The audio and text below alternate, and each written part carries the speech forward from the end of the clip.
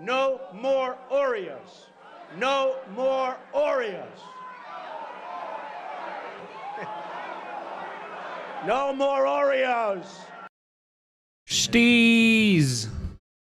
Steez. Thank you for the 9 months, buddy.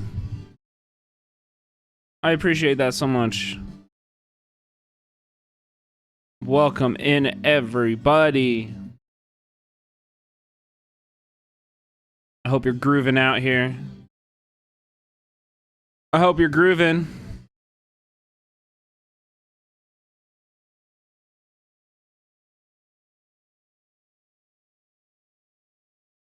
One if you're grooving. Actually, Cinny Wiggle if you're grooving. Nobody uses Cinny Wiggle. Cinny Wiggle is such a good emote. Nobody's using it. Jammies is good too, but Wiggle. Wiggle. I demand it. Wiggle.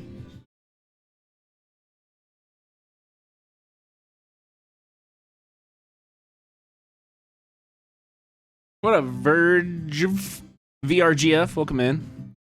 No, City. Wow, Chili. I see you. I see you. There we go. There we go. Welcome in, everybody. Hope you're having a good one. Hope you're having a good one. We got a banger of a stream for you tonight.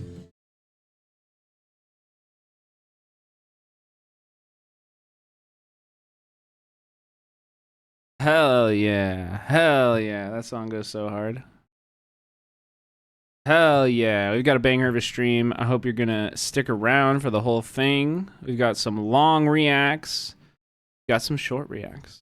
I don't know how much we're going to get through, but I am committed to getting through as much of it as we can. And so for us to do that, let's go ahead and get started. I'll give you the roadmap of the night if you're looking for a specific kind of content.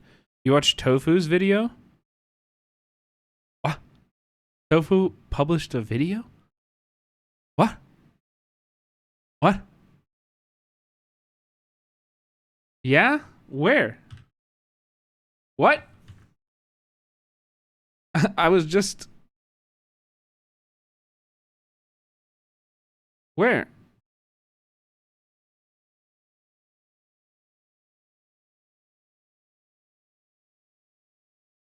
One sec. On Twitter? I'm on her YouTube. I don't see nothing.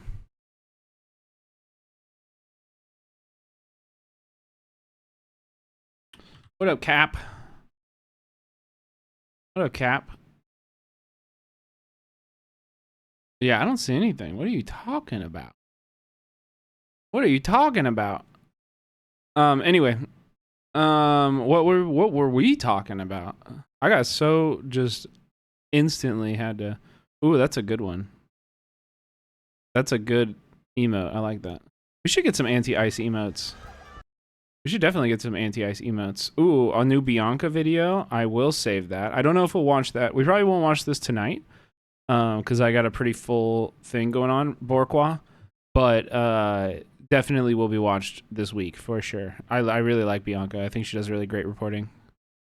Really, really good reporting. But that'll go in the up on deck. That'll go in the on deck stack. Because tonight we're gonna start off. We're gonna look at some Twitter videos and some chiller stuff for the first like 20 minutes. And then we're going to go into Taylor Lorenz's new video on the UK internet censorship. Anonymous, thank you for the gifted to Moto Lemur.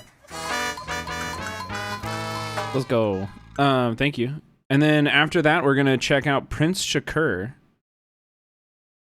Oh, you meant Tofu Kachow. I'm sorry, I thought they were the same. Oh. Well, first off, I got to learn about Tofu Kachow. Because I don't even know who that is. And you got to learn about Tofu Ghost. Because Tofu Ghost is one of the best streamers on the platform. That's Tofuism. True. True. Anyway, we're going to watch Taylor Lorenz's video on UK censorship on the internet. Because I think that is a conversation that we have been avoiding. And it's not something that we should avoid. I think we should talk about it, and it should be fought back by the left in particular, knowing, I mean, there's just a lot of conversation we'll be having around that. And then we're going to get into, we have an 1.5 hour long video from Prince Shakur on a new security culture video. So security culture part 2. This one is the tools of state surveillance and how organizers resist them. Very, very important conversation to be having. If we're doing any kind of organizing, we need to be secure and making sure we're not putting ourselves or our comrades at risk of state attacks. It's so fucking good. Hell yeah, I'm really excited for that. And then after that, we're going to move on. Leave America.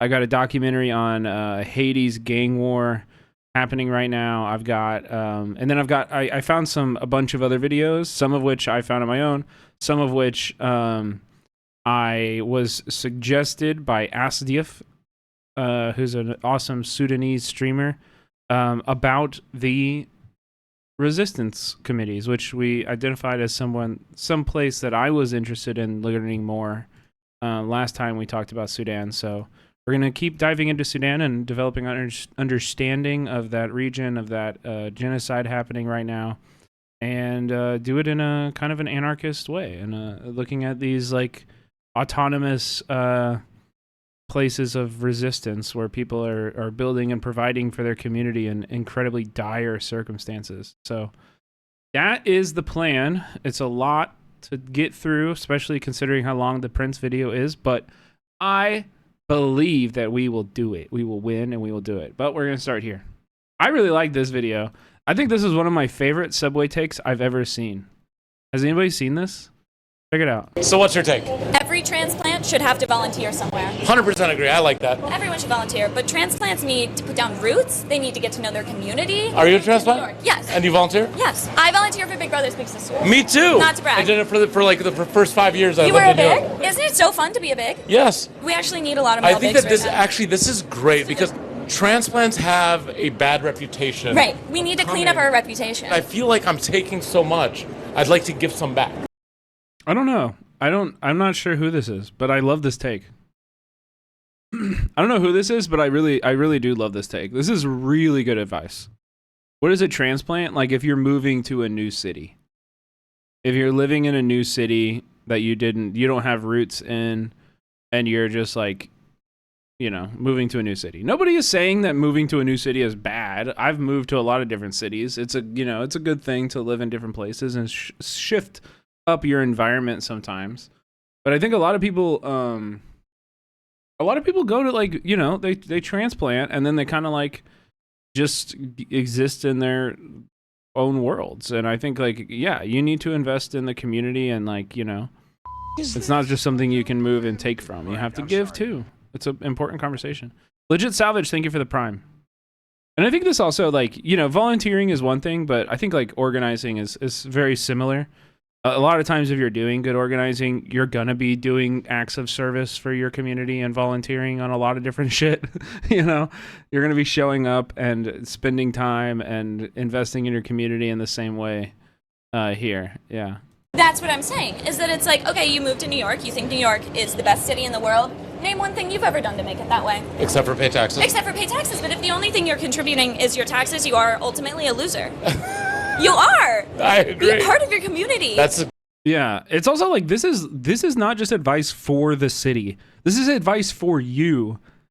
Like if you feel isolated, go volunteer. You'll meet other people. You'll meet, you'll develop your friend group and meet other cool people who are doing cool things, and like it's great. I love this take too. This is such a good take. It's very Give good. something back. Preach. I think that the more transplant activities you participate in, the more you have to volunteer. So like, for example, the Brooklyn Mirage, if you have ever gone there, that's 3 hours. If you have had an Aperol Spritz on St. Mark's, that's 10 hours. That's more than 10 hours. If you have ever waited in line for the latest viral TikTok pastry, that is 20 hours. If you have ever made the TikTok that made that the viral pastry, you might be kicked out of the city. 500 that might hours. Not be recoverable. It should be volunteer-based. And if you don't do it within 3 years, you get conscripted. Exactly. I think it's just good for our reputation and I think it's good to get involved with your city. It's good Do for the something city. Fun. Get out of your bubble. Yeah, get out of your Yeah. little Williamsburg, East Village, Exactly. Greenpoint vibe. Do something. There's so many things to do too. Yeah, find something that you feel passionate about. Right. Like, it's just like, go outside, touch grass, do something beneficial to somebody that's you don't know. You know, this is just good advice. Right. If you're a musician, teach kids music. Exactly. If you're an actor, teach kids acting. It doesn't even have to be kids. It could be dogs. It could be old people. This is Prisoners. a very good. This is maybe the only good subway take. Holy shit. I did it. It might be the only subway take that matters. Literally. This is like, It's a great idea. this is incredible. I can't believe I won the game. You won the game. No one knew that it was a competition. This is the last episode of the show. Really, really, really good subway take. W. Macy Gillum. W. Macy Gillum. Wait, she's on the Morning Brew? Or what is that? What is the Morning Brew? Yeah, it's damn Toomey. Is it? What is this? I don't know. What was the take? I just showed up. Every transplant should volunteer. If you're moving to a new city, you should volunteer for the first 3 years you live there. You should do something to make your community and your space better. Okay, I have something. Listen, if you're weak of heart, stomach, mind, this next thing is going to break you. I'm giving you a warning. Okay? This next thing is going to break you if you are weak of heart, spirit, or mind. Okay, here's the original tweet. Today I turned 33, but nobody congratulated me just because I'm different. And it's like this very, very bad AI picture of this. You are not, I'm telling you right now, you're not ready for Brace Belden's reply to this. Are you, okay? Are you ready for Brace Belden's reply to this? Are you ready? I have sickness and I am 14.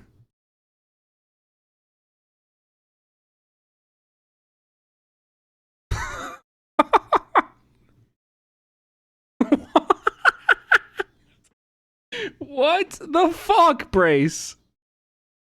What the fuck are you doing, dude? I was not ready. I tried to get you ready. I don't know what to say, dude. What the fuck is this, man? It's so insane. That is... What the fuck? What the fuck? Dude, what the fuck? Okay, moving on.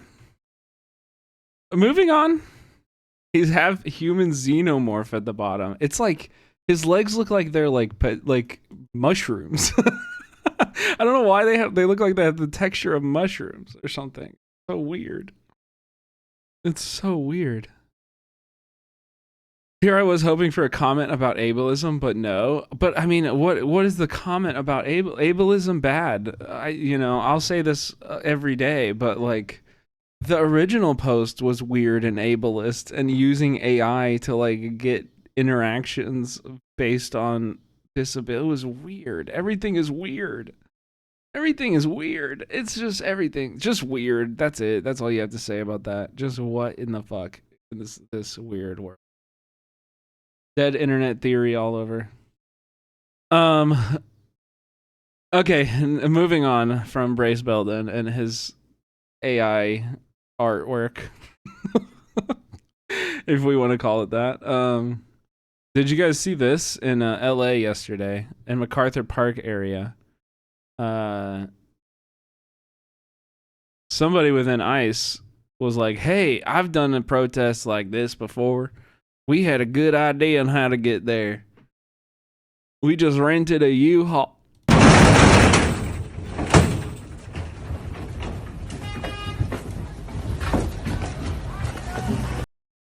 Like, dude, this is where we're at. Where ICE is just in box trucks, opening the box truck, jumping out, like just genuinely jumping out and attacking anyone they see. And not only that, but they're bringing a Fox News film crew Like they're bringing a Fox News film crew inside of the fucking Penske truck. This is the LA Public Press. Federal immigration agents conduct raid at Home Depot in MacArthur Park area of LA this morning. Fox News reports at least 16 people were taken into custody. You arrested someone illegally. Get away. Why? I'm allowed to be here. I'm stopping you from breaking the law. Like, dude, these people are just fucking like, they're just selling things on the side of the road. These are just vendors. This is like what makes LA amazing is its street vendor culture, its street food culture. Like, this is such a direct attack on the heart of the city. I'm stopping you from breaking the law. But do you have a warrant for this arrest?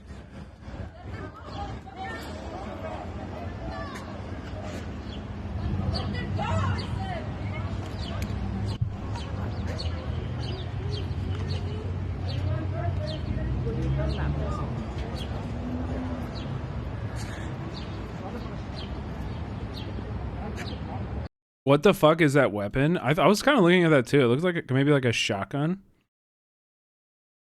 No, this guy has like a pepper balls. But this guy,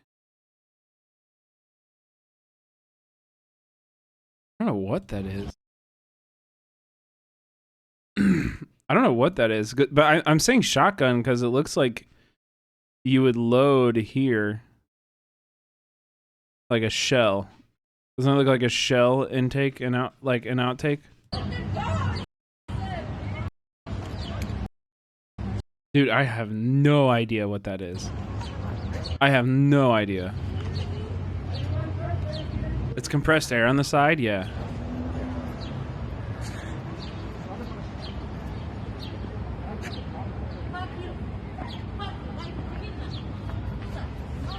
No, you're not. Uncle Vanessa, no, you're not, dude. Unless you are like deeply, deeply organized and have a Vanguard party around you, no, you are not. No, they brought a whole fucking truck.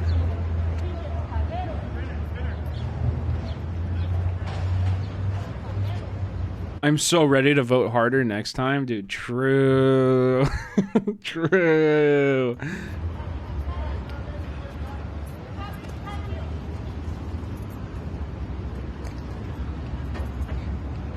Hey, does anyone have a warrant for this arrest? For these arrests? Are these legal arrests? Do you have badge numbers? Do you have names? By any votes necessary. Dude, look at this fucking guy. Filming in vertical. Filming in vertical for social media distribution. Oh my god.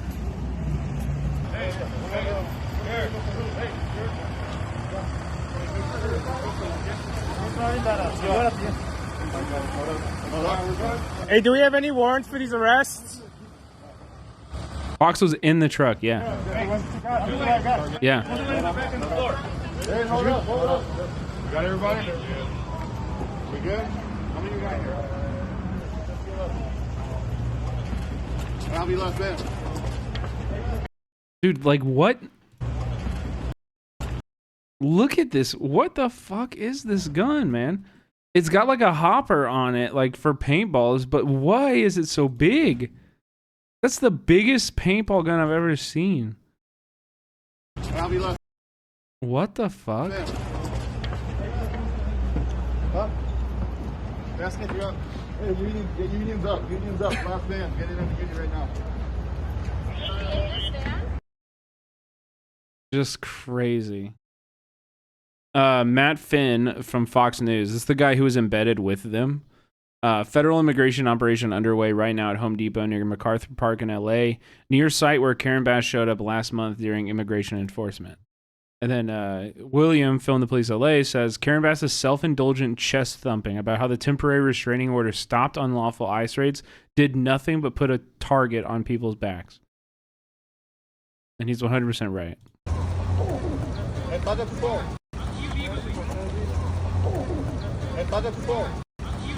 Dude. Wait, also, does he have a flag rolled up in his backpack? Or like, what in the hell? What in the hell is this? Dude. I recognize these places too. Like I've eaten at this fucking Jersey Mike's. This is really close to where I used to live in LA. So it fucking breaks my heart to see MacArthur Park targeted in this way. It's just really gross. It's really, really, really gross. These are my fucking neighbors. Ooh, I'm glad I remembered this before we move on, because we're gonna stay on ice for just a little bit longer, but only to get you, chat, to understand and to maybe, if you can, start planning. All right? There is a new venue, a new site for fighting against ICE. Okay?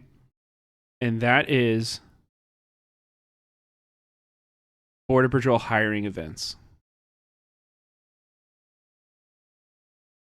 Okay?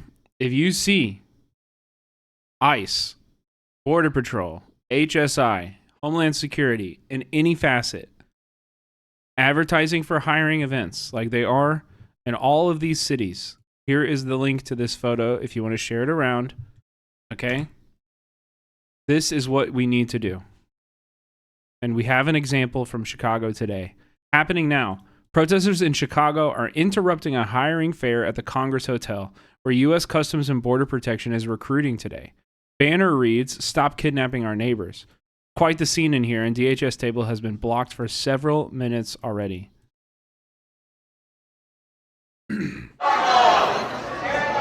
Similar to what we were talking about the other day with Beto and how he should be glad that we're handing him an opportunity to reclaim his own soul, his own morality in this situation that is so immoral and so soulless, right? He should be glad. In this case, we are saving people from Nuremberg 2.0. All right? We are saving your soul. Do not apply to these places. The shame that it will leave you for the rest of your lives will never leave. Do not apply to these places. We are saving people's souls by doing this work and stopping them from applying to this.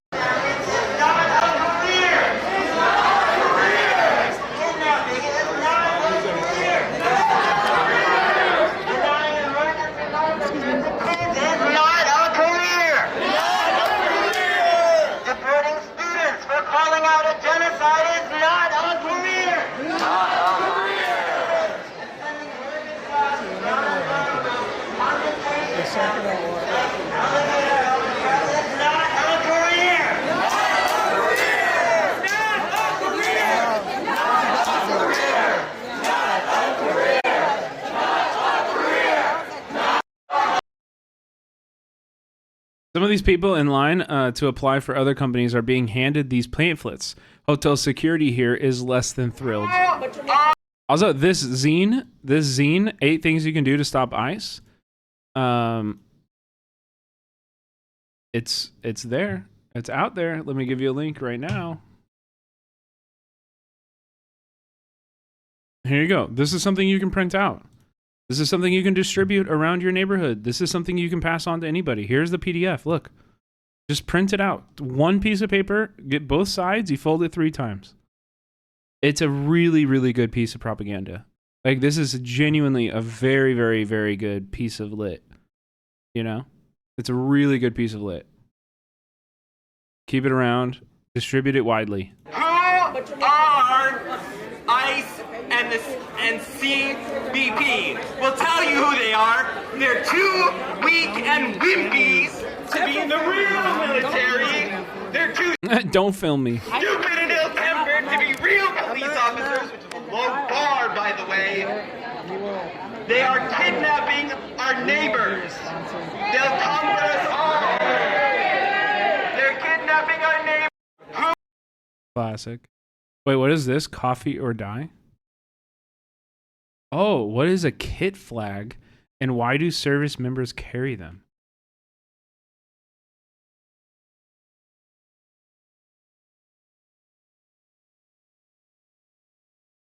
Most service members who carry a kit flag use it as a keepsake. Our special forces soldier will take that flag home, frame it, and put it on his wall. Sometimes the flags are slightly tattered and dusty. Sometimes they're practically pristine, and other times they bear shrapnel holes and stains of blood. But they always serve a physical reminder, the symbol of the nation that sent them to war, and all of the memories that fled back with it. Some of those memories are good, some are awful, and many are just mundane. All serve an important place in many veterans' hearts. That's crazy. Just like a symbolic. I don't know. They're doing worse shit. I can't be whatever. I can't care about that. The big gap in the room is where job seekers will be lined up to talk with USC Border Patrol. Instead, everyone is steering clear of their table for now. This huge section of the room, nobody's going to it. W. Protesters interrupting CBP hiring, chanting, "Shut it down."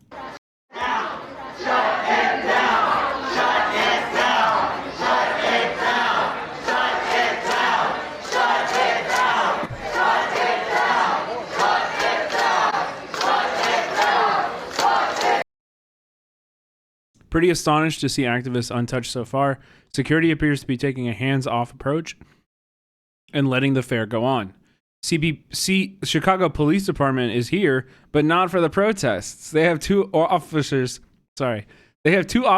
with a hiring table of their own.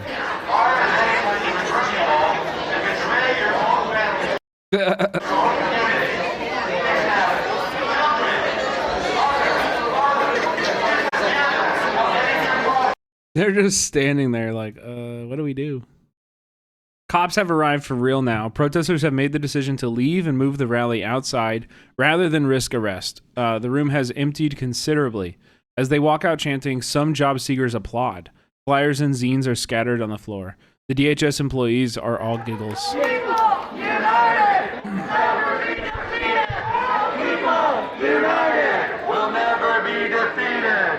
People united! We'll never be defeated!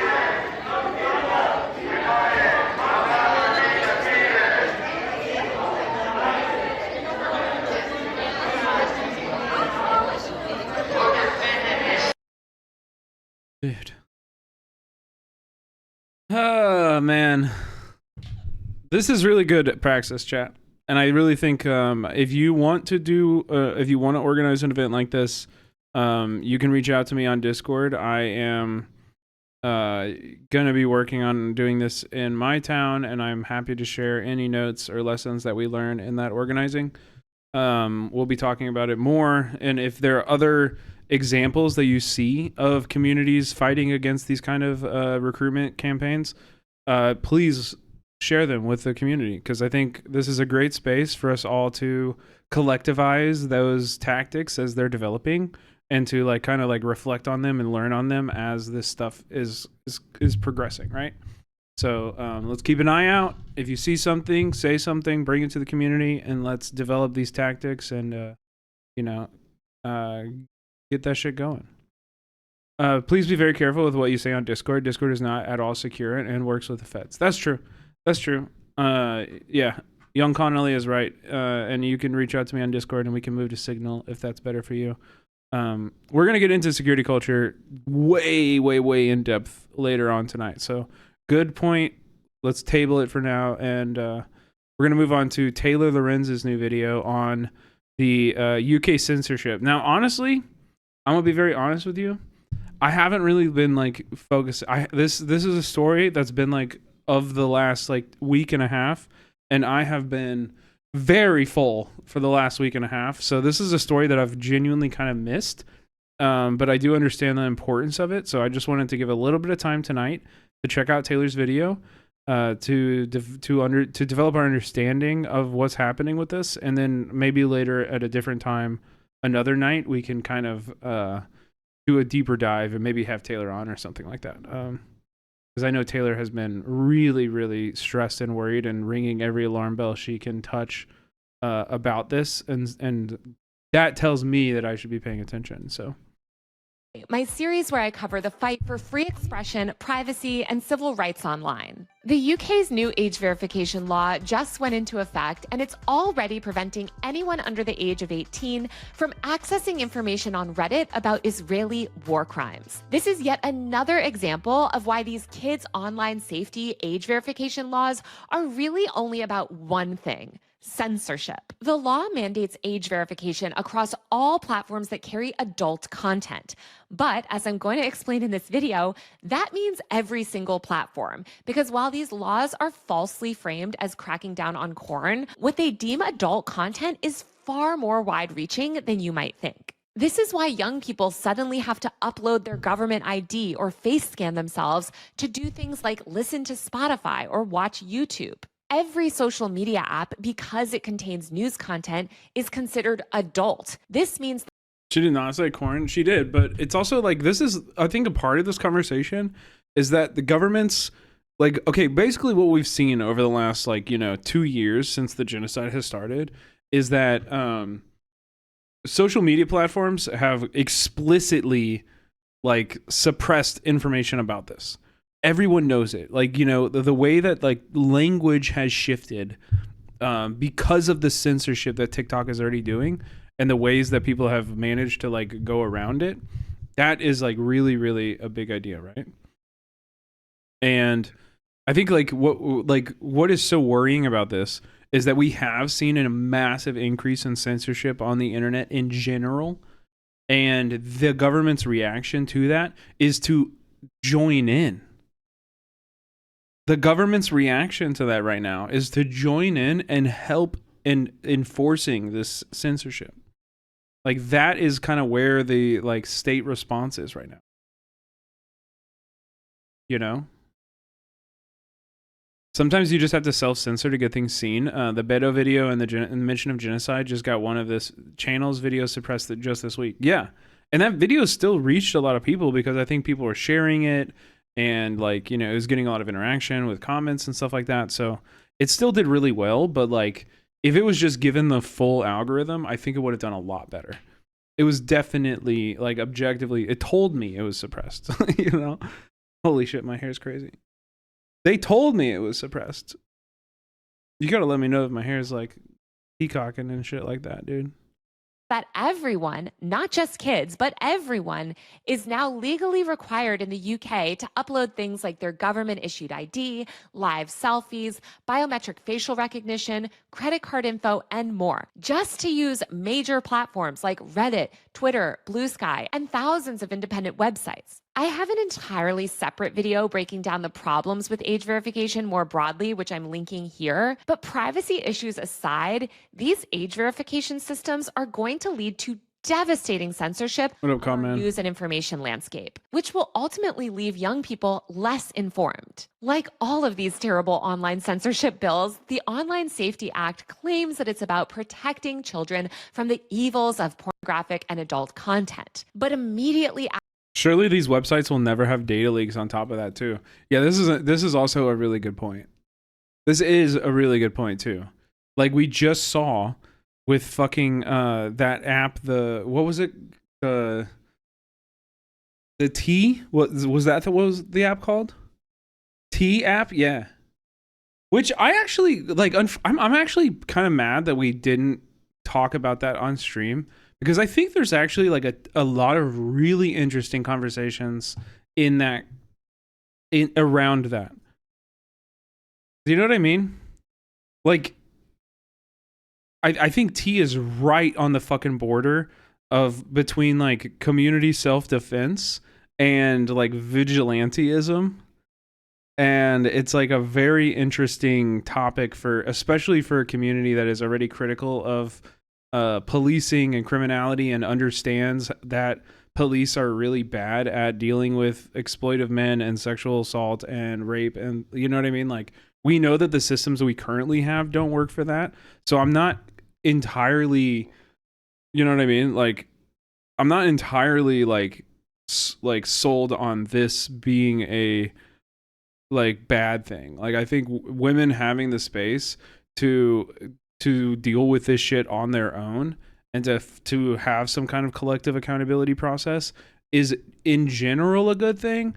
Now, does this app being run by men, like being owned by men, and like there's a lot of things in the specific ways that this app operated that I think doesn't make it ideal, but I'm not against the idea. I'm not against it in theory.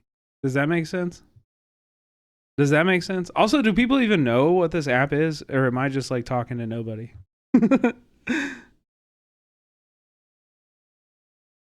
Yeah. I don't know. What do you think, Acid? I'm actually like, I don't know. I've been kind of like following it. I watched Sean's coverage of it and I was very interested in that. But yeah, I don't know. I think women talking to each other and identifying harmful men who exhibit harmful behaviors, generally a good thing. I think this is built to harm women from the jump. Yeah, like I said, I think this app in particular was bad, but I think as an abstract concept is good. I think that's where I kind of land on it, you know? But yeah, the way that it got leaked and everything, and like thousands of people had all of their info on the internet is freaking wild. After it went into effect, platforms began classifying nearly all breaking news footage, investigative journalism, political protest material, and reporting on the ongoing atrocities around the world as explicit, harmful, and adult content, blocking anyone under the age of 18 from accessing it. In the UK, under the Online Safety Act, access to subreddits dedicated to covering war crimes, the genocide in Gaza, or providing crucial information on reproductive health or sex education now. Like, I don't know, kind of in another way too. Like, I don't know if I'm like entirely, I think that the way that this is being done, where it's like an elimination of anonymity on the internet, that is a bad thing. Like the way that this is happening, obviously really bad. This implementation, very bad. Do I think that like age verification on the internet is a bad objective? No. I don't. I think actually like children having access to mature content and also mature creators not having control of who views that content are both negatives for each respective group. And I think having like a way to verify age that also didn't compromise anonymity would be a benefit. I think that would be a good thing. But we have to I do think there's value in maintaining anonymity on the internet. I don't think everybody should just have to like admit who they are on every website that they go to and like have their government ID scanned by the website, you know? Like that implementation is really bad. But I don't really have a problem with for now would rather leave that to parents.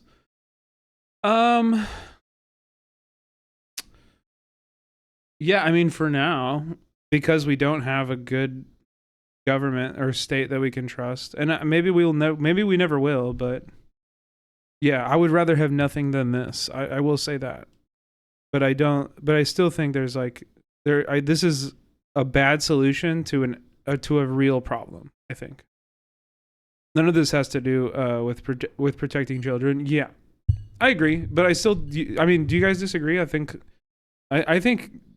like kids there should be limitations on the internet for children. I also think people's privacy should be respected, and like you shouldn't have to like scan your ID or take a picture of yourself to be on the internet, you know? I think to ID people online, ask them what they were doing when Good Kid Mad City came out. That's funny. Mature content still makes money off anyone watching it. So they either going to have to profit off selling your info and what you look at when you verify your age, or not doing it at all. I don't know. I think there's an option where like porn sites don't show their shit to kids. Like they just have to eat that fucking hit to their profit. You know, fuck them. Like, yeah. I don't know. Nanny state bad. I agree. But also,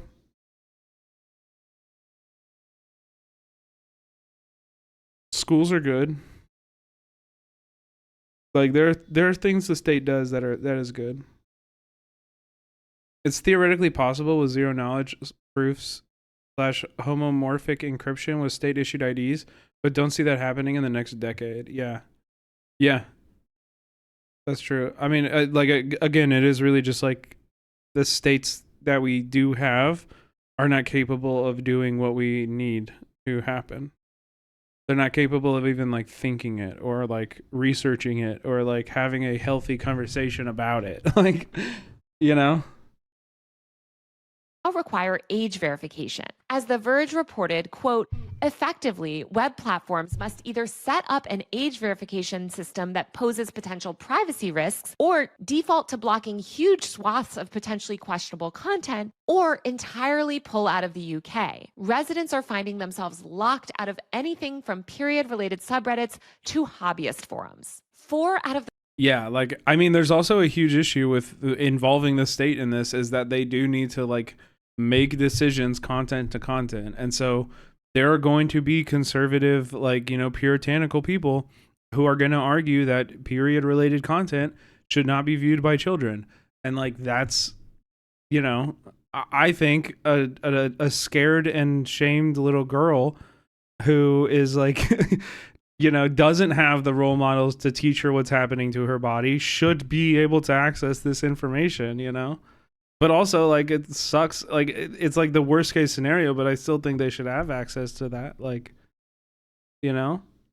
The top 5 free apps on the UK Apple Store right now are VPN services, as people are desperately trying to circumvent these filters and access crucial news information. But many systems have ways to detect VPNs, and the government will likely crack down on VPN use as well. Users on Reddit are reporting entire subreddits are now blocked in the UK. A post on one tech support subreddit shows the message, quote, due to local laws, we are temporarily restricting access to this content until we can estimate your age. Users on r/UK politics encountered a message reading, quote, if you have a standard X account in the UK, presumably the vast majority of British users, you cannot see any protest footage that contains any violence tonight because of the Online Safety Act. Reddit has also blocked access to specific subreddits that contain crucial public health related information, like r/periods, r/stop smoking,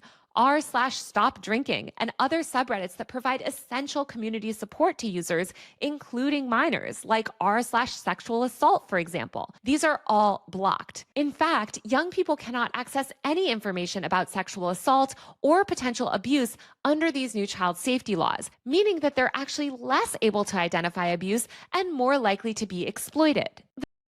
Yeah, like, this just seems really, really haphazard and done really poorly. You know? The stuff that's being blocked. Also, like, imagine a world that we do not live in now. Okay, I'm not saying that this would work in the world we live in now, but imagine a world in which this would work. That, like, you know, when a child is Googling and has like online behavior that is similar to other children who have gone through an abusive situation, that like the state actually steps in and gives that child resources to like find help in their community that has evidence tied to saving kids from those kind of situations. Do you know what I mean? Like a world in which that there is compassion and like that we use this in a non-evil way. You know? Like, I don't know. I still kind of have hope that is possible and that there's like a way that isn't this that achieves the goals that this is trying to achieve. So without capitalism, yeah, exactly. Yeah. under these child safety laws like war reporting, human rights documentation, protest footage, LGBTQ and reproductive justice content is essential content that all young people should have access to in order to remain informed about the world. This mass gating of information is preventing people under 18 in the UK from accessing things like independent reporting, witness testimony of crimes, community analysis of war atrocities. Instead, young people are being fed a sanitized, mainstream, government-approved version of the internet. It's crucial for young people to learn and become educated about the world, and also to be able to gain access to information outside government propaganda and the mainstream media, which, let's be honest, mostly regurgitates government propaganda. These child safety laws limit young people's opportunities for critical thinking and civic understanding, and they isolate young people from global perspectives and from connecting with other young people in foreign countries like Palestine or China. And the way that enforcement of these child safety laws works, platforms are forced to err on the side of caution by overblocking vague categories of potentially disturbing content rather than having a more liberal approach. Young people are also being forced to provide highly sensitive personal data like their government documents, selfies, and biometric scans. Organizations including the Electronic Frontier Foundation and the Open Rights Group have flagged serious concerns that these age verification policies are a privacy nightmare. And meanwhile, these free VPNs that everyone's downloading risk exposing young people to even less regulated corners of the web, which totally undermines the people in power's whole stated goal of child safety. Not to mention the proliferation of free and shady VPN apps also raises privacy risks. And if you think that this is only happening in the UK, I need you to wake up, because the US... Yeah, this is also true too. It's like a lot of red states have already implemented stuff like this. In like the United States, I'm pretty sure Texas has a pretty a pretty severe law. Nebraska here, Ohio, yeah. No. It's actually legislation that's like being that it's like successfully going through a lot of state legislatures right now. Arkansas, Utah, Ohio, yeah. Yep. Supreme Court has upheld age verification laws at every state level, with states like Nebraska and New York adopting similar frameworks to the UK. Australia and Ireland are also introducing variants of age checks and digital ID systems. Both the Democrats and the Republicans are completely aligned in ramming age verification laws through Congress and removing all free speech and the right to anonymity on the web. Leftists have completely dropped the ball on this issue. There is no meaningful opposition to this stuff in the US outside a few like fringe libertarian groups and some journalists. And this is true. A lot of people on the left have spent the past several years feeding into the exact moral panic nonsense that these laws are predicated on. Also, I just want to reiterate again that age verification does not protect the youth from anything but information. Can I also just say, like, I think Taylor is such a great example of somebody who has principles and doesn't have a problem with Taylor is objectively a leftist herself, obviously, you know, but I think she doesn't have problems like actually standing on her own principles and the things that she's passionate about. And I just always admire that whenever I see it in anyone. Like, whenever you're willing to call out even your own side when they're dropping the ball on things, I think this is a demonstration that you really fucking believe shit, you know, and that you actually care about it. Like these kind of takes and this kind of like call out and bringing attention to a problem within the left, it does not get you like new friends, especially with like we're masking stuff. Like, I see the most insane vitriol about Taylor because of the maskings like conversation that she forces into a lot of different conversations. And that's a good thing. That's a good thing. We do need to focus on masking more. We all do. That's like genuinely good praxis. Like, yeah. That the government doesn't like. Young people... Yeah, I want to be accountable to Taylor too. Like, yeah, seriously. That's a great way to put it, Becca. Find a way to access corn. They're simply locked out of accessing crucial content about news, health, privacy, etc. These laws also don't account for educational use or parental supervision on different platforms. They just create this binary system where all graphic or controversial or news content is treated the same, regardless of the context that it's presented in. We need to do everything we can right now to fight back against the moral panic about social media and fight these atrocious censorship bills that erode our civil liberties and destroy our right to free speech and free expression online. All right, that's it for this week's Free Speech Friday. Don't forget to subscribe to my tech and online. Great video. Chat. Can you do me a favor? Sorry, I'm eating. Can you do me a favor and go click on the video and let it play in the background and just mute the site? If you have a second monitor, put it up. I don't know. Maybe they know you're clicking off the tab. I don't know. But just let it play. Give it a like. Subscribe if you aren't. Taylor is amazing. We love Taylor here. We're big fans of Taylor. So go listen to Taylor more. Go listen to Taylor more and follow Taylor on every platform. We have a Taylor. Yeah, there you go. There's all of Taylor's links. Perfect. Hell yeah. When we talk about the police, okay, we're locking in. We are locking in, chat. And I'm going to do the exact same thing I just told you to do. You got to do it for this video too. It's really important you do it for this video. Prince is a much smaller creator, but a friend of the show and somebody we really, really love. And we watched the last security culture video, but this only has 12K views. So even if 200 of us go and put this on in a tab and just let it play all the way through, it's going to do a lot to put this into other people's tabs, to get this information into more activist hands, and to protect people. And also to boost Prince, because we freaking love Prince. Prince is one of my favorite creators on the entire freaking internet. Okay, here's the link. I'm going to pin it if anybody comes in. Also, I don't know, maybe for later tonight, we should get a command that just kind of says what I just said about playing it in a tab and muting it and stuff like that. We should get a command that I can do that just says that. we often picture the most visible part: uniforms, patrol cars, someone stopped or arrested. But policing is bigger than that.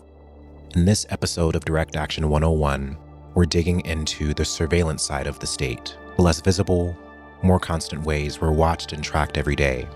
From your phone's location data, to Ring doorbells in your neighborhood, to facial recognition at protests and beyond, surveillance has become a part of every— Oh, hell yeah, Diana. Wait, was that this morning? That was this morning? I want to go back. I'm going to watch that. Oh, yesterday morning. Hell yeah. Also, thank you for doing that. I've been like, I want to be in community with Struggle 4. You know, I feel like he kind of keeps to himself and like does his own thing, but I just want to make sure I want to reach out and just be like, yo, dude, because he's like also an organizer. Like I've been hanging out a little bit more in there than I usually do. And, I think he doesn't want drama. Yeah, which understandable. And maybe he won't respond because of that. I don't want drama either. I'm not a drama guy. everyday life. And it's not just about preventing crime, it's about control. It's about manufactured consent. This technology didn't fall from the sky. It's funded by governments, sold to police departments, used to target the same people the system always has: Black folks, undocumented folks, poor folks, organizers, and beyond. Surveillance is— Yeah, I met him in person, by the way, like in Chicago. At the DNC, we briefly met in person and were marching together for a while. But we just never really touched base after that, or like, I don't know, we just haven't talked, and that's my fault. You know, I need to make sure he knows that door is open. the pillar of modern policing, and Yeah, I don't even need to like work with him or anything. I just kind of want to like know him more. I want to hang in his chat more and just like be in community. you know, I'm a chatter. Okay, I was a chatter a long time before I was a streamer. I just love being in all of these cool communities. Oh yeah, Diana, I do have that on the stream playlist. Understand. Okay. All right. Let's lock in. Let's lock in. I'm gonna restart it because we haven't even gone When any. we talk at about all. the police, we often picture the most visible part: uniforms, patrol cars, someone stopped or arrested. But policing is bigger than that. In this episode of Direct Action 101, Thank you, we're Prodigy. digging into the surveillance side of the state. The less visible, more constant ways we're watched and tracked every day. From your phone's location data, to Ring doorbells in your neighborhood, to facial recognition at protests and beyond, surveillance has become a part of everyday life. And it's not just about preventing crime, it's about control. It's about manufactured consent. This technology didn't fall from the sky. It's funded by governments, sold to police departments, used to target the same people the system always has: Black folks, undocumented folks, poor folks, organizers, and beyond. Surveillance is a pillar of modern policing, and to understand policing and how we can protect ourselves, the ways that the state tries to curb against our privacy and sow dissent in movements, we have to understand how it watches, categorizes, and punishes, even when no one's wearing a badge. Welcome to Security Culture 101, Part 2, The Tools of the State. It's not really an innocence as much as it is also a global perspective that's pretty extraordinary. There's simply no way to predict that this revolution will come to an end. What will be next? I'm really glad that folks have enjoyed part 1, and part 2 is going to be a little bit more of an extension. We're going to be talking about the tools of state surveillance, the mechanisms that go into these tools, how these tools work, whether it be drones, whether it be CCTVs, whether it be social media scrubbing, whether it be physical surveillance, infiltration, entrapment, so many other things. And I've done so much research into this video. All of these videos, I've done so much research. So if you want to show some love, go to the comments, hit the notify button. Please do. Go do that. Go to the comments. Here, wait. I need notified. I need that bell on for Prince. The only YouTuber I will do that. Add a comment. For real. Support Prince, please. Because that helps boost this channel. And after part 1, this video felt necessary as well, because some of this is about the logic of policing, some of this is about the industry and infrastructure of policing, all of the money that goes into carcerality and surveillance.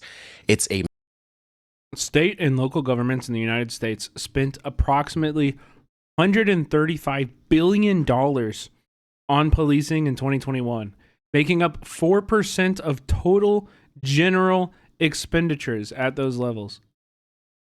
That's a dramatic increase from $47 billion in 1977, a nearly threefold rise, even after adjusting for inflation. In major cities, police budgets dominate. Los Angeles allocated nearly $1.9 billion to the LAPD in 2021, consuming roughly 18 to 25% of the city's general fund. Massive industry in the US and globally, especially now as there's rising fascism. I mean, look at the weaponry stocks post this most recent Nakba against the Palestinian people. So it's important to think about all of those things when deciding how we want to operate on a security culture level within our own framework, based on the surveillance that you're facing, based on the ways that different modes of surveillance can detect or gain information from you. You react and... Wait, Milwaukee is 48%? That is an insane. That is so much of the city's budget. Holy shit. Resist accordingly. And that's what this video is going to be about. So like 25% is way too fucking much. 48? This video is going to be helpful for folks that got like a base level of knowledge from the first video, but want to dig in deeper. And it's also going to be helpful for folks that have some kind of sense of what security culture is, some kind of sense of the different ways that the state can survey us, but maybe you don't know about the specifics and you want to dig into it more, and you maybe want to use this as a resource to help folks around you. And in part one of this video, I really want to dig into what is policing and the illusions of the logic around policing. The law enforcement officer approaching the group, the nightstick, the uniform, creates a hostile, menacing image. My car. It's really my mother's car. Unnecessary physical contact further escalates the sense of hostility. Where's your permit? Also, it's in my other pants, man. Where's your other pants at? In my closet. You don't look like you have. Hey, get out the car. Get your hand off the car. Get off the car. Get off the car. Off the car. This arbitrary and threatening attitude is seen as further proof of hostility. Get out. Shakur, what do you got to do with it? No more. I'm with you. Back up. Get off the car. Off the car. Get off the car.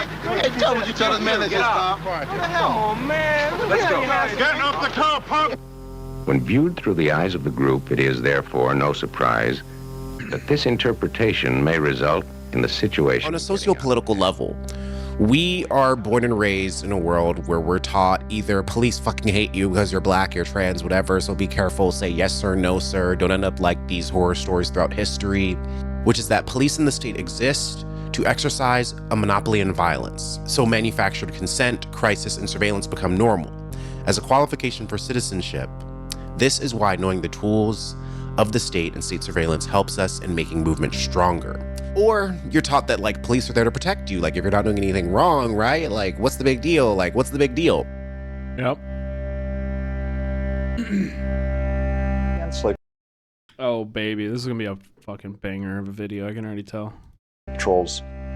It's important to understand the slow development of the state intervention in maintaining slave society, beginning with simply passing laws that would restrict the activities of the slaves, and then laws on their own being insufficient, authorizing any adult white man to enforce those laws, but then the reliance on individual action proving insufficient.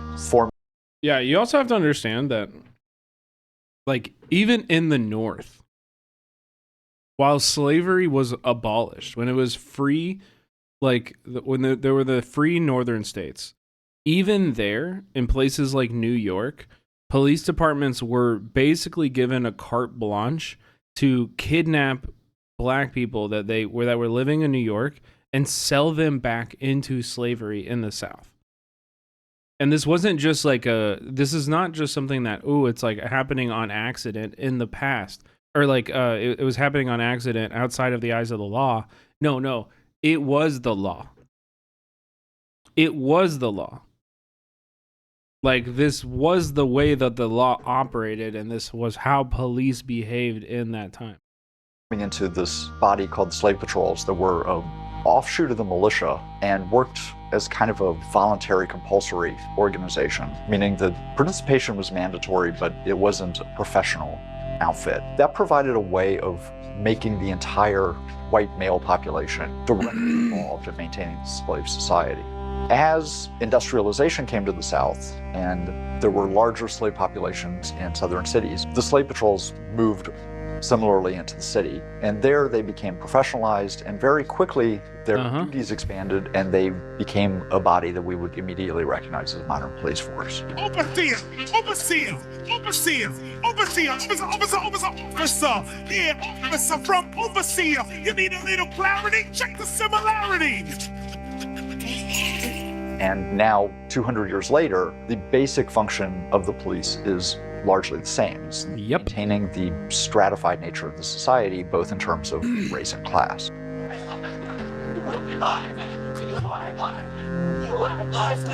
You look at the whole concept of white supremacy and how that fits into the counterinsurgency.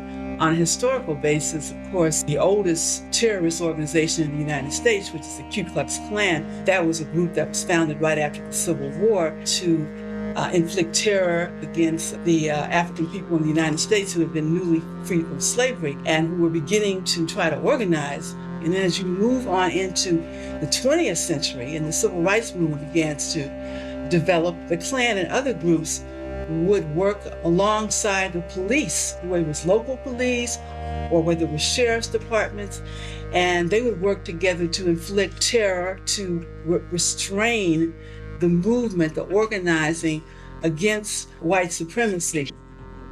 Yep.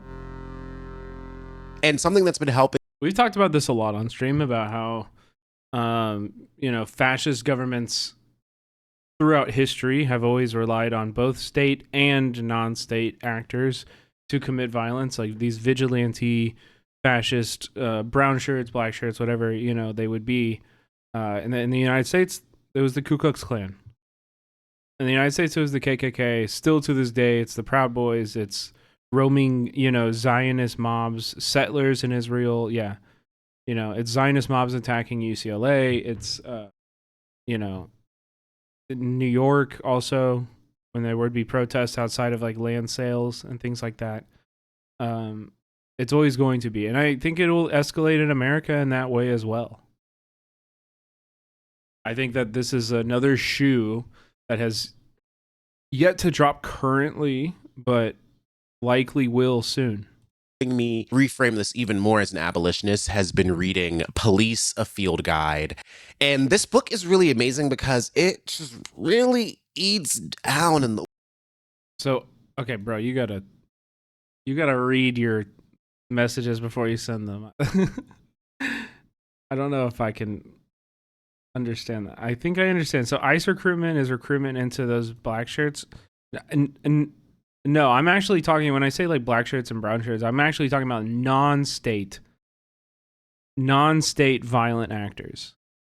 Like just random vigilante groups, far right mobs. Like ICE would be like the state enforcement. Those would be like the Gestapo. Those would be like the SS, way it talks about policing.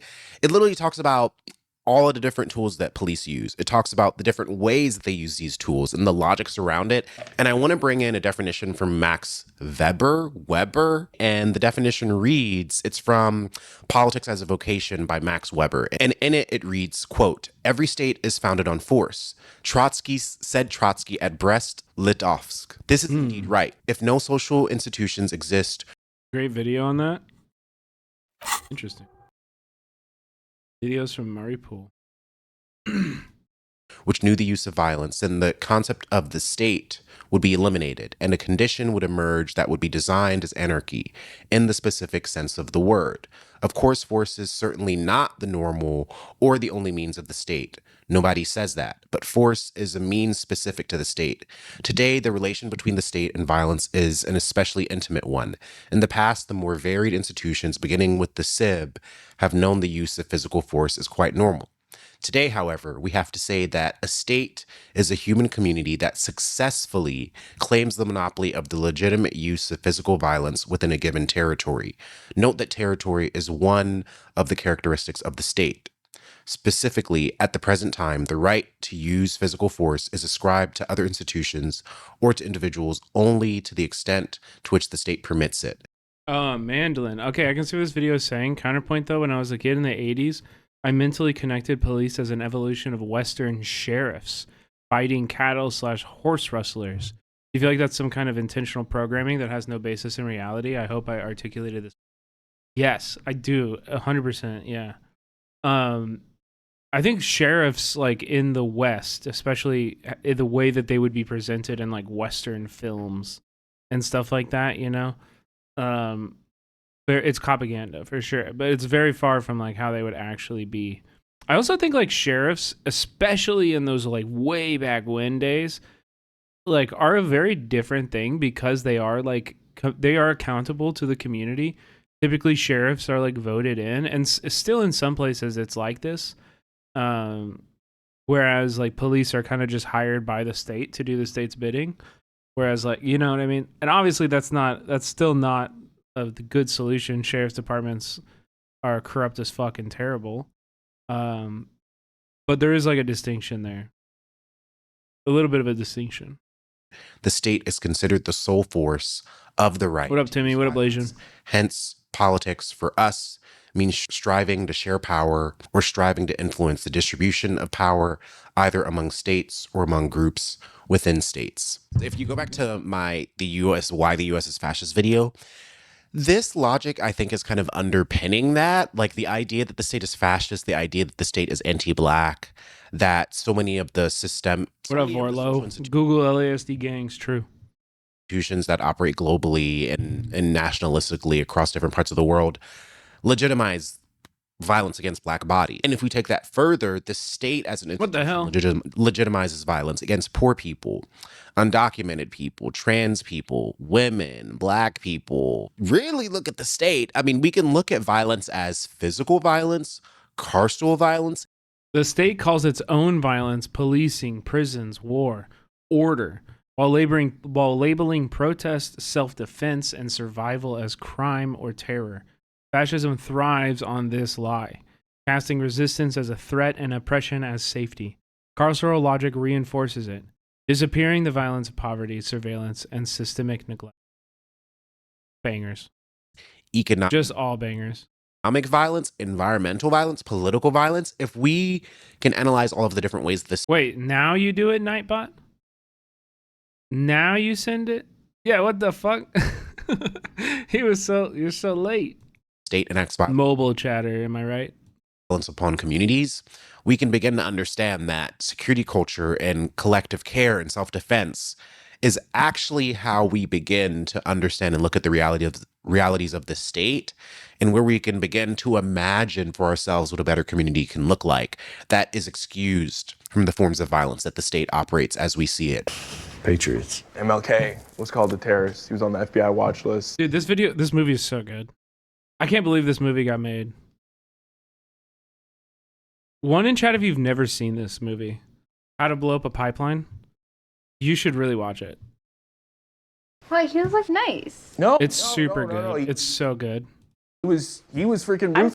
It's not perfect, and I think it's like there's always going to be conversation around it, but I was always the whole time I was like, okay, when are they going to get more liberal? When are they going to get more liberal? You know what I mean? Like, and they never really came, and I was like, God damn. It's a book too. Yeah. The book is actually nonfiction. So the movie is like a fictional account of this happening, but the book is actually a nonfiction like retelling of historical examples. Sorry, you're trying to equate civil rights movement to what we're doing here? I mean, look, it's kind of similar. Anytime anyone has challenged authority, they call it terrorism. And then when the terrorism works, they lie about the legacy and they say that it was all passive, nonviolent, kumbaya shit when it's if not. The American empire calls us terrorists, then we're doing something right. Fuck yeah, what he said, exactly. People talk shit about me my whole entire life. I don't give a shit. Jesus was a terrorist. And one of these forms of violence is surveillance. It is surveillance. Policing as a paternalizing force. And this is a key part of the logic of policing. Policing isn't really about safety, it's about control. The everyday tactics and routines of police work reveal a deeper logic, one rooted in coercion, punishment, and the defense of state power, especially against the poor, the racialized, and the politically active. One of the things that I want to read about from Police A Field Guide is how they talk about pain if he complies with what I'm doing, simply sit here and hurt him. The response to that is responding violence. When I tell him get down, I make a verbal contract with him that if he complies with what I'm doing, I will take away the pain. This is where I think political reading is so useful. Like when I read this, I was just like, oh, that's literally how I saw police, but I didn't really know that there was a phrase for it.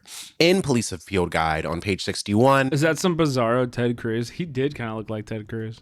It reads, pain is the adjective that clarifies police power. According to Samir, what up, Sarah? The criminal justice system is unfathomable without pain. Without pain, police have no authority. The police inflict pain and are the sole authority to relieve it. And this serves the same legitimizing purpose at the heart of the criminal justice. Law, Esmer argues, openly sanctions the infliction of regulated pain. Law endorses the pain police impose. Pain is instrumental to another purpose, compliance. Police use pain to modify behavior. Pain makes non-compliant subjects compliant. For police, pain is depicted as a discrete tool or technique administered on non-compliant subjects. The police threaten and produce suffering, and therefore produce the suffering subject, a subject who does not exist outside this relation. Only a sufferer can be the proper subject of police power, and only police can measure suffering. Only police can determine compliance or non-compliance. Yep. It is equally the job of the police to impose pain as it is to measure its effectiveness. And since, to police, pain is always effective at creating compliant subjects, pain is not present if compliance is not achieved. Consider what this implies.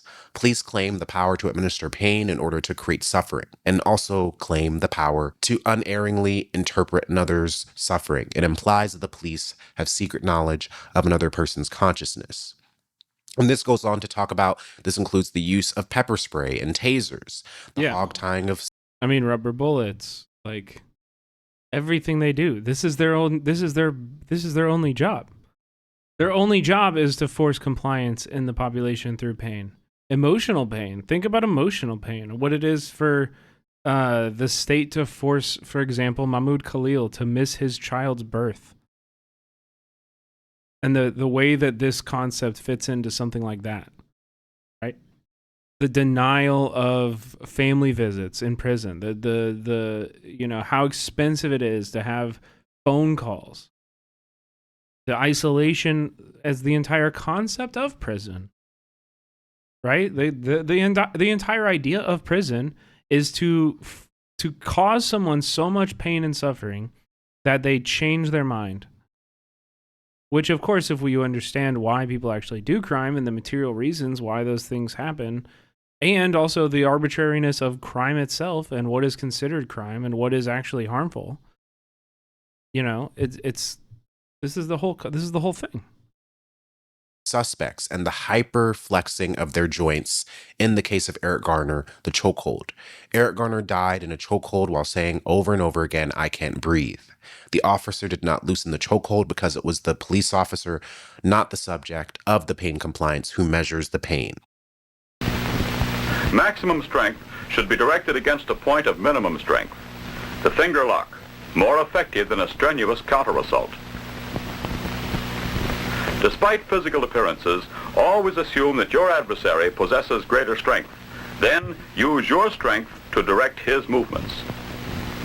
By pulling when he pushes, pushing when he pulls, it is possible to use the adversary's strength and momentum to your own advantage. I really cannot tell you how much this explanation blew me away, because it makes me think about corporal punishment. It makes me think about Black families and discussions that we have about whipping your children and not using the master's tools to defeat the master's house. How violence operates on a socio-political and an interpersonal level. Sometimes it is to force a kind of compliance, especially when I think about masculinity, when I think about gender, when I think about patriarchy. But when we reel it back to this, it really shows us that we look at it from so many perspectives. We can look at it from the racialized perspective, from the eugenicist perspective, the idea that Black bodies literally don't experience pain or experience less pain. The fact that... Yeah, right. The way that this affects medical research, like the medical care that Black people get. This is a huge, huge problem in medical settings. There's certain kinds of people. And also, like, one of the main reasons that Black women have such a higher rate of mortality during childbirth. And it's like, it's one of the only explanations for this.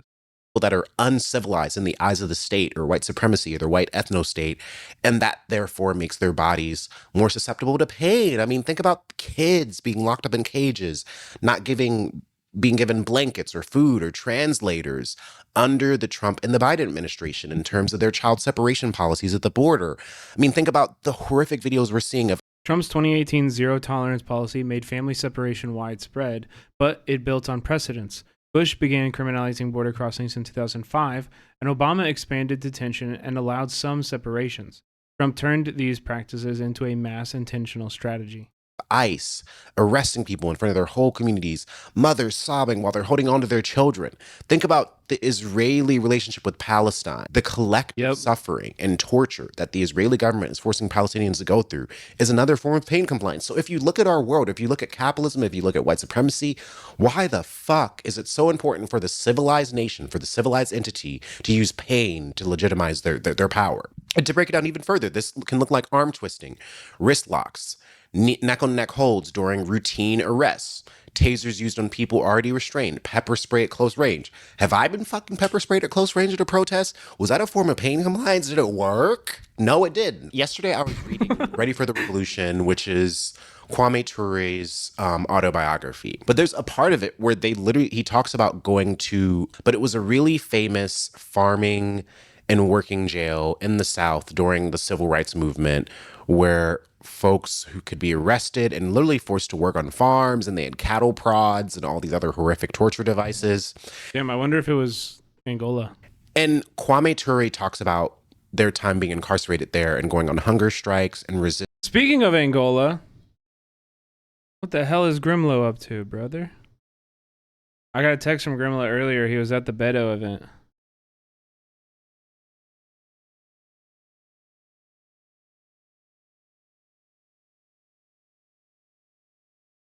I need an update. What the hell? I haven't heard back in a long time.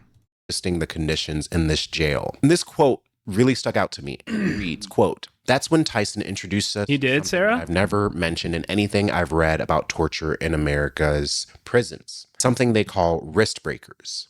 These were vice-like metal contraptions that were... Wait, how do you know? Did he post about it somewhere? He interviewed Taylor today? Yeah, I know. That was awesome.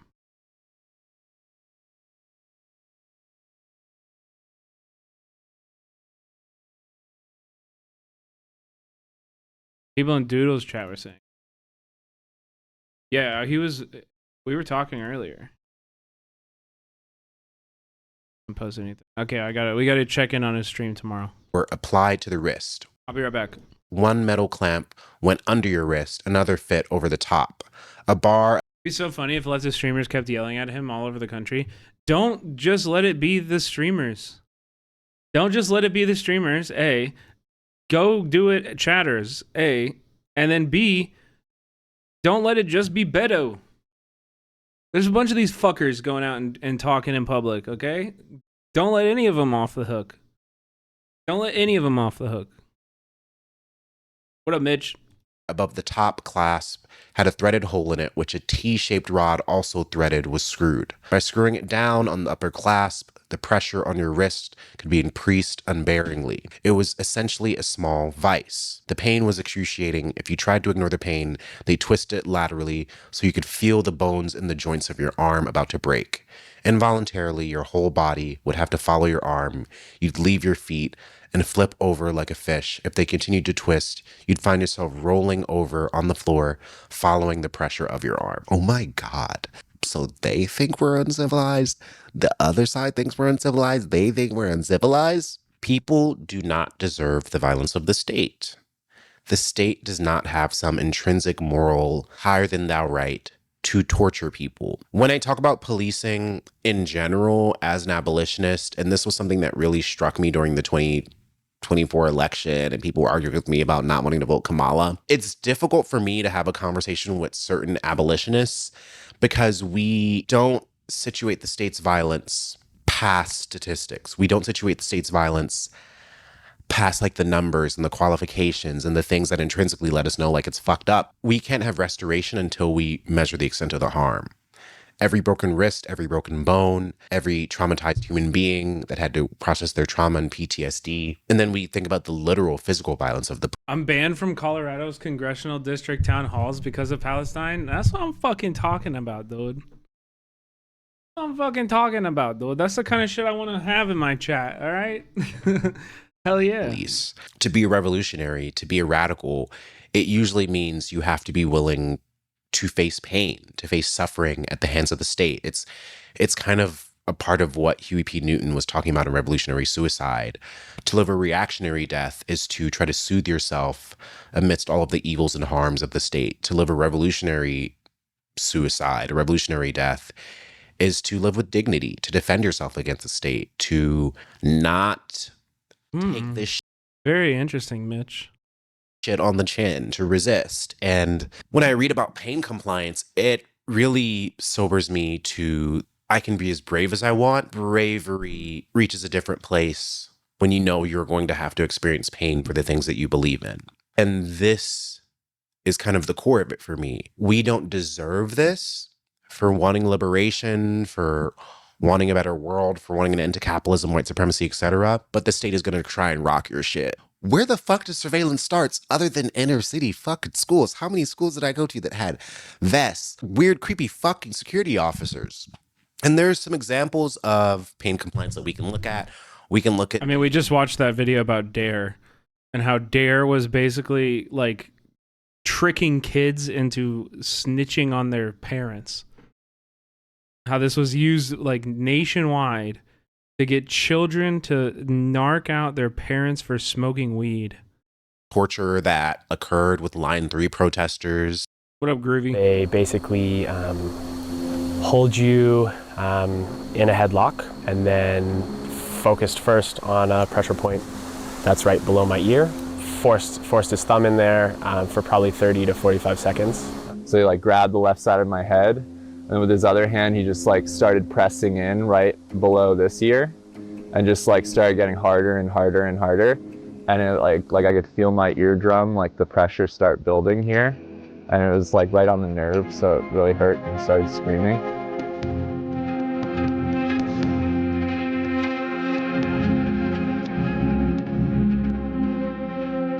He was pushing so hard into my nasal cavity that my nasal airways were completely blocked. I don't think the military would shape up the potheads real quick.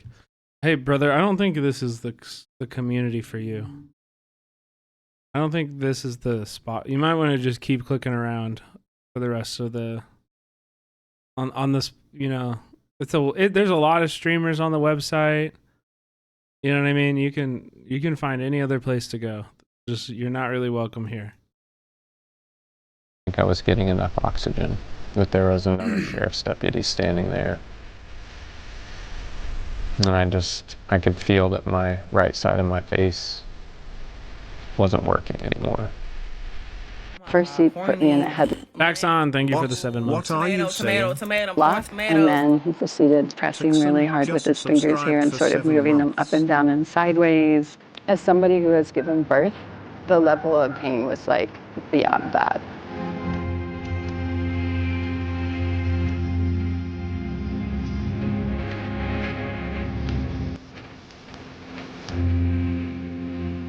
Yeah, Mitch. Solidarity with the fight against Line 3, demanding the end of this pipeline, the end of settler colonialism and extraction across the globe.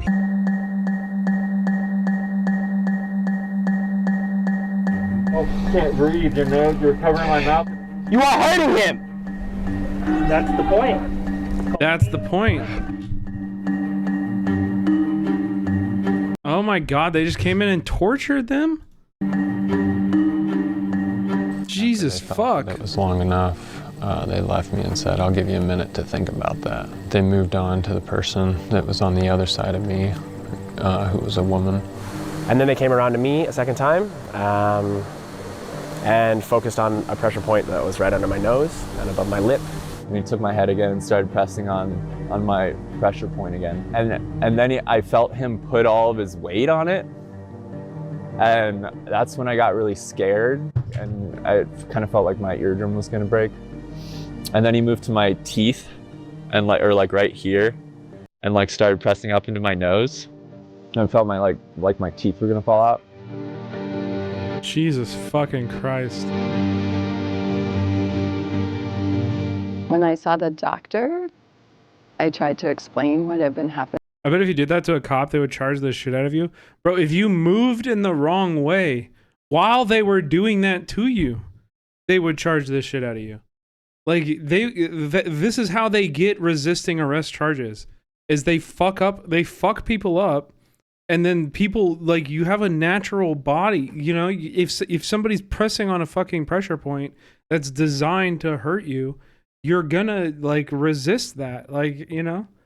You're gonna resist it. And then now you have resisting arrest.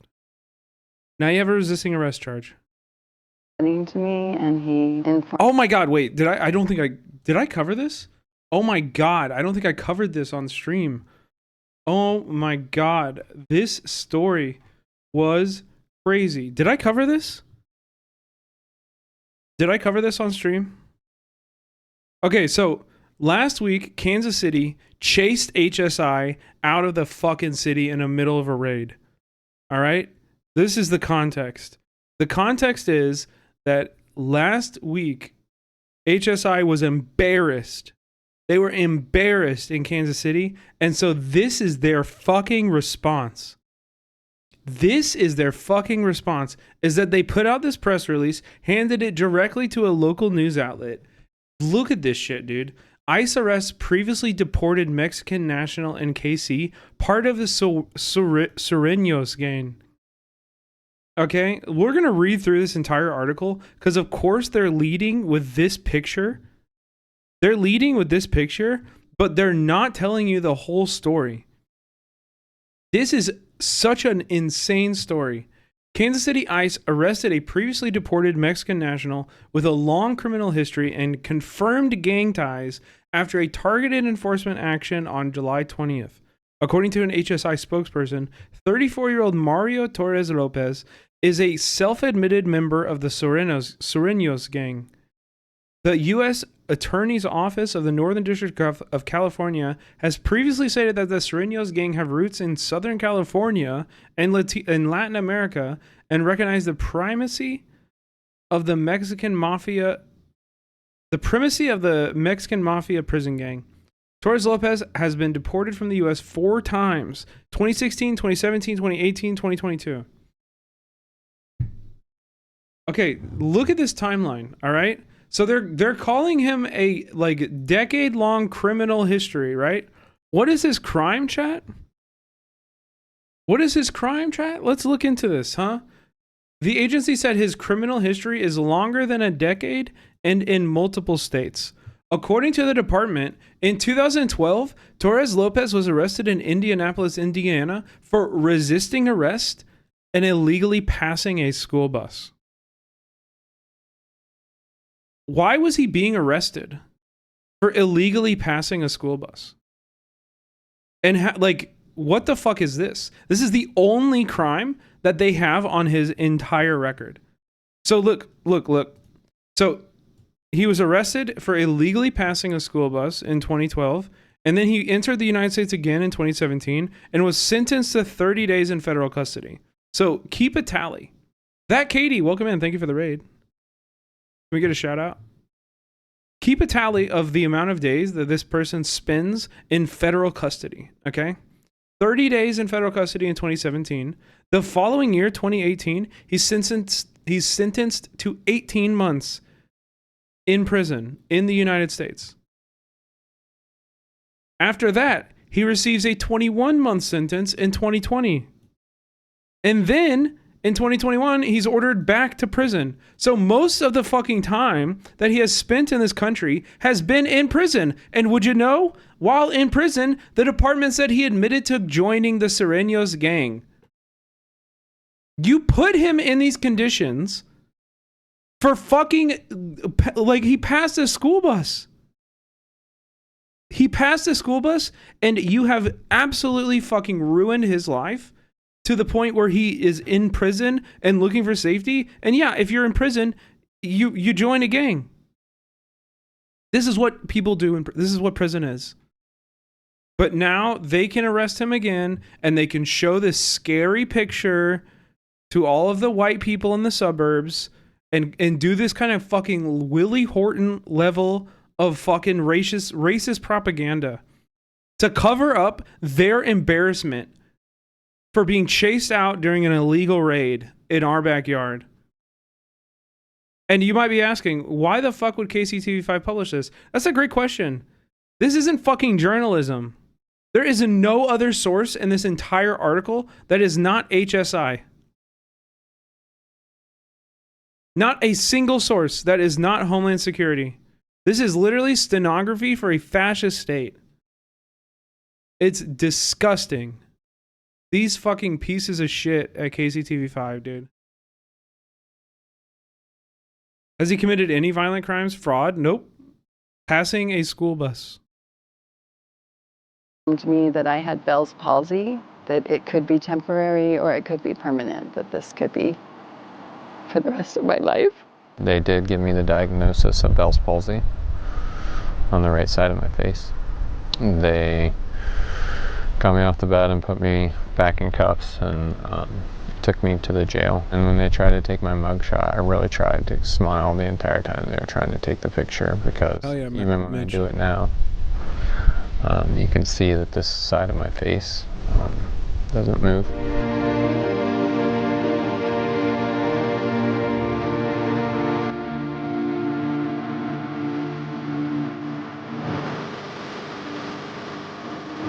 I was charged with felony theft, which has a maximum penalty of up to 10 years in prison. I was charged with gross misdemeanor trespass on critical infrastructure at the behest of energy companies to specifically criminalize people who are fighting fossil fuel projects and fighting energy projects. These charges and the actions of law enforcement, people should see that it's actually a growing trend.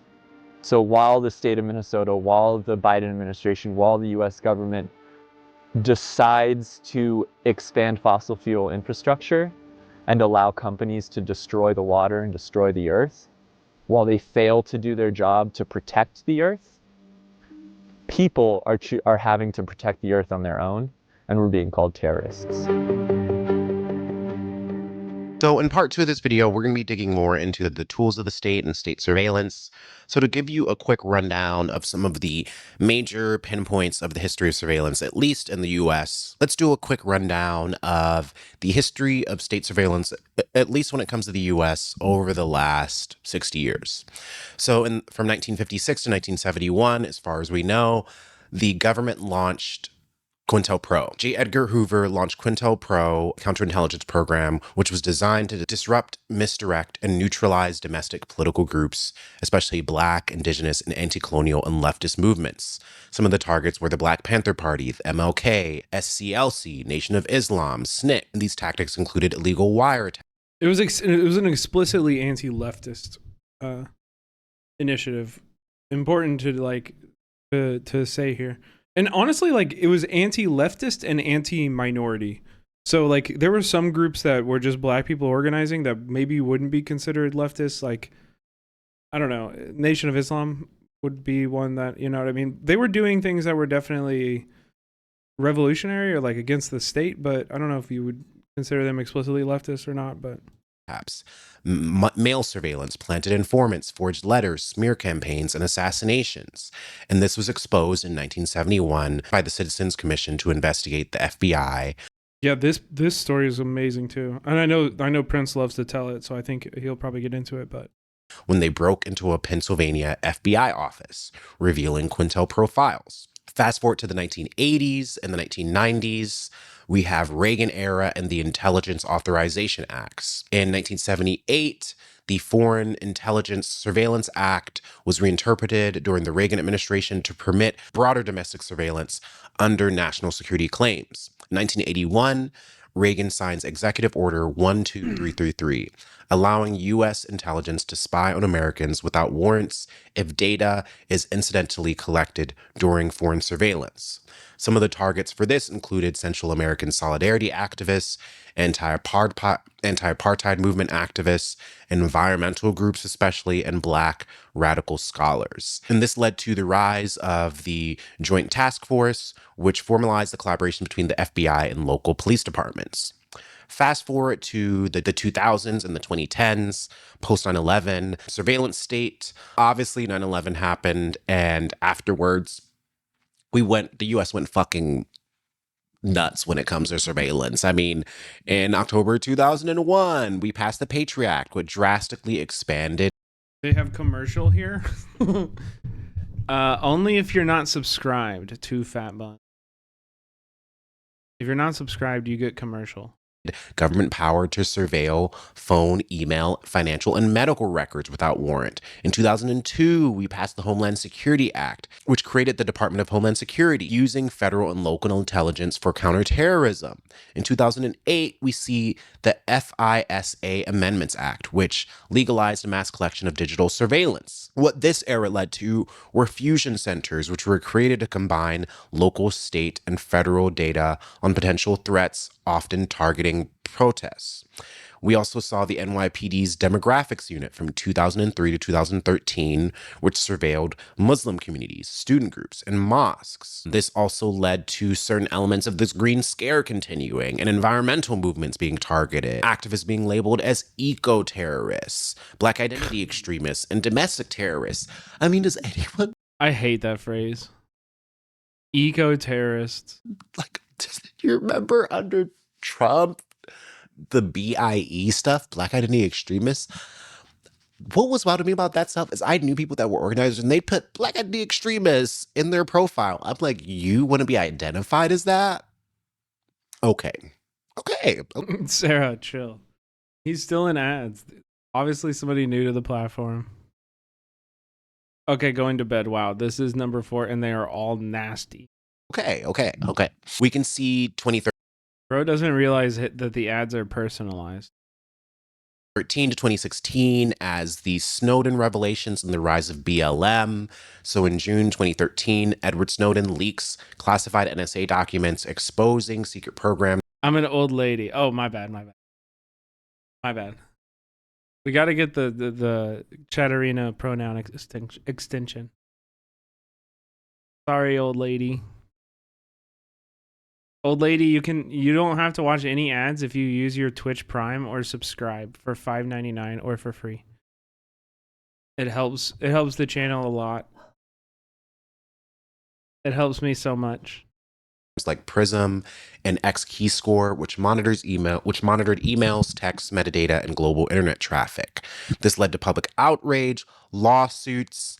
Simultaneously around this time, the BLM movement cropped up with the killings of Trayvon Martin, Michael Brown, Tamir Rice, Breonna Taylor, and so many others. And let's believe the Black Lives Matter movement was documented. I mean, in Ferguson, police, National Guard swooped in. I think they were also given what the fuck? I don't know why I'm thinking martial law, a state of emergency, social media, live streaming. I think social media being a tool of the BLM movement made social media scrubbing much more of a thing. Like we think about the rise of Twitter and live streaming and community investigative journalism. There were also Ferguson activists that were surveyed for a number of years, and there's many different cases of people years later showing up dead and the circumstances of their death being very, very murky. So we can look at BLM as a clear example. Yeah, BLM, this was really, really, really clear that the state was like operating in very dangerous and very, very violent ways towards activists and organizers. This was also happening around Occupy too, and I think like in many ways Occupy is like pretty memory hold by most of the left, but there's a lot of state coordination and surveillance happening in the attacks on Occupy, and also like action around Occupy, like in like 2012, 2011. I remember in Chicago there was a group of like 4 anarchists. I think it was like 5. Long live I was at Occupy. Told you I was old. Yeah, I was there for Occupy. Gifted a tier 1 I was there for Occupy. I was in Chicago at the time, so it was Occupy Chicago. But yeah. That's where I got radicalized. So yeah, I was like 18. But yeah, I think like in Chicago in like 2012, there was a group of like 5 people. We called them the NATO 5. Who like FBI infiltrated and was like giving them jobs. Like he was employing like all these 4 like young radicals and was just like pushing for more escalatory and violent action while maintaining these like power dynamics within the group of like paying them all. Like he was hiring them to do work and it was their only job.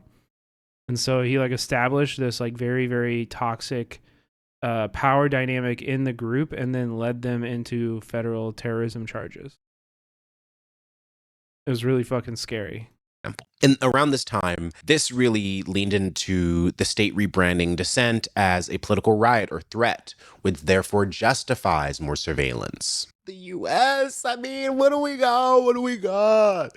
We have the 2020 uprisings, which were a massive response to the police murder of George Floyd, where millions protested around the U.S. This led to drones being used by Customs and Border Patrol to fly over Minneapolis. Wait, hell yeah. Thank you, Diana. I don't know why I missed... Did I miss this? Or I don't know. But thank you for gifting 2 fat buns. Appreciate that. Protests. It led to protesters being tracked by facial recognition software like Clearview AI. It led to the FBI and the DOJ filing charges against hundreds of protesters. And this really was a period of time where I think since the public was trying to push back against defunding the police, it's like the boomerang effect. It's only a matter of time until they go the opposite direction. I mean, 2020 happened. Biden was president. The liberals and the progressives and the Democrats were, oh my God, we care. Let's fight for reform. And then you put in Kamala to try and win against Trump. And then now Trump is in office and all this AI shit is happening and crypto's going up. And so now I think we're totally. Really in a period. Totally. A bunch of Ferguson activists were killed. Yeah, deaths of 6 men tied to Ferguson protests, alarm activists.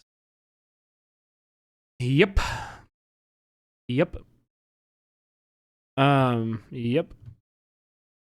By the way, chat, I know I've been saying this for a while, but we got a St. Louis video that interviews... I have a video coming out soon, hopefully, that interviews some of the leaders of the Ferguson uprising and focuses on the environmental work that they're doing now. At a time where I think we have to be worried about AI. We have to be worried about drones, and we have to be worried about how AI and tech and predictive... Yeah, take care, Sarah. ...is going to continue to confirm the biases of the white ethno-state that we live under. And I've talked about it in other videos. I've talked about Clearview AI. I've talked about facial recognition and detection. I've talked about... Yeah, this is actually... I'm going to read this here. AI allows the state to scale repression without visibly increasing manpower. Algorithms can scan thousands of faces at protests, flag anomalies in digital behavior, or automate border control decisions. But when harm happens, false arrests, bias targeting, blacklists, blame is deflected to the system, not the humans behind it. Very true. Elon, what different companies want to do. Just as radicalism is a continuum, state violence is a continuum. So are you gonna go this way or this way when it comes to state violence? Are you gonna fight it? Or are you gonna be part of the continuum that is afraid? Or are you gonna be part of the continuum that is rising up? Fuck Quinto Pro. Fuck Pegasus. Fuck fusion centers. Fuck you. We're fighting back. When we talk about policing, I think it's important to understand that there's like inconspicuous surveillance. And sometimes police and the state try to survey you inconspicuously, obviously for clear reasons, like they don't want you to know that they're listening so you don't change up your behavior. But conspicuous surveillance, according to the War at Home book that I was reading, this is from like 1999. It's called War at Home, Covert Actions Against U.S. Activists and What We Can Do About It. The FBI and police blatantly watched activists' homes, followed their cars, and opened their mail and attended their political events.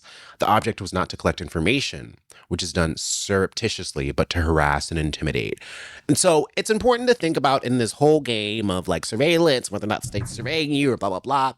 They could be trying to do conspicuous surveillance. Did you meet Prince at Socialism? I did. Yeah, they even mentioned me in their like socialism vlog, which I was like, oh my God. Yeah, we met, we talked. It was really, really great. Or they could be trying to do inconspicuous surveillance. And it really depends on what social and political conditions you're facing. Situation calls for tear gas. It should be readily. Physical surveillance typically refers to in-person, bodily, and environmental tracking by law enforcement, intelligence agencies, and their proxies. So it can include... What's the blog? It's a vlog. It was like another video on their channel. It's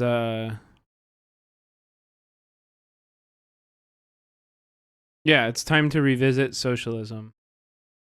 This is about the conference, Socialism Conference. Include undercover officers, infiltrators, facial recognition, cameras on street corners, stingrays. And for digital surveillance, we'll be digging into electronic tracking through devices, platforms, and online activity, often without physical presence. And to begin, we're going to talk about CCTVs and street cameras. These are typically the sort of spherical cameras that are in. Oh my God, yeah, Becca, the DSA, the National DSA conference is happening in Chicago this weekend. Hassan is going to stream from it, which I'm like, whoa, very interesting. I like that. I think it's good that he is getting more in touch with the actual conversations happening inside of DSA. And I hope he advocates for people to vote on specific things. Like, I think that's a good thing. I'm actually really excited. Yeah, like, I think it'll be cool. And I'm no DSA Andy, you know what I mean? I view DSA as like a good entry level org. If you don't have anything else in your town, then like, yeah, go for it. But like personally, I'm probably not, that's not the first org that I'm going to get involved with. You know? Yeah, I hope Grim meets up with him. He owes him. Wait, is Grim going to Chicago too? Wait, is Grim going to Chicago too? Oh, okay. I didn't know. DSA growing is good for every leftist? Yeah, for sure. I agree. I genuinely do. I do agree. I have deep and well-informed criticisms about DSA LA and some about DSA New York City. But I still am for the proliferation of socialism as a concept in general. You know? So I think if, like, I'm not going to write off DSA as an entire organization. And also, like, DSA can change. Like, that's the thing. Like, going to the convention and voting against the right wing of the organization is a really fucking good thing. It's a really fucking good thing. And I've had many different branches reach out to me and be like, hey, we're planning on voting against the Nithya stuff. Thank you for informing me. Like, you know, people in DSA are listening and they're not all fucking cool with the shitty things that the org does. So, you know, I trust it. I think hopefully things are changing and the liberals within DSA will, you know, learn better and the left wing will fully take over. Like, that's my hope. In the corners of rooms, or the cameras that are basically at any business or any public setting, these can be easily accessed by police if they contact the businesses or the owners of these cameras and get access to that data. And these cameras are typically digital or analog video. Paul Wall, thank you for the 16 months. Cameras with lenses and image sensors that capture visual data. With this, we're mostly talking about camera networks. A lot of neighborhoods, a lot of businesses, a lot of metropolitan areas have started installing not only CCTV cameras all over the place, but CCTV cameras that involve high-definition video, that are networked together, that can have thermal imaging. Maybe they've got AI technology that can identify and track objects or analyze patterns. Sometimes these technologies might belong to law enforcement. Sometimes they might belong to citizens who are sharing that data with the police. So I want to give you some terms to help you identify some of the different cameras out there. So the term bullet camera is going to refer to cameras that are capturing footage directionally. They're called bullet cameras because they're usually in that tubular shape. Dome camera is what it looks like, a dome-shaped camera. And that dome is going to obscure the direction the camera is facing, as well as the number of lenses. Now, there's one particular brand of camera that we keep an eye out for. It's called a Vigilon. And you're never going to see just one Vigilon camera. And you can see it's kind of a dome camera. Other configurations might be What's this one down here? More bullet camera based, or maybe even more domey, for the lack of a better adjective. But you're never just going to see one. There's going to be a whole range of them, and they're going to be connected to some sort of video analytical software that can be used to track a protest, individual protesters, or to track the movements of the protest. I've been taking stock of how many of these exist on businesses around my neighborhood, including some on houses/apartments, and it's alarming. Yeah. They're everywhere. As a whole. I mean, the only good thing about them is that they're also filming the cops. So, you know, this is something that we teach in rapid response trainings. Like, You know, check if the place that was targeted has surveillance. Can we get video of the entire interaction on a surveillance camera? Like once you know where the interaction with ICE happened, especially if it's like something that happened on the side of the road or on the street, look around and try to identify cameras, and maybe that business will let you record their replay of it or something. You know, like this is how we can use these to collect info too. Obviously, I wish they didn't exist, but since they do, we should use them. Just a callback here quickly to AOPR cameras. Those are those license plate cameras. Those are also going to be somewhat permanently, affixed. And then probably one that you may have noticed, but you didn't have the words to describe, is a pan tilt zoom camera, or PTZ camera. These can be remotely controlled.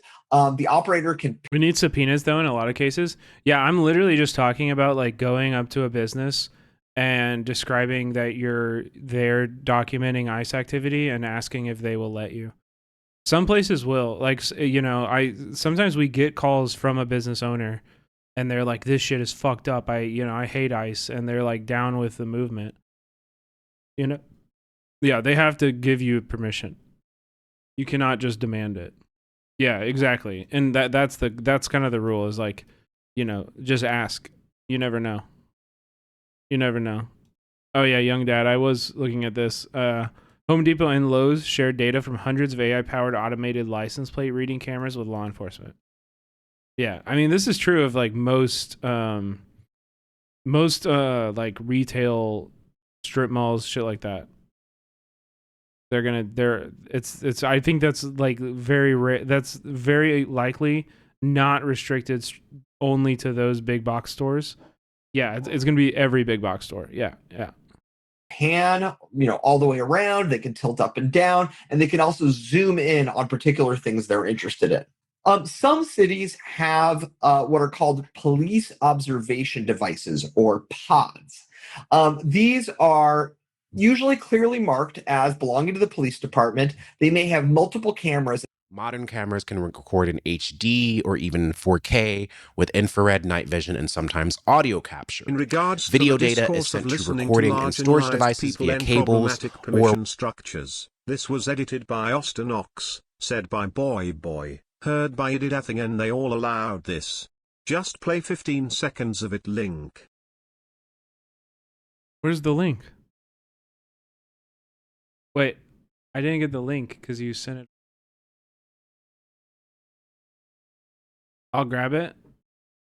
How do we have TTS? We have TTS. We've had TTS. I think they sent it over PayPal or something.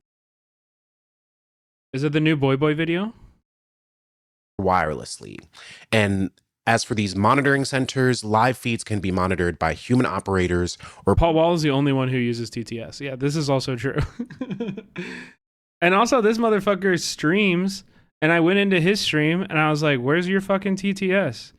You're going to be a little audio terrorist in my chat, and you're not even going to let me donate to your chat and make you sound like you're pissing? You're not going to let me do that? It's not even... The new Boy video where he says the N-word? You're kidding, right? You're kidding, right? He does not say the N-word in this, does he? It's already on my stream playlist. No, I'm not. Wait, what? He did? Wait, no way. Timestamp was the N-word. What? It's not even one Twitch way. They say it. They just say, yeah, you guys don't have black people. Yeah, it's so funny. It's just like, yeah, sure, we have problems, but it's all the Negroes. Yeah, have you seen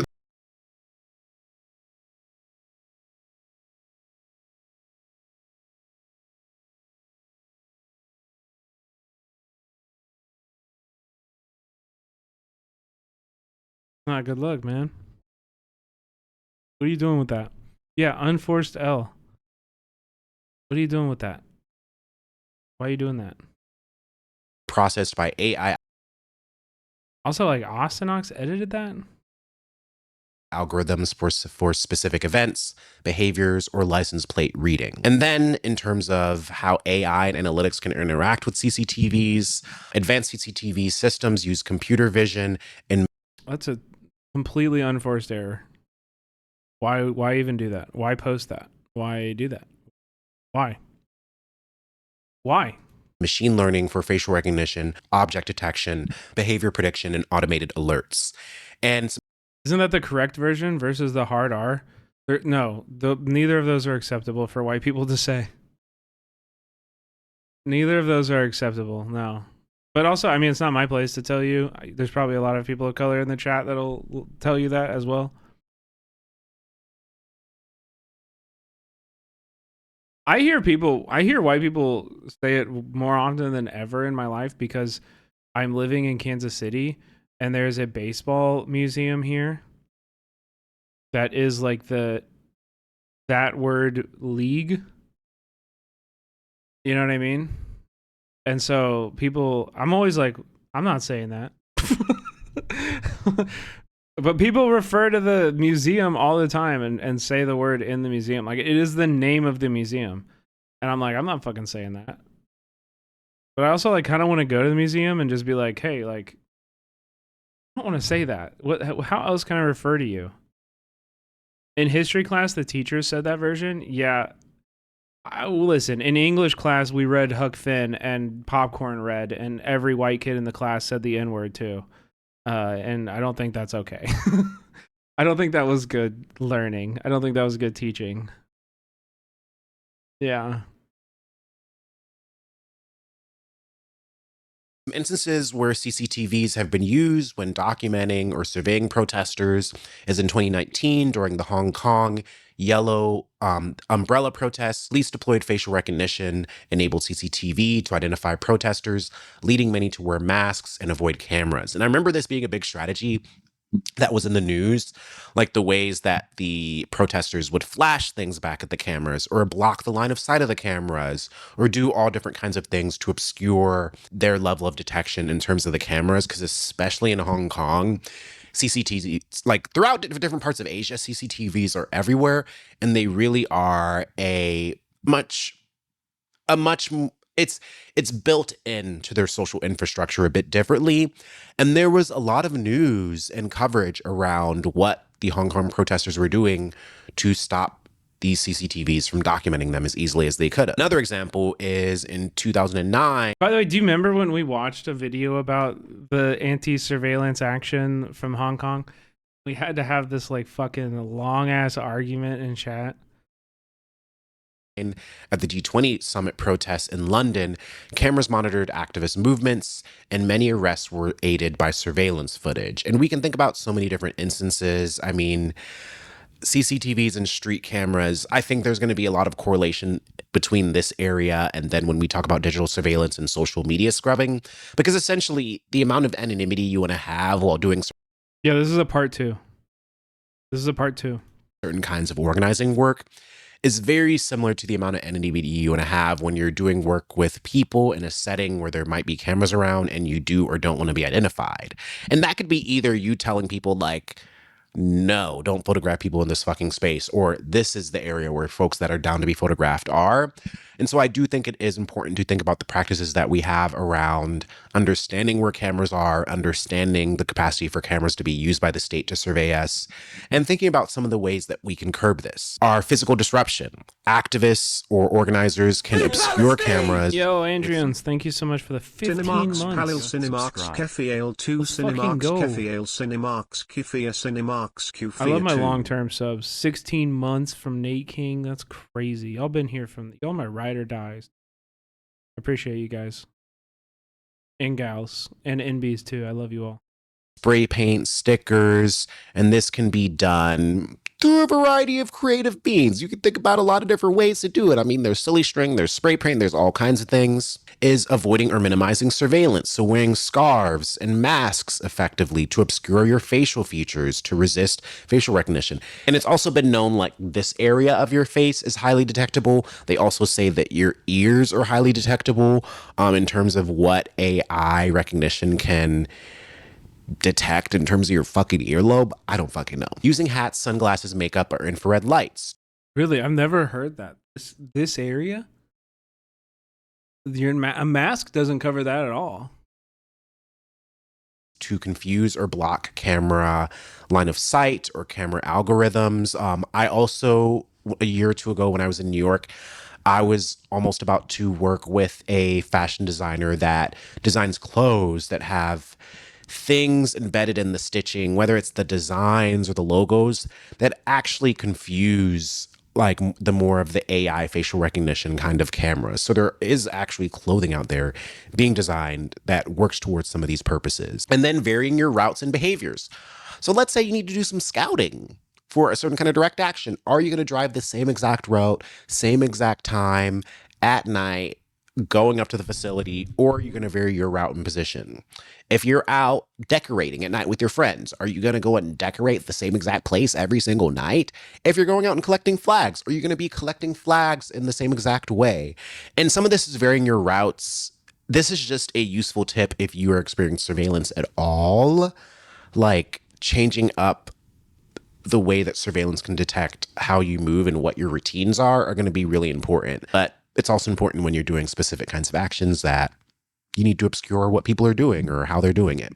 Decoys. Groups sometimes send people or objects to I think it's also like, and it's always worth saying in this, but like, I also think like when we talk about security culture and we get into OPSEC a lot, I think there's a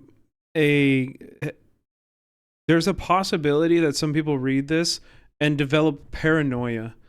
And just as much as we should be skeptical and like, just as much as we should be fighting against surveillance from the state, we should also be fighting against paranoia. Don't let your paranoia of state surveillance demobilize you, because that is also the state's goal. You understand? You know what I mean? Like the state is doing all of this, and like the part of the goal of this surveillance is to make you distrustful of your comrades. And it's to make you feel like you can't trust the people that you're organizing with, and like it can be very, very harmful. You know, you cannot let the surveillance and repression stop you from doing this stuff. It's just about developing best practices and knowing what to look for. distract or confuse surveillance. If there's an action. I feel like people should have a level of paranoia, if that makes sense. I think, and I would disagree, but I think it's strictly semantical. Like it's a strictly semantic like disagreement, in that I think we should make distinctions between being secure and being paranoid. Being paranoid, I think, is, vigilance is another good word for it. Like, I think security, like vigilant, like discerning, like these are all good things we should be. I don't think paranoia is a good thing, because I think paranoia can be, I think paranoia implies that it's like unjustified, or it's like an overcorrection. You know what I mean? Yeah. It makes you immobile. Yeah, that's what I mean. And I think that's like the definition that I'm using. So I think it's strictly semantics. But yeah, I feel what you mean though. And there's a mass group of people, maybe a group goes off to the side and looks suspicious while there's another group doing something else. And the cameras are able to be a bit more confused.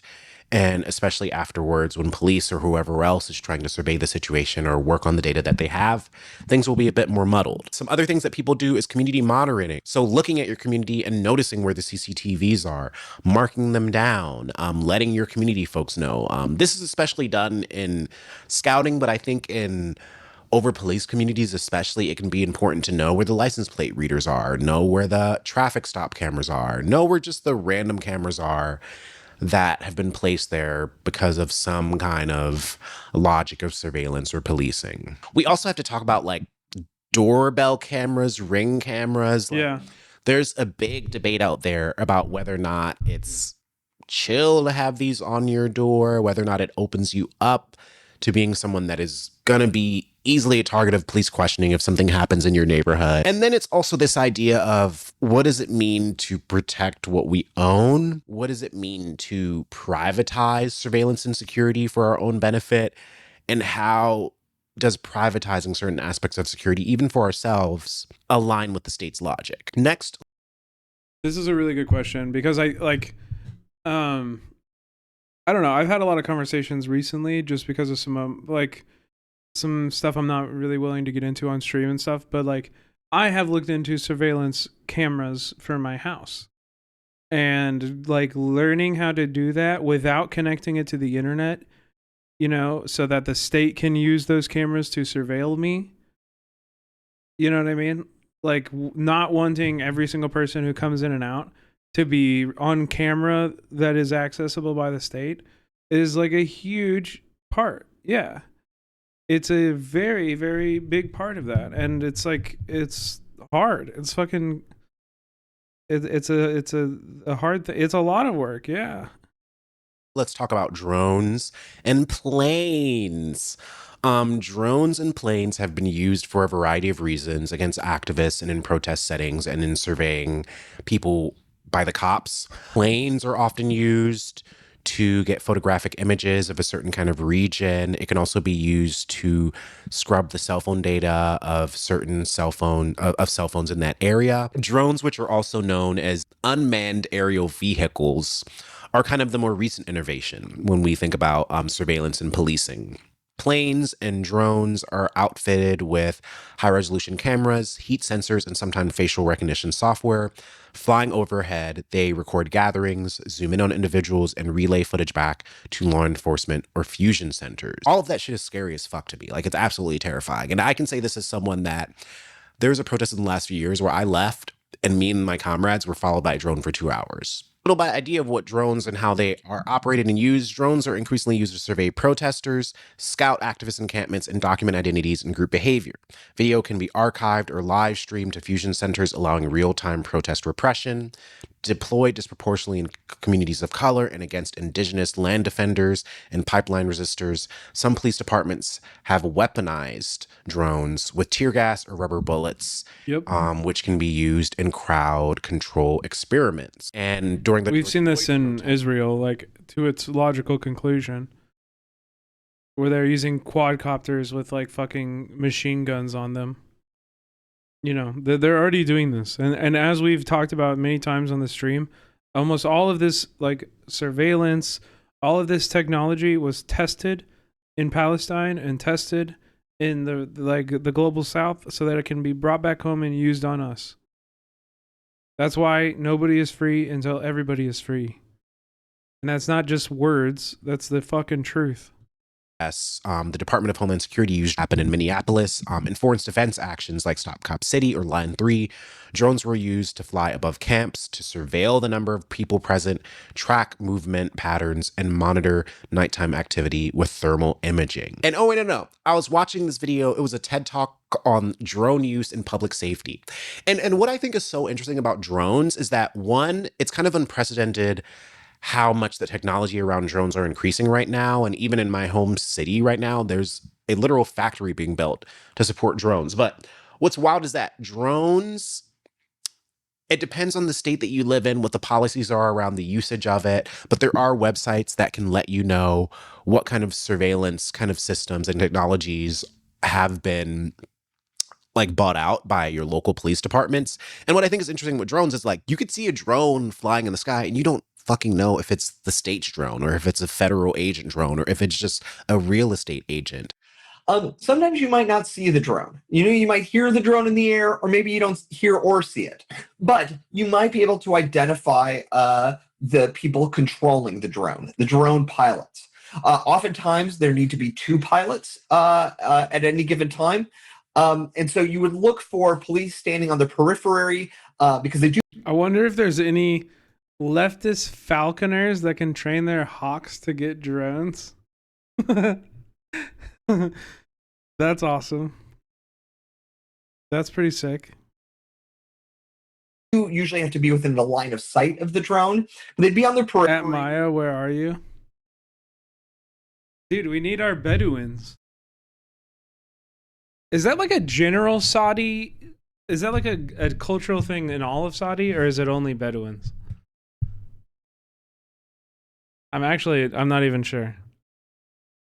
But you always see those see the pictures of people like taking their Falcons on like United Emirates flights and shit, right? holding some sort of remote control device with a screen. And maybe you don't even see those. Maybe you see their vehicle they came in. So we've given you two examples here, the two lower images, showing that you can identify whether the drone is there based on a vehicle marked with the terms UAV or UAS or aviation or even just the logo of a drone. The anonymity of this form of surveillance is so fascinating and necessary to unpack for me because the thing in the steps too. It is going to be in more parts of the US. And drones are an interesting innovation because they can both be used in militaristic settings, more especially to drop bombs, to drop weaponry on locations, to deliver things. And they can be used to survey and have this more conspicuous surveillance, as I mentioned before. And I think the variety of functions that they offer, the anonymity behind the subject of who is operating the drone, all of that shit is scary as fuck to me. Like, it's absolutely terrifying. Sort of industry behind drones to me is so interesting because once you dig into it, you really find out that there's a lot of tech, like it's being embedded throughout so much more of our policing system. There's an article from EFF, the Electronic Frontier Foundation, that says as of 2024, approximately 1,500 police departments across the U.S. have established drone programs, with several dozen implementing drones as first responders. Yep. Kansas City just did this too. The mayor posted on, and was like, look at this cool drone that the city used today. Like, what the fuck? And even when I was researching this, like I was researching, I think Cleveland a few years ago, and there were all these articles that were saying like, Cleveland, we don't have enough drones. Like, are we going to keep up with crime? And I'm like, are you going to keep up with fucking crime? They just banned a bunch of drone stuff. DJI drones can't be imported into the US currently. Wait, really? I didn't know about that. That's crazy. Crime. Are you going to keep up with being fucking 1984? Drones, I remember in Standing Rock, were used a lot. Planes and drones were used a lot. They were flying overhead all the time, helicopters, and the drones would be coming flying down to camp, and you'd... Okay, yeah, I just got it, chat. I've developed the next strategy. Okay? Yeah, Uric actually beat me to it, so I can't say this, but everybody's always saying, why don't protesters have American flags? Why don't protesters have fuck an American flag? Let's get the bald eagle involved, all right? Everybody needs to train a bald eagle. That's our patriotism. Bald eagles on our side. That will convince the liberals. That's the kind of optics that we need. Be like, oh my God, like, can they see me? And you'd be looking down and trying to obscure your face, and people would wear masks more. The reading and understanding of how to stop drones, I think, is developing and is relatively new. But there are a few simple tips out there that I recommend that people be aware of. Avoid open areas, especially in certain kinds of protest settings. Use covered indoor spaces for meetings if you can. If you are worried about like outdoor drone surveillance, monitor drone presence. There are different apps and radio frequency detectors to spot drones nearby. These are websites that my friends have used where you can look up the different kinds of drones and kind of begin to understand the different kinds of drones that might be operating in your neighborhood. Record drone activities. So if you are maybe beginning to see drones in your neighborhood and they might be following you or your friends or your cars, if there's an instance where you're leaving a protest and a drone followed you, write it down. Note when it started following you, some of the details of the drone, how many people you were with. And I think this is going to be increasingly important the more that drones are being bought by more police departments around the country. And as it's being relied upon more, like I think the whole idea of unmanned policing or AI driven policing is going to be fucking scary. Because I'm like, not only are they going to be surveying you, but it's going to be the eyes in the sky. And there's websites out here that talk about some drone resistant strategies. There's this one by Robin Radar Systems, 10 types of counter drone technology to detect and stop drones today. And this goes into radars. It goes into radio frequency analyzers. Oh, fuck yeah, Kraken. It goes into acoustic sensors. So, and then there is an article that I was reading from California Law Review, and it reads, Quote, law enforcement's use of drones to surveil protesters comes with its own host of ethical and privacy concerns. While drones pose unique legal questions, there are numerous similarities between drone data collection and the collection and retention of cell site location information. In a recent case concerning the use of drones as tools for government surveillance, a Maryland district court denied the plaintiff's request to prevent the Baltimore Police Department from implementing an aerial surveillance operation called Aerial Investigation Research Pilot Program. According to the district court, AIR program consists of flying 3 aircrafts operated by a private contractor over Baltimore for a period of 6 months. Each plane would fly approximately 12 hours a day, collectively covering about 90% of the city and capturing about 32 square miles of the city per image every second. Oh my God. This was in Baltimore too. They did. Yeah. This was the Baltimore one. Yeah. If you've been here for every single, 100% of every movie night, you will know we watched a movie about this called All Light Everywhere.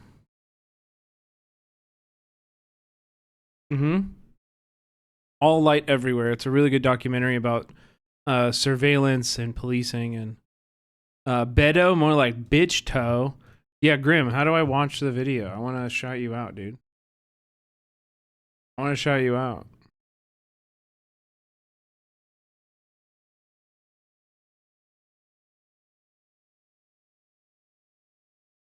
That's the documentary I was referencing? Yeah. We watched it on stream before.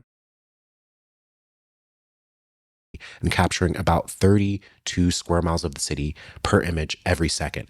And a part of the thing with drone surveillance, like a lot of these other forms of surveillance, is that police will say like, oh, we're doing it for public safety or to survey or blah, blah, blah. They're surveying everyone. They're violating everyone's right to privacy while claiming to target one particular kind of crime or one particular kind of combatant. And if we look at the logic of collective torture and violence, and if we look at what Israel is literally doing to Gaza, they'll bomb a hospital. They'll survey a certain number of people and claim that a terrorist was there. And this is the slippery slope of the logic of policing, of pain compliance, of law and order. Does it really exist if a tool can survey 500 people in a region when the state is claiming that 2 of those people are the target, yet the data and information that is collected from those 500 people is private, is intimate, can be used against them, can be used to entrap certain people and create a certain kind of crisis. And I think that is the scary thing. Like, you can show up to a protest and most likely you're being surveyed by a drone. Yeah. This is how you just have to operate. Also, Grimlow, tell me one thing you learned doing this action tonight. What is one thing you learned and one feeling word now that you're coming home? How are you feeling? And what did you learn? Likely you're being surveyed by CCTV, but does the state have the right to survey you?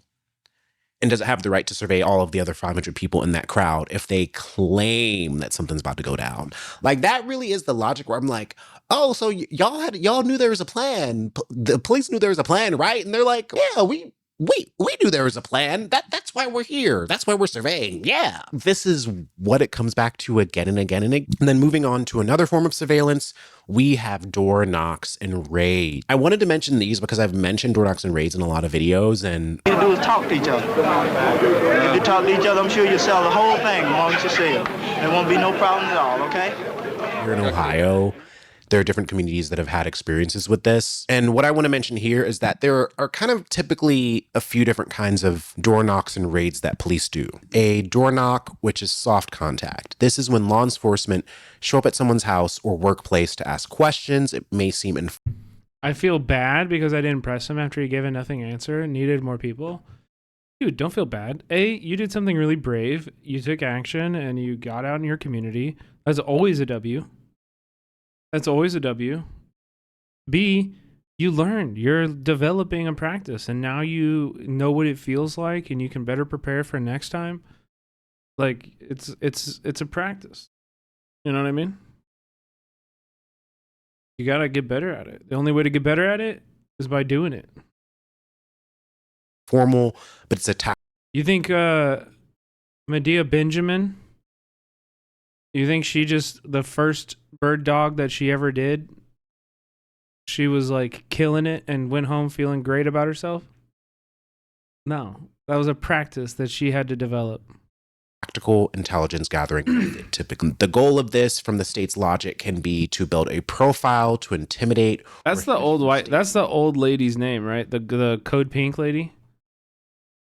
That's her name, right? Medea Benjamin. That they can use later. They might approach it as officers usually saying, "You're not under arrest," or "We just want to talk." They may appear friendly or ask about your activism, your friends. The goal is to build a profile, to intimidate, to fish for statements that they can later use. And the approach is usually the officers saying things like, "You're not under arrest. We just want to talk." They appear friendly or ask about your activism, family, friends. They try to disarm you. They try to maybe ask or try to have small talk about the day. And you shut the fuck up. Don't talk to the fucking cops ever. There's no reason to ever talk to the cops. Do not. Shut the fuck up. And these typically don't involve a warrant. Unless they present a warrant, you're not required to let them in or speak to them.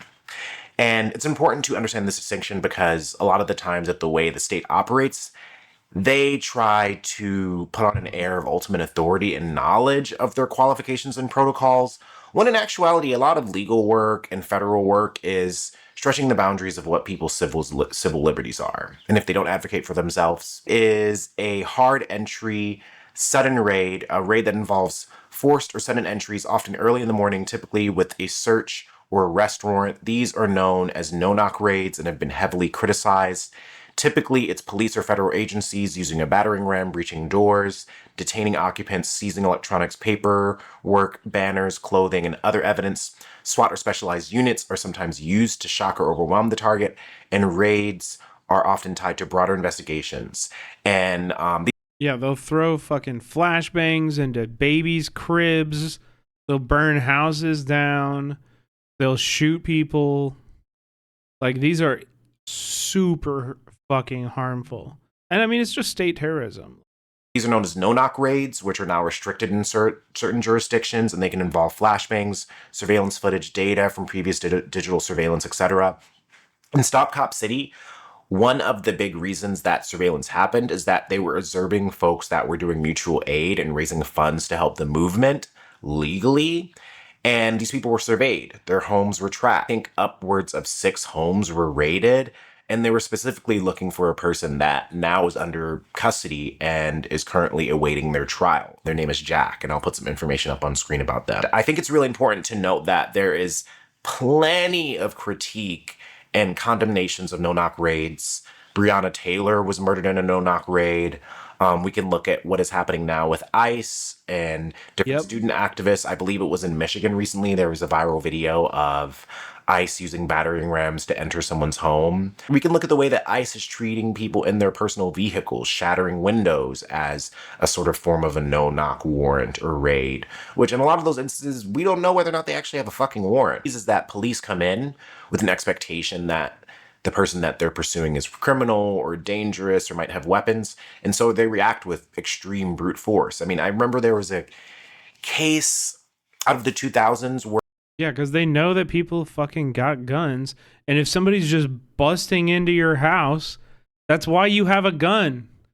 Like, if you are armed in your home, you have it so that if somebody busts through your fucking front door, you have an answer. And they're surprised whenever people shoot back. Like, it's just the whole situation is so unnecessary and so fucked up. And it especially fucked up considering most of the time that they're doing this so that they can just arrest people for like drug possession or drug distribution or like, you know, because they know if they knock and go through the actual, you know, process of doing a normal kind of like raid, treating them like humans with dignity, that sometimes people flush that shit down the toilet. And then they don't have any evidence. And so they're doing this all just for like in the name of the drug war, which we've all basically for a decade acknowledged has been a massive and like objective failure. And yet we still continue to enforce, and like we haven't really changed anything. The point, you know what I mean? That's the point. where police did a no-knock raid on, I believe it was the wrong home, and they brutalized the grandmother and threw a flash grenade onto the couch where a child was sleeping. And so there are countless implications for how these no-knock raids are just legitimate forms of terror, especially when they're going into people's homes early in the morning. The fact that Breonna Taylor was nude when she was killed, all of these things are just deeply, deeply terrifying and troubling. And the idea that the state is allowed to do this, when if a non-state official does it, it's considered burglary or torture, or there is armed kidnapping, breaking and entering. Yeah. Legal defense fund piece about no-knock raids, and it's called Breonna Taylor, Amir Locke, and the Danger of Warrant Executions. And this reads, 2 years ago, Breonna Taylor went to sleep, and nearly 2 months ago, Amir Locke did the same. The commonplace, tranquil act of falling asleep in one's own home should not have ended in tragedy, but it did for Breonna and Amir. These tragedies and so many others were the direct result of police callously and recklessly executing warrants. The link between search warrant executions... I mean, this is also like Fred Hampton died this way. This is how they killed Fred Hampton. Asleep in his bed during a no-knock raid on the house. Casualties is not a new one. No-knock warrants have been executed by police with horrifying consequences for decades. Between 2010 and 2016, dozens of civilians and multiple law enforcement officers have died during no-knock raids due to law enforcement's notorious refusal to transparently track information of this sort. We will likely never know the extent of how many people have been lost or harmed because of these executions. This article goes on to talk about how police turn the public into the enemy. Consider this: we all wake up differently. Some people struggle to shake off sleep to the point where it takes minutes for the world to slip into focus. Others are alert more quickly, but even then there's variance. What if they were ill the night before? What if they took medicine that made them drowsy? What if this was their first time sleeping well in days? These factors affect sleep and wakefulness are endless, yet it's clear that when we wake, sleep inertia is routinely present. We know one thing, too. Police and the system that enables them do not seem to care. The point of no-knock raids is to leverage the element of... It was reading about no-knock warrants when I found that fortifying one's own door is not permitted. What? Wait, there are laws against fortifying your door? I didn't know that. Surprise in order to serve is that true? Law enforcement interests. This really, think back steel doors earlier about pain compliance. Wait, steel doors are illegal? Really?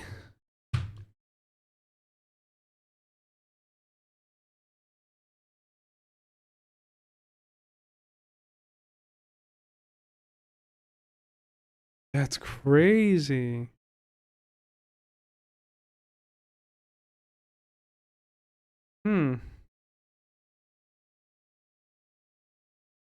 Yeah, it's just like in the building codes in most of America. Look.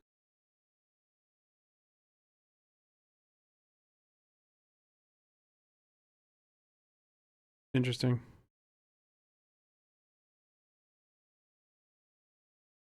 The state's monopoly on violence, to have the state exercise the element of surprise in order to shock a subject, and then to use whatever their shock reaction is to justify even more pain and brutality, is literally the definition of a violence worker in so many ways. It's likely for fire safety. That's what that's what I was just reading too. Someone's rights to go into their home, to take whatever reaction they might have as antagonism and use that as a means to kill them. When we analyze some of these tools, logistically, it can be really insane and hard to even think about, like, what the fuck do we do to react? And I think with something like no-knock raids, that's when kind of the community kind of step in and importance becomes really, really evident, because we need enough study of the ways that the police and the state, and there's some great resources out there about how to react if cops show up to your door. There is a zine, or it's a toolkit from Center for Constitutional Rights called If an Agent Knocks. And this is a great resource that talks about how you shouldn't open the door typically, how you shouldn't even sometimes crack the door because that's a sign of of acquiescing in some ways. And this article goes on to talk about best practices. Don't talk to the agents. You have a right to remain silent. This talks about clearly conveying your intent to remain silent by saying, I'm not talking to you. I'd like to talk to my lawyer before I say anything to you. Documenting the situation. These are things that you can do in a situation where if you or someone else is experiencing a door knock and you have the ability to not open the door, document as much as possible. Exercise your right to remain silent and make that verbal. Don't answer questions about others. Don't open the door. Contact a lawyer if you have a lawyer available.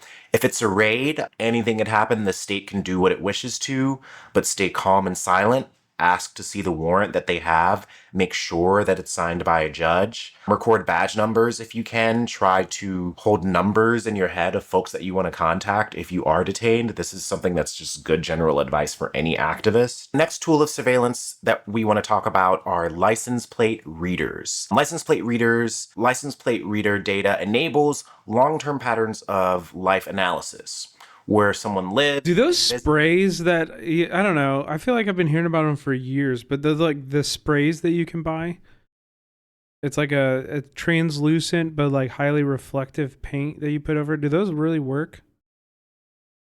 Do those work? How often they attend certain locations, building a movement profile that can lead to harassment, raids, or doxing. And how license plate readers typically work, there's a kind of box that has a camera that is able to be pointed at a certain location that cars are passing. As vehicles pass, the LPR system takes multiple high-resolution photos per second. Then there's an optical character recognition. This software extracts the license plate number from the image and converts it into machine-readable text. One of the technologies that we look for are things called license plate readers. Now, these are specialized cameras that are designed to look for license plates, and when it sees a license plate, it will take a photograph, it will digitize the letters and numbers, and upload that information to a database, along with the timestamp and the GPS coordinates. In other words, it will grab the license plate and tell police where and when that license plate was seen somewhere. And that gets added to a database that police can search later on. And well, the idea of it here, let me find a video. Let me find what I'm talking about.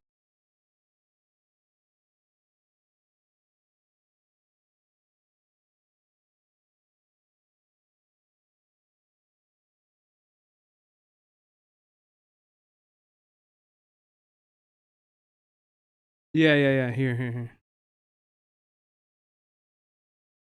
Easily. Just apply this chemical spray with polymers to create a reflective surface that scatters light effectively. Do you need it? This is how to make your plate invisible for all cameras and skip tickets easily. Just apply this chemical spray. Like you haven't seen these?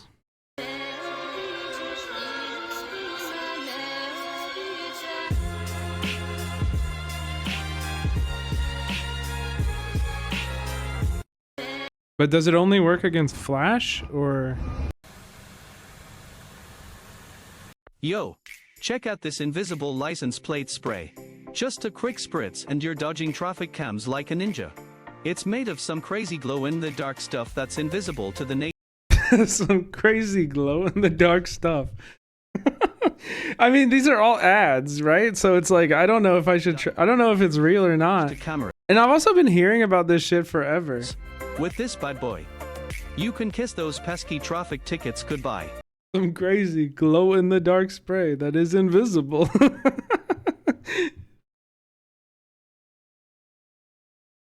How are they filming it if it hides from cameras?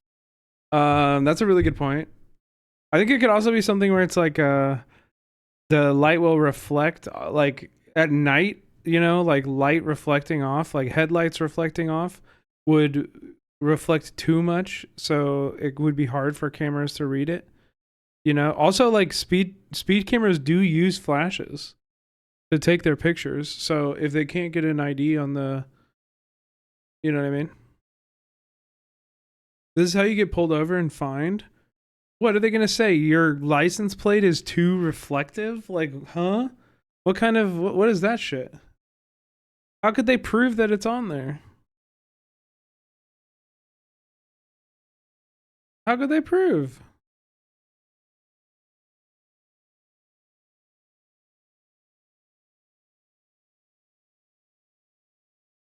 A flash camera? Kim test? Do you think they do have that kind of money, but it seems like a waste of time for a fucking ticket. Especially when you can read it. Like, it's not changing the way it looks to your eye. We do suspect that license plate readers are being used against protesters. Here's an article from Forward that found that in Long Beach, police were confiscating the vehicles of people suspected of attending a protest. And knowing what we know about how the Long Beach Police Department uses license plate readers, we do believe they are being used. One of the ways that police officers will use license plate readers is by dragging specialized trailers to the entry and exit points of neighborhoods. These will look like speed trailers a lot of the time, where it tells you how fast you're going.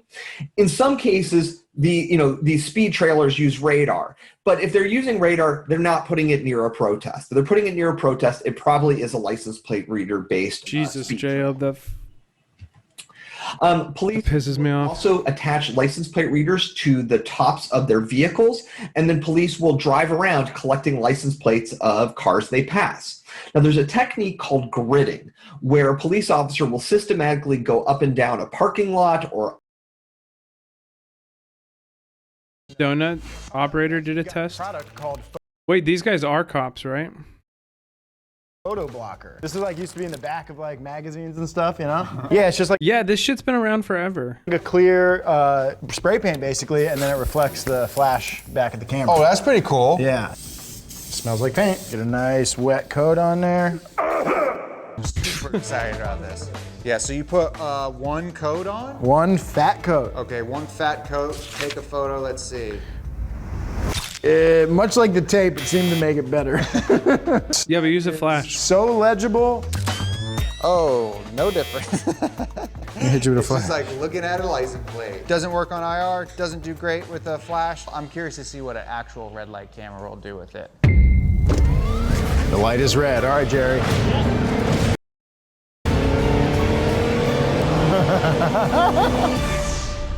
Okay, so our next product, Joe. Wait. What the? Where do they show me? Hit it with the flash, let's see. Using IR, black is black. Yeah. So I'm also curious to see if this works with the Is this a Carter stream now? Well, actual red light camera. But okay, I don't know. It looks like it doesn't work. Or block by block through a neighborhood, collecting everybody's license plates. So if you do see a police vehicle with one of these cameras engaging in that kind of behavior, that could be gridding. So one other element is license plate readers that are attached to stationary locations. Good point, Violence. We call these fixed license plate readers. And generally, they're attached to street lights or traffic lights, or they might even be attached to a standalone solar-powered pole. You're going to want to look for these perhaps around intersections on the outskirts of protest zones. Law enforcement's use of automated license plate readers can also be a great deal of harm to protesters' anonymity. License plate readers photograph vehicles and automatically match license plate numbers to aggregated license numbers and vehicle ownership information within law enforcement databases. The COVID-19 pandemic has heightened the privacy implications and concerns regarding the use of these readers, as many protesters are electing to drive to protest rather than march. Furthermore, databases for license plate readers are ripe for security breaches, considering that databases entries are rarely, if ever, deleted, and these databases continue to lack proper cybersecurity measures. And this goes on to explain that there's a distinction between the more targeted license plate. When this was happening at the beginning of Trump, we were following a lot of, the lawsuits after the Tesla dealerships were spontaneously combusting, if you remember that. A lot of those people got because of those license plate readers. And a lot of them also got because they weren't using gloves when they were holding their incendiary devices. And they can pull fingerprints off of broken glass shards. Like, just because it breaks does not mean, and is on fire does not mean your fingerprint is going anywhere. Readers that are maybe manned by a human or set up in a particular location, and that instead of the targeted automatic license plate reader camera systems that is designed to take photos of license plate, this article says, the innovation in this license plate reader kind of technology is that There is a surveillance company called Flock Safety, and it's blanketing American cities with dangerously powerful and unregulated automatic license plate readers. And the distinction with these license plate readers is that Flock is building a giant camera network that records people's coming and goings across the nation, then takes the data available for search by any of its law enforcement customers. Such a system provides even small town sheriffs access to a sweeping and powerful mass surveillance tool, and it allows big actors like federal agencies and large urban police departments to access the comings and goings of vehicles, even in the smallest of towns. This is why it's important to look at the tools, because once you start digging into the tools, you realize there are certain innovations in these tools. These innovations are scrubbing away some of the privacies, inserting certain assumptions around surveillance. And once again, we come back to the sentiment that Cap, we win by 2 conditions: numbers and or giant badass 40-foot tall mechs. I'm down for both. I like the and.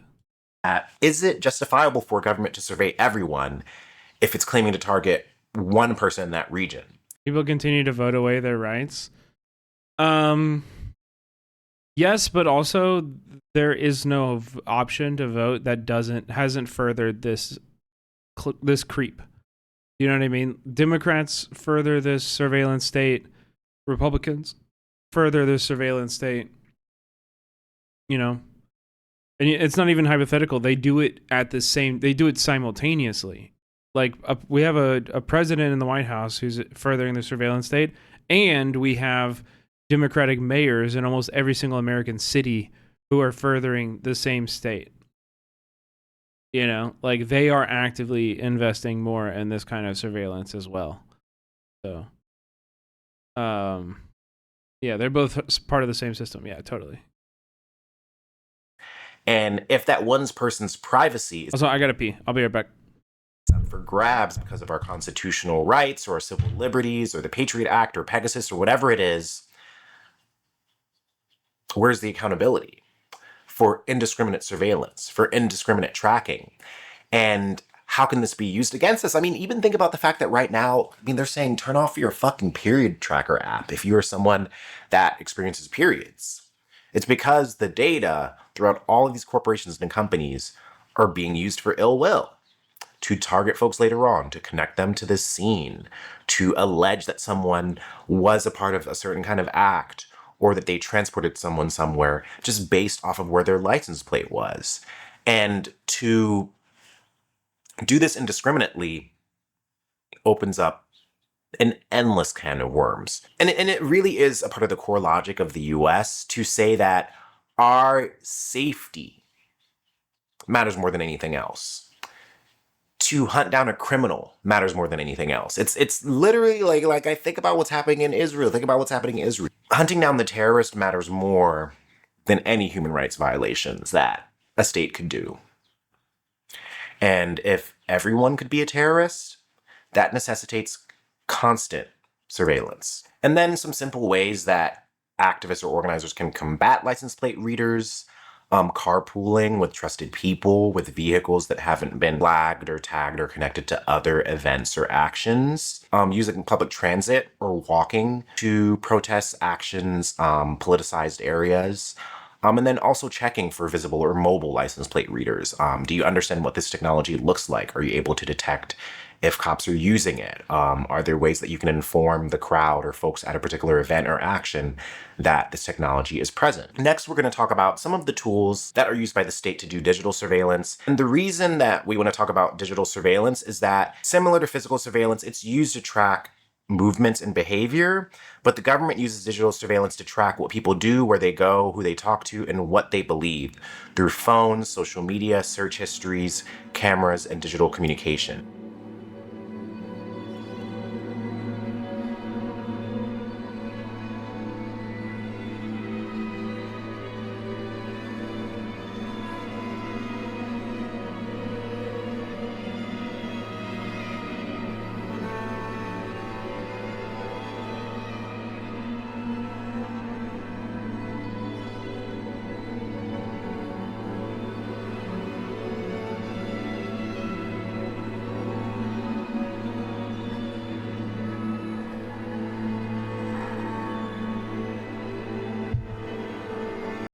I'll go back. I'll read it. The surveillance industrial complex refers to the collusion between private tech corporations and the government agencies that commodify data collection and surveillance technology. Corporations like Google, Facebook, and Amazon. We didn't mean that one, corporate daddy. With law enforcement, partner with law enforcement to provide advanced tracking tools while profiting from personal data. Oh, there's more before. Did he read it at all? All right, here we go. The post 9/11 legislative environment marked a turning point. The U.S. Patriot Act vastly expanded government authority to collect metadata, monitor phone calls, emails, and digital activity with limited oversight. Michelle Alexander's The New Jim Crow links these laws and technology to the expansion of mass surveillance, targeting black and marginalized communities, perpetuating systemic control through both policing and digital means. Okay, good work.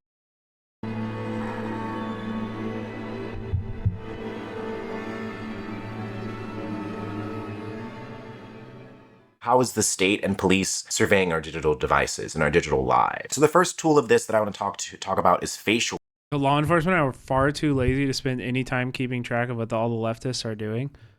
All of us, yes, but some of us, no. They are definitely keeping track. And now more than ever. And they're getting more and more budget. Like, yeah, they're going to be doing it a lot more. We are definitely entering into a very big COINTELPRO. It's also like this is what the digital part is too, is them being able to do surveillance on a massive scale with far fewer manpower. This was talked about earlier in the video as well. You know? Facial recognition. Police use facial recognition technology to match unknown individuals captured in photos, CCTV footage, or body cam video, the known images in law enforcement databases, like mugshots, driver's license, or social media. This is commonly used after crimes, protests, or incidents where they want to retroactively identify someone. Recognition. So at its core, facial recognition technology maps a person's face features to identify or verify their identity. And this process typically includes facial detection. So the software detects the presence of a human face in a video or image from CCTV, body cameras, phone footage, etc. And then 2, there's facial mapping. So key facial landmarks, the distance between the eye, shape of the jawline, contour of the cheekbones are measured to create a face print. Moving on to the next technology, we want to talk about mobile biometric devices. And by biometric, we mean technologies that can identify you based on a physical characteristic or behavioral characteristic. So the most common one you might be familiar with are fingerprints. You know, the technology matches various or maps out various parts of your fingertip and then will match your fingerprint to other versions of your fingerprint. Perhaps if you'd been arrested earlier or you'd been. Is there like a way you can like twist your face to like throw this shit off? Like those British guys?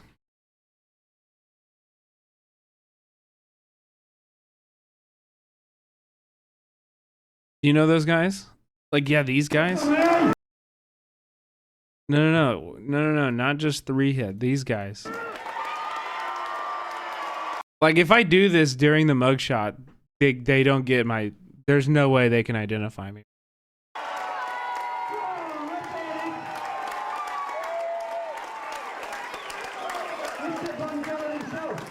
What the fuck is that?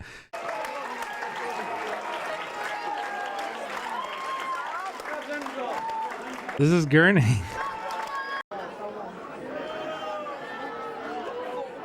They're booing her. They're booing her. They're saying, boo, you're not ugly enough. Be uglier.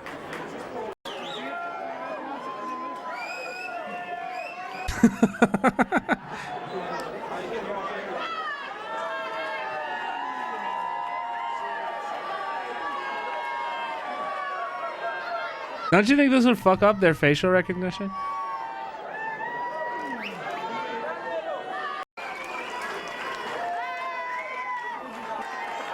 Some people are really good at it. Like the one guy, at the beginning. He was the best, clearly. Some of these people don't got the... You can tell. Here at Transworld Sport, we like to feature some of the world's more unusual sports, and they don't come much stranger than gurning. It looks relatively simple to pull faces, but it's very, very difficult. You're holding your breath, you're straining, it's a full body effort. Although the I don't get it. This is cool. origins of gurning are unclear, some Nah, this is just cool. It's creative. It's goofy. It takes itself too seriously. They have a sausage for some reason. Gurning. Yeah, it doesn't hurt anyone. It's just kind of like goofy. Gurning. Applied for a job. Face recognition works very similarly, and in which it maybe measures the distance between your eyes and the nose, and then if your face got stuck like that, yeah, against other images of your face. Now, specifically here, we're looking for mobile devices that can do face recognition, fingerprint scanning, or other types. Oh, that's a horse collar? I thought it was a sausage. I thought it was like a big horseshoe sausage. The biometric collection. And sometimes these devices are going to look just like a cell phone or other device, and you're really going to want to look for how police are using them. So if they're holding them up at eye level, or they're requiring detainees to put their finger on the device. You're also more likely to see these being used after people have been detained. So either they have been put in handcuffs and have arrested, or they've been pulled aside. That's where you might see a law enforcement officer use this technology. To show you what these look like, here's some technology that was used in St. Bro, the cop took a picture of me the other day when I got pulled over. Yeah, that he was definitely doing this. They're also CBP. We've covered this on the stream before. I think 404 did the original reporting, but you can look it up yourself and find the original reporting. But CBP has an app that they're using to scan for like passport photos. So like they're checking people's identification through this like facial recognition app, and they're verifying like citizenship through that, and comparing it to like entry dates and Border Patrol, because they usually take your picture when you do that too, or you have to like provide a passport photo. For almost every visa, you have to provide a passport photo, and those are obviously getting scanned and cataloged and put into these kind of systems. Diego, these are just souped up Android phones, but you can really tell that a police officer is doing something special with these phones in order to do face recognition. Some of the devices can do not only face recognition, but fingerprinting. So this device here is a very common fingerprinting device. It is the DataWorks Plus Evolution. You can see that at the little top square there is where a person is required to put their fingerprint to get a fingerprint scan, but on the back of the phone or the back of the device, there's a little lens that will do face recognition. So if you see you might see a police officer using a device to collect a single device to collect multiple forms of biometrics. A federal lawsuit has been filed against the Detroit Police Department for their use of facial recognition technology to make arrests. Other departments across the U.S. are right now facing similar accusations. ABC's Stephanie Ramos has the story. I lost faith in the justice system to know that you could be locked up for something that you've never done. This morning, law enforcement's reliance on software that uses artificial intelligence for facial recognition increasingly scrutinized amid legal challenges. We just want to try to put an end to it. DeKalb County Police providing this body camera footage of the arrest of 28-year-old Randall Reed in Georgia, misidentified as a theft suspect for a crime committed in Louisiana. I was confused because I have never been to Louisiana. Reed says he was detained in jail without bond for 6 days, now pursuing legal action against the deputies in the Jefferson. 6 days. For 6 days, he was in jail.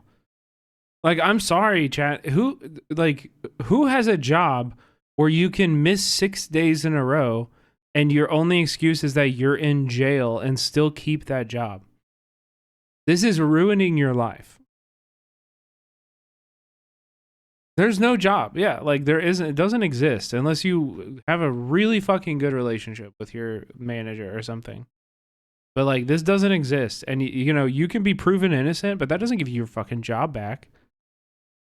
That doesn't give you your life back. Like, after their failure to reveal that the facial recognition technology was the only source linking him to the crime. The ACLU says Reed is among at least 5 black plaintiffs nationwide who have also filed lawsuits against law enforcement, citing wrongful identification by the AI-powered technology. Disturbingly, it makes more mistakes when trying to identify darker skinned people, black people, other people of color, and women. So you have police relying on flawed and biased technology to make extraordinarily consequential decisions. Reed's lawsuit stating black individuals are up to 100 times more likely to be misidentified by facial recognition systems than white men. The first lawsuit of its kind emerging from a 2020 incident seen here in this footage, showing 43-year-old Robert Williams being mistakenly identified. yeah, this is the one I'm more familiar with. As a theft suspect and arrested by Detroit police. Like, you gotta at least tell her where you're taking me. In 2019, Michael Oliver was wrongfully arrested and accused of larceny in a case he says he knew nothing about. And similarly, in February of this year, Portia Woodruff arrested in a suspected carjacking, later released with charges dropped once police realized. That's crazy, and I don't even hate most cops. I hate all cops. You had me in the first half. You had me in the first half. Realized she was 8 months pregnant and the suspect wasn't. Oh, like back in the day, people were robbing banks because you could rob them easier because they didn't have cameras, and then they had cameras, but then how good was the footage? And now they have good footage, and now they can literally just map your face. Like, and there's websites you can use on an OPSEC level that allow you to put someone's photo in and search them across the internet. So even on a civilian level, facial recognition is becoming more and more embedded. I mean, think about the fact that the algorithms in your phone can detect what faces are on your profile or in your saved images. And to me, facial recognition is scary because the idea of cameras being present is just so much more commonplace. The minuscule nature of the body cam, the ways that cops hold up cameras at protests, journalists at protests documenting alt-right or non-state actors showing up and documenting. The threat of facial recognition, I think, is equal to the threat that facial recognition can lead to doxing. The idea that there are private companies that are producing lists of protesters from the student encampments last year and handing that over to the government, and how those students are probably the students of... Coming back to some of the ways that activists can combat this, beyond the sheer necessity of masking in order to protect each other on a health level, masking, sunglasses, hats, or anti-surveillance masks can help break up this facial data detection kind of potential part of the process. I do think the masking element can be a little bit tricky because sometimes when people mask, it is a sign of intent by the state, and people that have masked at protests have sometimes been targeted. So I think... I understand what is being said there. I think the answer to this is masking all the time.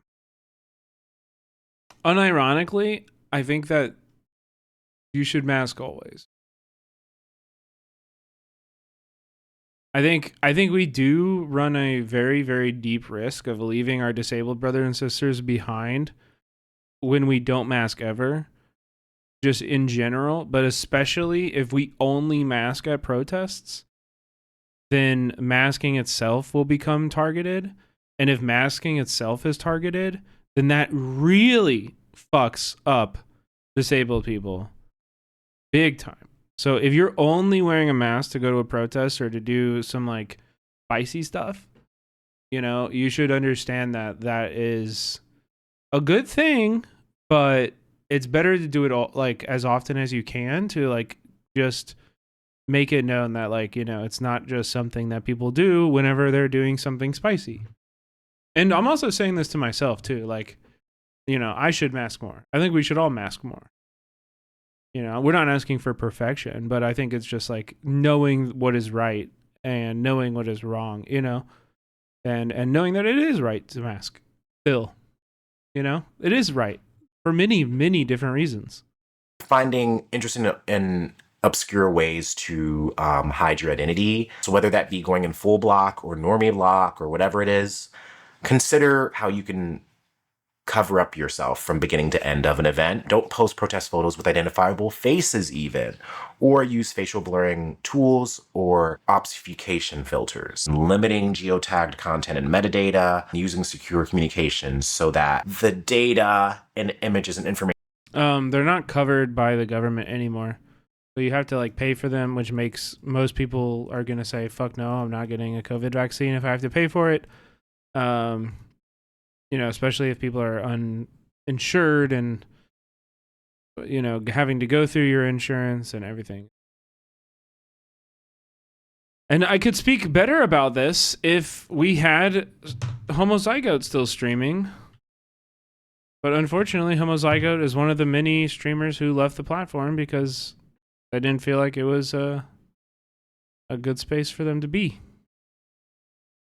Information that you're sharing isn't also a tool to help the state figure out where you were, when, and then to be able to use other tools and devices to gather other images as well. When we talk about digital surveillance, it's also social media monitoring. Police in the past have been able to use systems like software like Geophedia or Data Miner during Ferguson or the Freddie Gray protests in Baltimore to track what activists were talking about, where they were planning things, where they were going to be gathering. And so I do want to make a really important note that when we talk about security culture and what we post about or how we talk about things online, it's not to immediately have you censor yourself, but there is the important function of social media scrubbing and surveillance that, one, the state is trying to power map and figure out who knows each other and how and why and how often they communicate. Two, the state is most likely trying to find information and data around the things that we're planning in order to show up early or effectively in order to intervene. And then three, it's about protecting the people that we know through what we post and how we post. I'm not really sure. I haven't spoken to Homozygote or Marcus or like heard that from him, but other chatters were mentioning him when we were having that conversation and saying that like Marcus left, and I don't really know the details why. It and learning how to obscure things accordingly. And so I think it's really important to think about what your best practices with social media are. Some basic best practices might be not taking images, photos, or videos of you outside of your home. Others might be not taking photos or images of you at protests, especially while you're there at the actual location, but even afterwards. Yeah, Marcus was an incredible resource. Incredible resource. Phone surveillance, the other ways that looking at phone surveillance. So what are some of the things that police can acquire if they're able to get access to your phone or able to use software to get onto it? There are a couple of things. That whenever they see a vehicle that has an antenna or a satellite dish, that it might be a technology called a stingray. I'm going to talk about stingrays for a moment. So stingrays are also called IMSI catchers or cell site simulators, but essentially these are technologies that police use to surveil people's phones. Stingrays pretend to be cell towers, people's phones connect to them, and that's how police get data from people's phones. Few things to know. First of all, these are not going to be, these are generally not going to be visible to an observer, mostly because either they're kept inside of police vehicles or they might be in aircrafts. We've seen the cell site simulators that are so small that they can fit in somebody's jacket pocket. Really, to detect the use of one of these technologies while at a protest, you need some sort of specialized equipment. But, to be honest, a lot of the use of cell. We've actually talked about this a lot. In the chat, because of course I used to IRL stream at protests all the time, and it was a very common thing that even at protests that weren't a lot of people, or if we were just at UCLA, I would have great coverage until all of a sudden it would cut out and there'd be no justification. It would just be like, okay, well, they just turned off the cell signal here. Yeah. Cell site simulators tends to come out through litigation, through court filings, or through a Freedom of Information Act request. So moving on in terms of phone surveillance, when the police are trying to track where you are. Yeah. Let's see.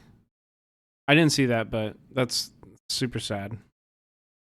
It's just a huge failure on behalf of the entire community, There are a few different ways that they can do it. They can do cell tower triangulation.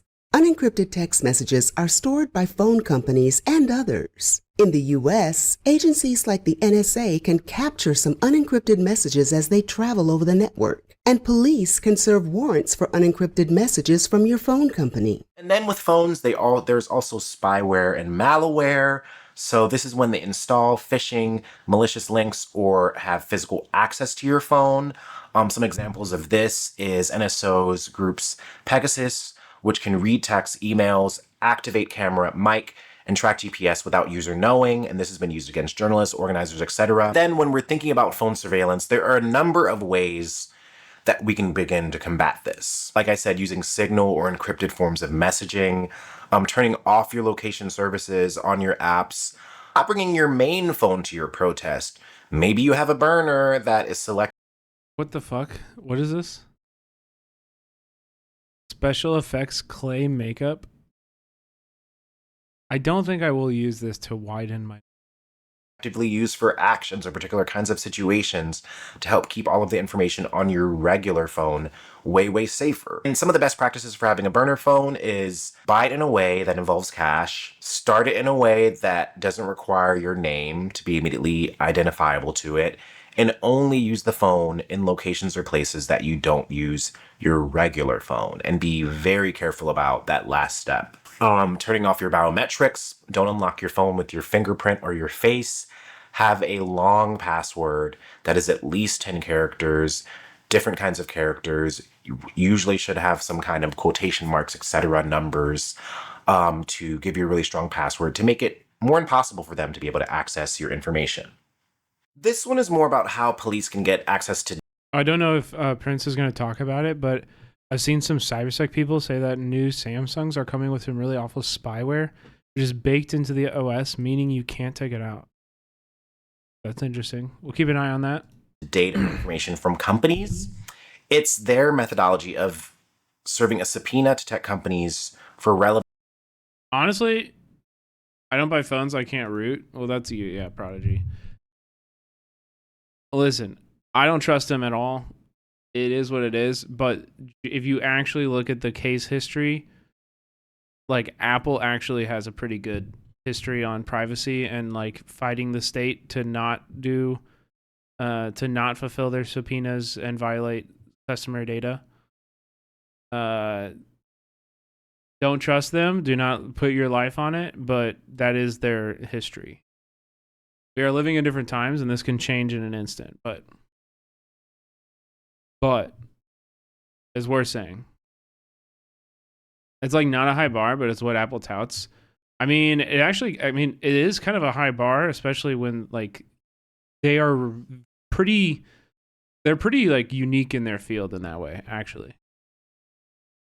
Activist information for relevant information. And how cops can do this is, at its core, a subpoena is a legal demand that compels a person or entity to provide documents or records to testify under oath. And subpoenas are frequently used to request user data from tech companies, and they don't always require notifying the user, especially if gag orders are attached. And when law enforcement serve a subpoena to a company like Google, Facebook, Apple, Twitter, they can demand different types of user data, including name, email, phone number, IP address, device info, payment info, metadata, timestamps, location data, contacts, photos, camera with higher legal thresholds. They can access emails, DMs, files stored in your cloud, messages, sometimes even deleted ones. Google and Meta publish transparency reports that show thousands of requests fulfilled every year, even for politically sensitive cases. And the reason that this is so important is that this is why... That's a good point, Chrissy. They are, but they're pretty bad at enforcing the same against apps on the app. Some are egregiously bad, and I don't mean Meta, just basic games even. Yeah, that is a really good point. The deeper elements of security culture become so necessary. Encrypted apps like Signal protect the content of your messages, but they can still be legally compelled to turn over metadata, such as when you created your account, your phone number, and when you last used the app. These subpoenas often come with gag orders, meaning the platform legally cannot inform you that your information was requested. Intelligence agencies also use tools like national security letters or a secret FISA court or secret FISA courts to conduct surveillance without traditional legal oversight. How are we studying the tools that we're using? How have these tools been targeted by the state in the past? How have the boards and the creators and the companies behind these tools reacted in reference to being targeted by subpoenas? And I've mentioned in previous videos, like one of the reasons that people tend to trust Signal so much is that Signal has showed time and time again in the past that they are not going to bend to a subpoena. And even Wait, Ellie, are you talking about the state surveillance, or is there somebody in chat making you feel that way? Is this a tension with the world or a tension with us? if they can reveal the information that the state wants on some level, it's the UK government. Okay, good. Encrypted. They don't. I mean, not good. That's bad. But I'm glad it's not this community. The founders of Signal have done numerous interviews defending this logic, which says if we allow the state to enter our private lives with total transparency and without any rules, checks or balances or anything, without anything pushing back, including tech, that creates authoritarianism. It creates the foundation for increasing fascism. It dissuades people from exercising their right to dissent. And that alone means that we should be studying the companies that we're using to store our notes, the companies that we're using to store our photographs, the devices that we're using, the VPNs that we're using especially. All of these are things that it's potentially detrimental to movements if these movements don't research how protected they are when they're using certain kinds of security culture tools. A year ago, the Black Panthers were much more active. We heard much more about that type of struggle. Is the time of the Black Panthers past? The Black Panthers still exist, and the Black Panthers are still extremely active in the Oakland community and in communities all over the country. I'm not sure whether you are aware of what is now happening in the Black Panther Party and the kinds of things that members of that party are doing now. No, but tell me. First of all, if you're going to talk about a revolutionary situation, you have to have people who are physically able to wage revolution, who are physically able to organize and physically able to do all that is done. Yeah, but the question is more, how do you get there? Do you get there by confrontation, violence? Oh, is that the question you were asking? Yeah. See, that's another thing. When you talk about a revolution, most people think violence, without realizing that the real content of any we'll check that out in a second. Thrust lies in the principles and the goals that you're striving for, not in the way you reach them. On the other hand, because of the way this society is organized, because of the violence that exists on the surface everywhere, you have to expect that there are going to be such explosions. You have to expect things like that as reactions. If you are a black person and live in the black community all your life and walk out on the street every day seeing white policemen surrounding you, when I was living in Los Angeles, for instance, long before the situation in LA ever occurred, I was constantly stopped. No, the police didn't know who I was, but I was a black woman and I had a natural, and they, I suppose, thought that I might be a, quote, militant. And when you live under a situation like that constantly, and then you ask me, whether I approve of violence. I mean, that just doesn't make any sense at all. Whether I approve of guns. I grew up in Birmingham, Alabama. Some very, very good friends of mine were killed by bombs that were planted by racists. Mm-hmm. I remember from the time I was very small, I remember the sounds of bombs exploding across the street, our house shaking. I remember my father having to have guns at his disposal at all times because of the fact that at any moment we might expect to be attacked. The man who was at that time in complete control of the city government, his name was Bull Connor, would often get on the radio and make statements like, they moved into a white neighborhood, we better expect some bloodshed tonight. And sure enough, there would be bloodshed. After the 4 young girls who one of them lived next door to me. I was very good friends with the sister of another one. My sister was very good friends with all three of them. My mother taught one of them in her class. My mother, in fact, when the bombing occurred, one of the mothers of one of the young girls called my mother and said, can you take me down to the church to pick up Carol? We heard about the bombing and I don't have my car. And they went down, and what did they find? They found. And then after that, in my neighborhood, all of the men organized themselves into an armed patrol. They had to take their guns and patrol our community every night because they did not want that to happen again. I mean, that's why when someone asks me about violence, I just find it incredible. Because what it means is that the person who's asking that question has absolutely no idea what black people have gone through, what black people have experienced in this country since the time the first black person was kidnapped from the shores of Africa.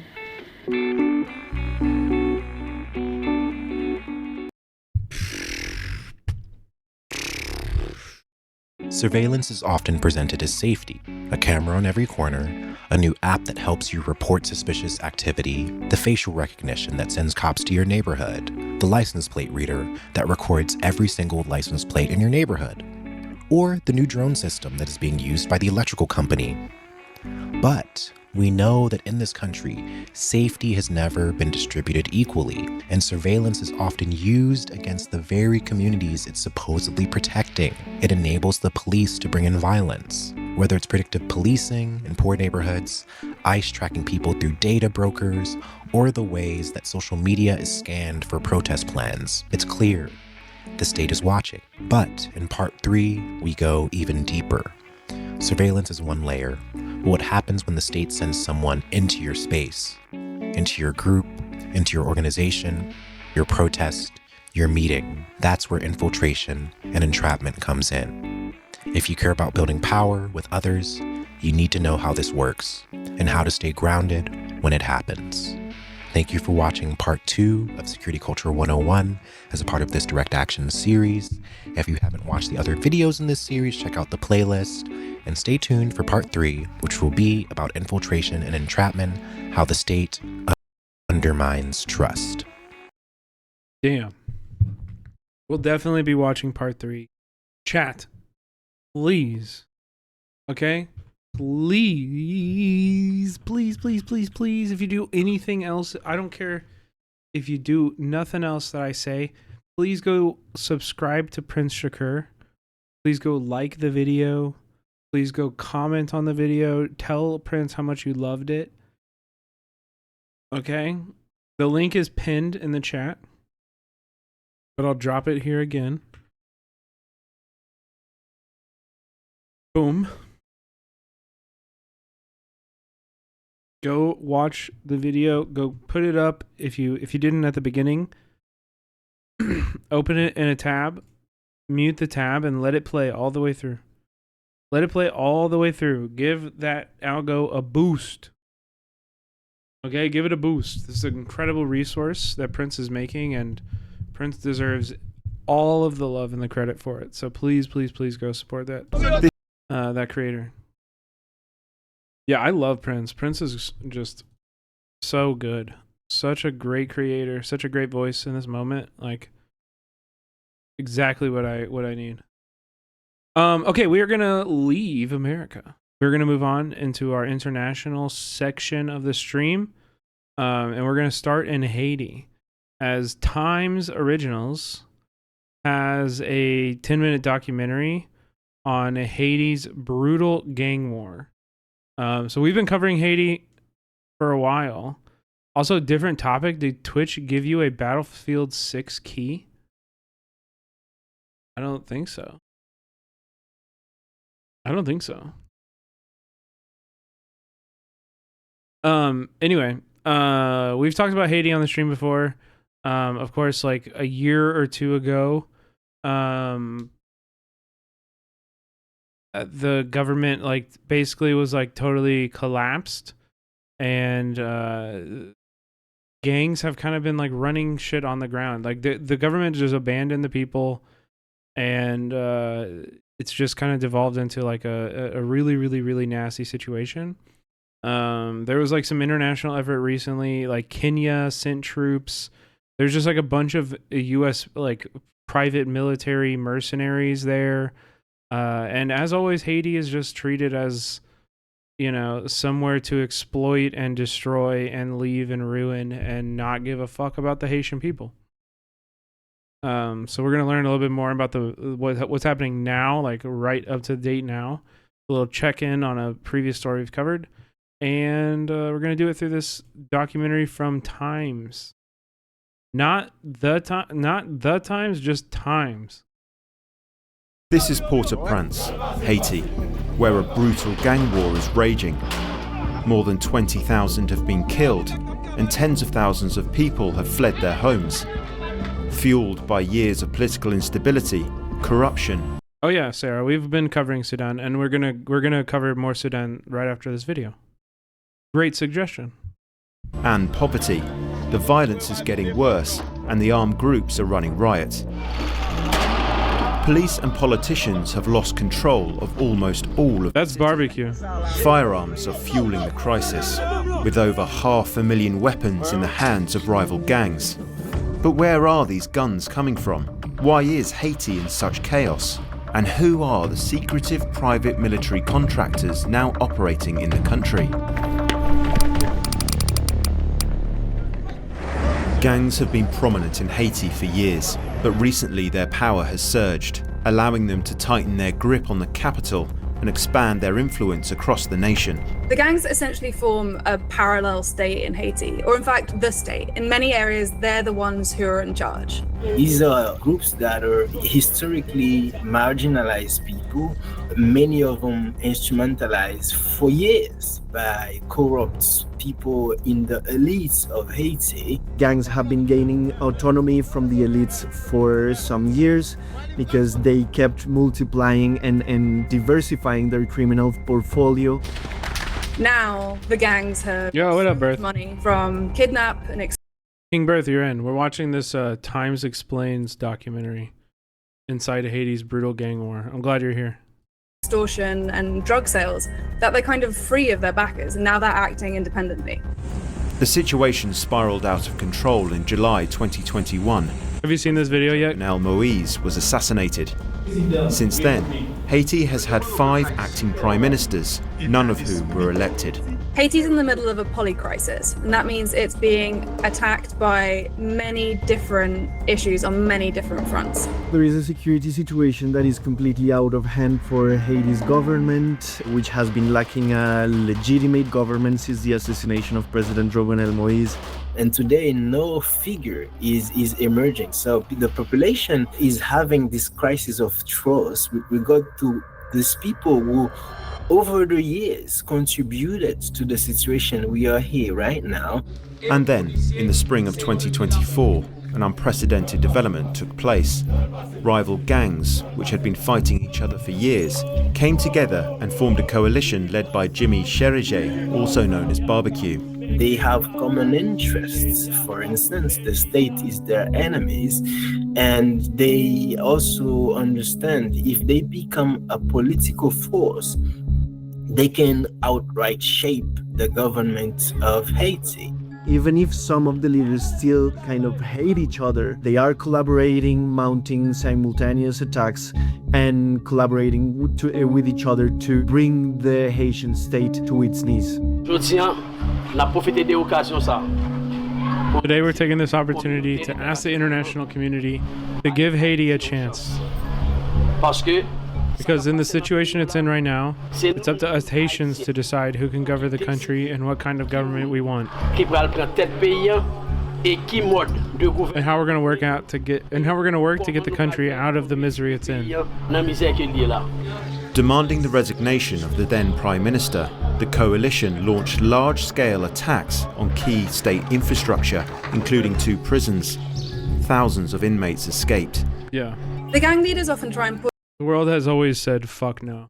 Yeah.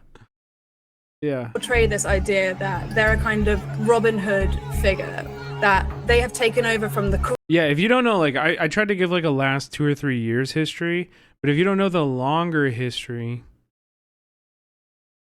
If you don't know the longer history, like, it was the most successful slave rebellion, and they have been holding that against the Haitian people for ever since.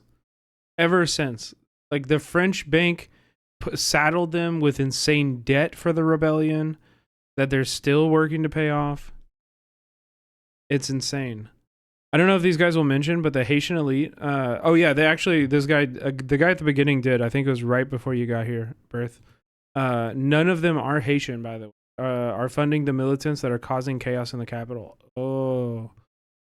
So the Haitian elite are not Haitians. They're like Westerners. corrupt government, and that they're the real protectors of the people.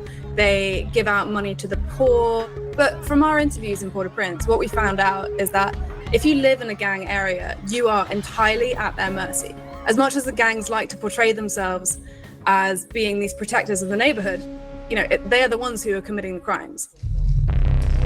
The gangs are really well armed. They have assault weapons, they have ammunition, and a lot of that comes from the US. Most of the arms and ammunition are smuggled from Florida and arrive in Haiti by ship or plane. Yep. A separate stream of weapons is sent. As somebody was asking, where are the guns coming from? I almost responded and I said, take one guess, but I figured the video would get there. Yeah, take one guess. Where do you think they're coming from? Indirectly via other countries, including the Dominican Republic. Some of the weapons subsequently get re-exported to different nations in the region. Many of the guns being imported from the US are high caliber weapons. When you have young people armed to the teeth with high caliber weapons that are usually being used in war contexts, it is easy to understand how the situation can get out of control. US officials have addressed the smuggling issues in public. They know that this is one of the main issues to address to be able to lower the violence in Haiti, but there hasn't been many initiatives or concrete action that has been taken to significantly diminish and curb these illegal flows of weapons that are coming to Haiti. People here in Haiti who are prone to conspiracy theory thinks that it is being done on purpose. CIA is like the biggest gun trafficker. Yeah, Birth, weren't you... sorry if I'm misquoting you, but weren't you like saying that you kind of felt like barbecue was CIA too? Or am I misremembering? I kind of feel like you saying that last time we were covering this. Look at how the children's mothers and fathers are running around. We're so close to the Americans. While we're so close to the Americans. If the Americans weren't involved in the plot, they would have sent soldiers to save us. I'm not seeing any. A lot of the weapons are America, but it's believed some of them are Israeli because one of the Haitian elites I was talking about is Israeli. Ugh. Evidence of this, but the fact remains the vast majority of guns being used today in Haiti to displace hundreds of thousands of people, to kill population, to rape women, to close businesses. We just found ourselves in an Eric Havagim TikTok. Wait, how did that FAL get, or what is their gun? The Galil. How did that Galil get into Haiti? From the United States. The real victim of gang violence in Haiti is the population, the civilians, those in the impoverished neighborhoods where these people are willing. In the last 5 years, reportedly, then around 20,000 people have been killed in the gang violence. And that number over the last year has been increasing. Over 1.3 million people have been displaced. So it is almost 1 in every 10 persons in Haiti that is currently displaced. They have had to go to displacement camps that have been multiplying both in the capital and in other regions of the country. more than half of Haiti today is waiting for some sort of humanitarian assistance. It is also on proportions that we've not seen in decades. Contributing to the dire situation Haiti is in is the country's vulnerability to natural disasters. In 2010, Port-au-Prince was struck by a devastating earthquake. Isn't the Galil French? I thought it was Israeli. Is it not? Oh shit, we didn't watch Grimlow's thing. Yeah. The Galil's Israeli. Yeah, the Galil is Israeli. What about the FAL? Or do you pronounce it FAL? Oh, it's Belgian. Okay.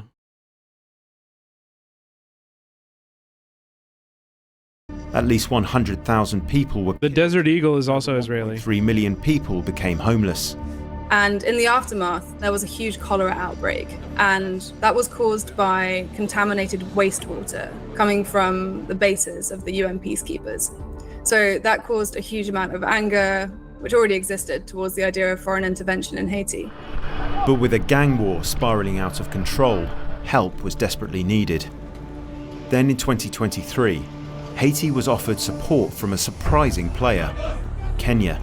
Yeah. The country led the creation of the Multinational Security Support Mission, or MSS. Kenya sent hundreds of police officers to Haiti in June 2024 with the aim to help the Haitian National Police combat gang violence and restore order. I know you're going to succeed. This is an assignment that we are undertaking as a country because we are a responsible member of the international community. But a year later, the mission is facing criticism for the lack of its effect. They saw this as a last resort option to be able to have more assistance for the Haitian National Police to be able to regain the upper hand against the gangs. But what Kenyan people are calling for the resignation of Ruto while he's doing this. There is this mission that has been on the ground for over a year and that has been able to change the situation because... Also, they're doing this with U.S. like mercenaries as well.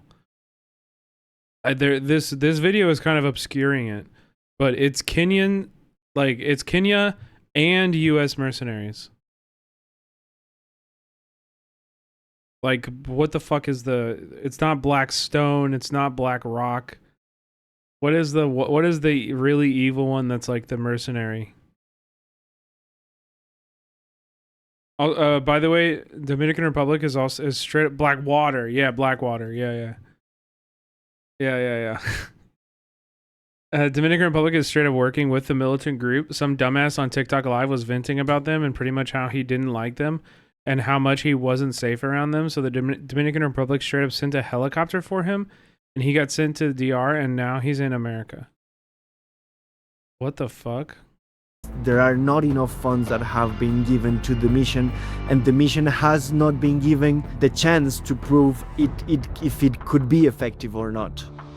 Several countries have urged the UN to transition the mission into an official peacekeeping operation. Haiti does not have the monetary capacity to fund it. The United States, which is giving much of the money now, is quite reluctant. Transforming it into a UN peacekeeping mission would solve this first problem.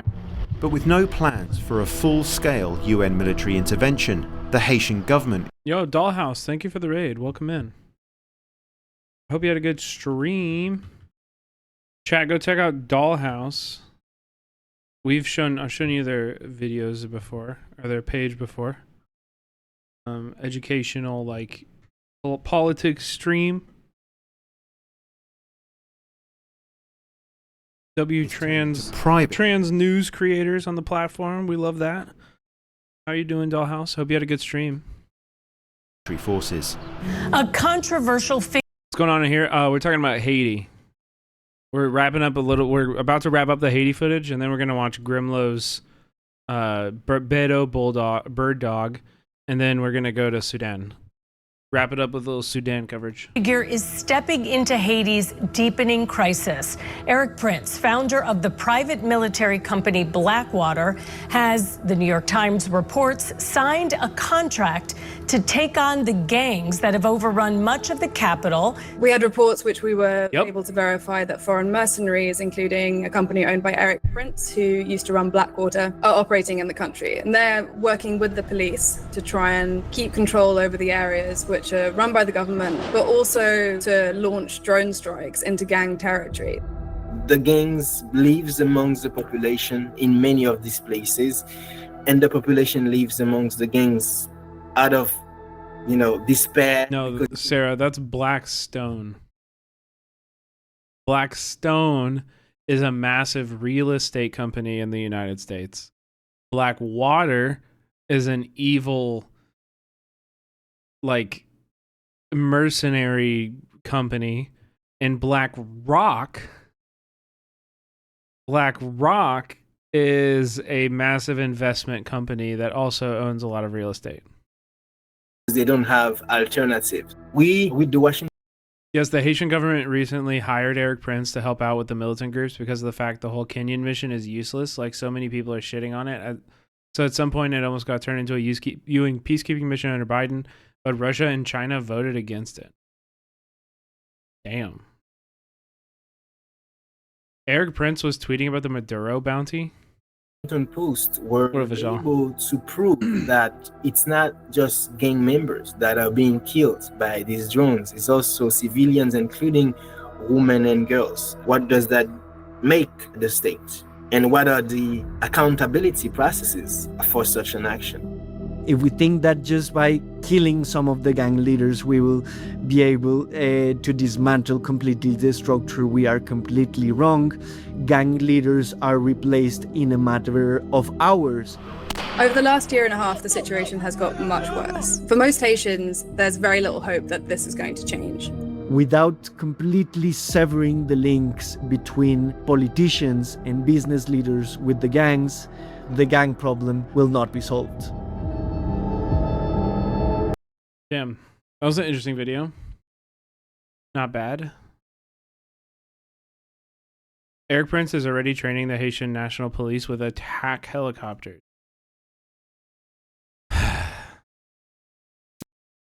Yeah, they only have one answer to everything, and it's more violence.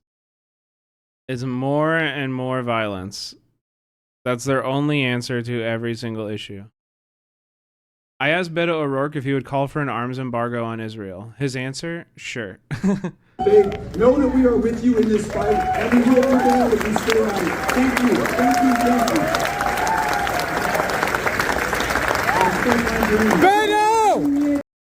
Yo, he fucking popped off on it. Beto! You took $180,000 from the Israel lobby. You called this a genocide. Will you call for an arms embargo now? Sure. Wait, he's learning. Wait, he's actually improving and learning. W, sure? Hey, we'll take it. We'll take it. That's so much better than a 5-minute fucking explanation that goes all around the world for him to say yes. That's actually remarkably different. Better than dickish, yeah, true. W. I love that he's like, wait, this is fucking national now? Wait, people are gonna do this everywhere? That's fucking great, dude. I gotta send this to the homies.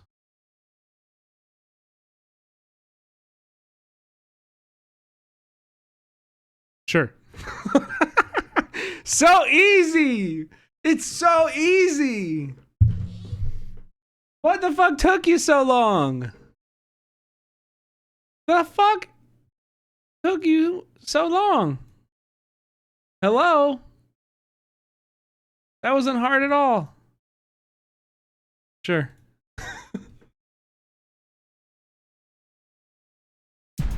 Yeah, I'll check it out off stream, Diana. For over 18 months, Sudan... Sorry, I dropped something. Okay, this is a video from 7 months ago from the Real News Network.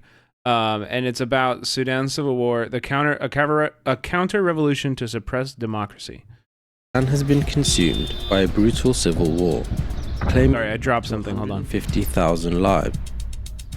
In April 2023, a rivalry between two generals escalated into open conflict, sparking intense street battles in the capital Khartoum and triggering a massive wave of migration. This conflict in Sudan is the only one globally where it is the capital that is the epicenter of the fighting, and it is the capital where the fighting began and was the most fierce in many ways, at least for several months. And what that has meant is that there is a potential for the complete collapse of the Sudanese state. Khulud Khair is a Sudanese political analyst. She evacuated the country at the outset of the conflict. Yeah, the Real News does really good stuff. We've been watching a lot of their videos lately. Chat, go check them out. Go support the channel. Subscribe. Watch the videos on your own time too. A vocal advocate ever since. We asked Khulud why Sudan receives such little media attention, and if it is being overshadowed by other conflicts like Ukraine or Gaza. Sudan has been overlooked since well before Gaza. And, I think that there are several reasons why Sudan does not feature in news stories. One, it's very difficult to get news crews into the country to be able to document for the different news publications or media publications. And so that has made it fall off the radar, both of media houses, but also within policy circles, because of course the two are entwined. What we have seen was that since the war in Ukraine broke out, there was a sort of less attention to goings on in Sudan then, even before the war. But certainly, the world, I think, can pay attention to more than one crisis at the same time. The world has to be able to show that it can walk and chew gum simultaneously. Yeah. The conflict centers on two factions. The Sudanese Armed Forces, or SAF, led by General Abdel Fattah al-Burhan, and the Rapid Support Forces, or RSF. Yeah, you really, it is, ridiculous to state, oh, well, we can't pay attention to Gaza and Sudan. It's ridiculous to say that, the world can't stop both of these things at the same time. You know what I mean? There's enough people in the world that this stuff doesn't have to exist. We could address this. If we wanted to, we could address this.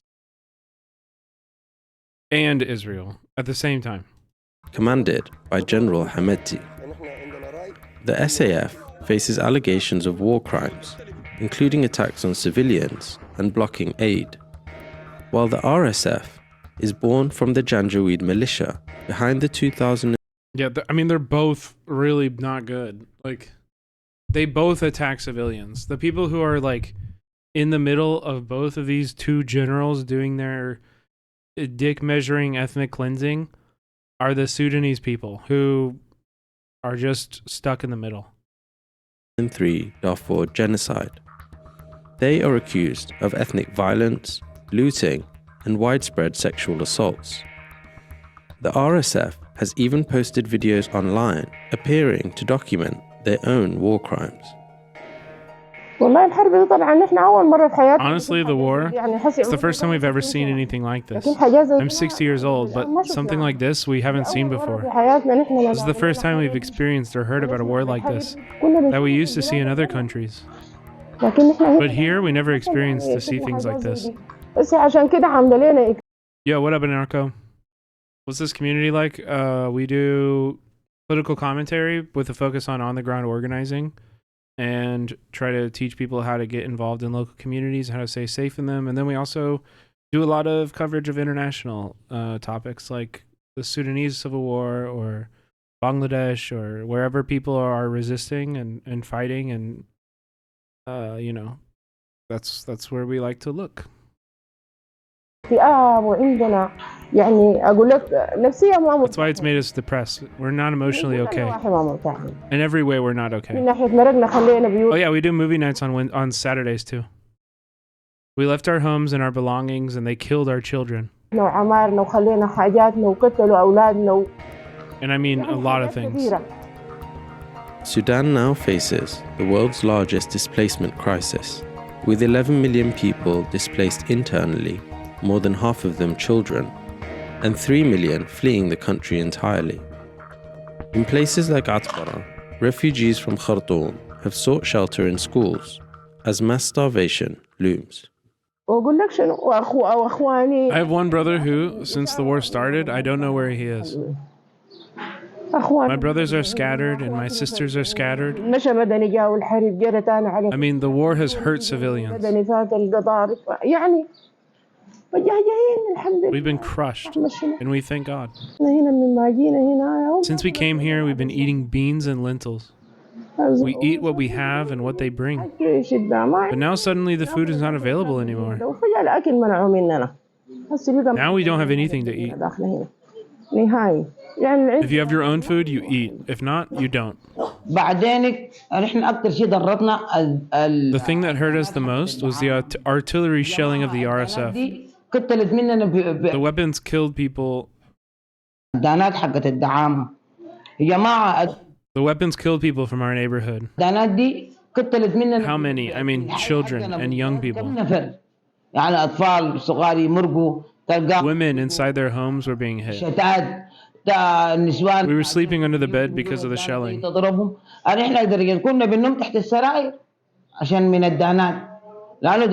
the shelling was random, they could hit anywhere. People lost a lot. We stopped asking how people are. Because now when you ask, they tell you so-and-so has died, so-and-so has passed away.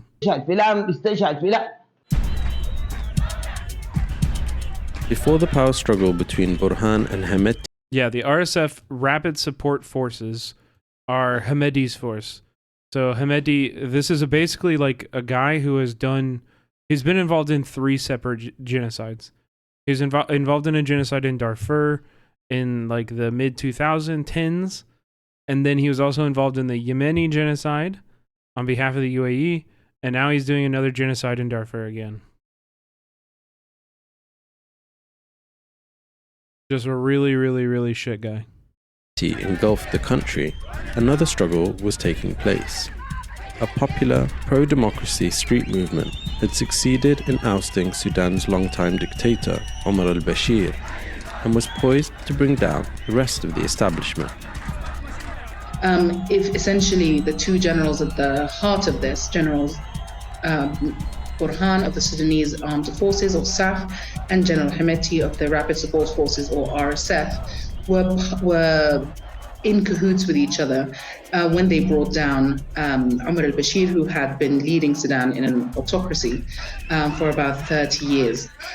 He was unseated through consistent and sustained and sort of anti-regime, pro-democracy protests in 2018-2019.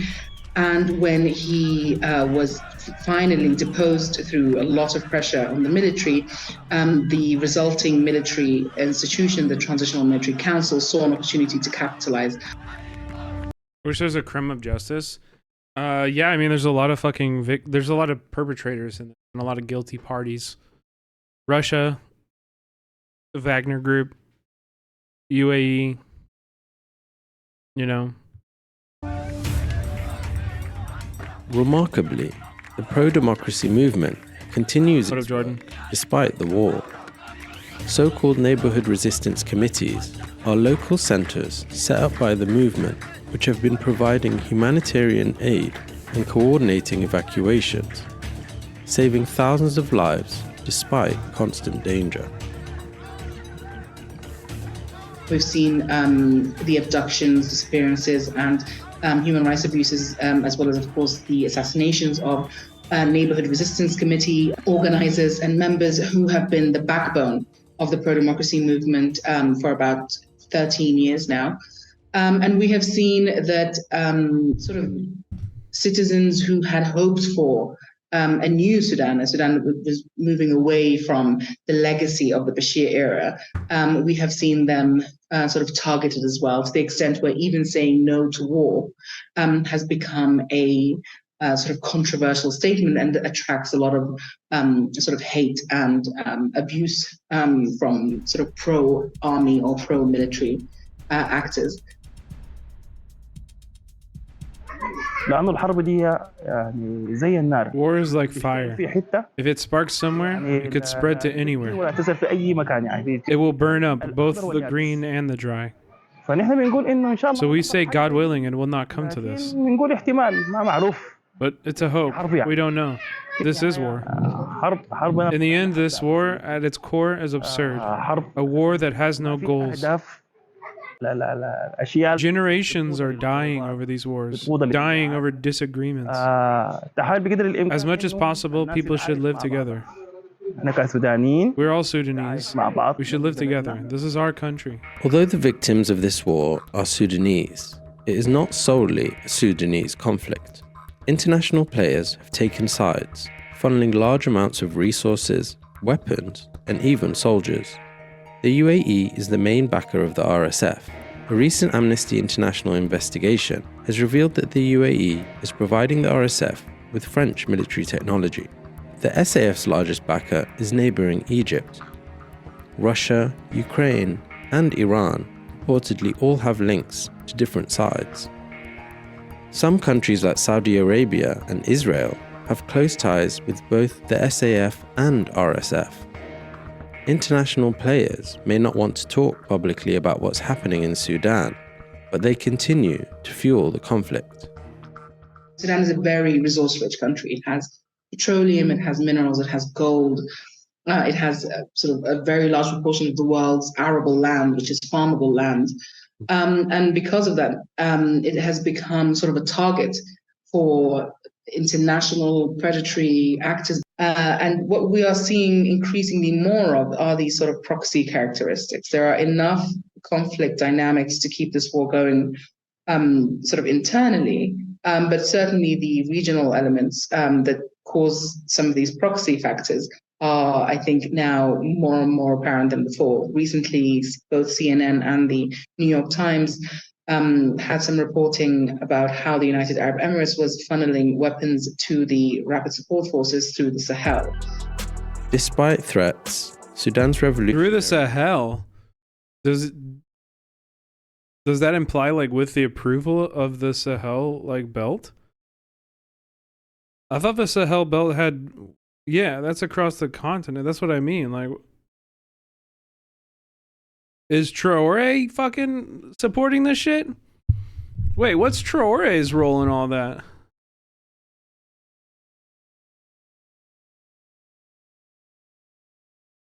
Grassroots. Is there a right/correct side, and if not, which one is the least worst? If that's even possible? The Sudanese people. The Sudanese people. Also, Cinemark says, can I shout out a Sudanese guy who talks about this? Of course. Is it Astiaf or Turb? Both are really great, and we should shout out both. Movement persists, protecting civilians and demanding a role. Yeah, shout out both. Nation's future. There's a sort of here. I'll do Turb, you do Astiaf. Understanding that says that empires, if they don't democratize, they disintegrate. And so I think, there is an understanding, even I'll do both. Sudan, that once this war is over, that the democratization project must go on. Chat, check out both of these streamers. I just shouted out in the chat. They're both Sudanese.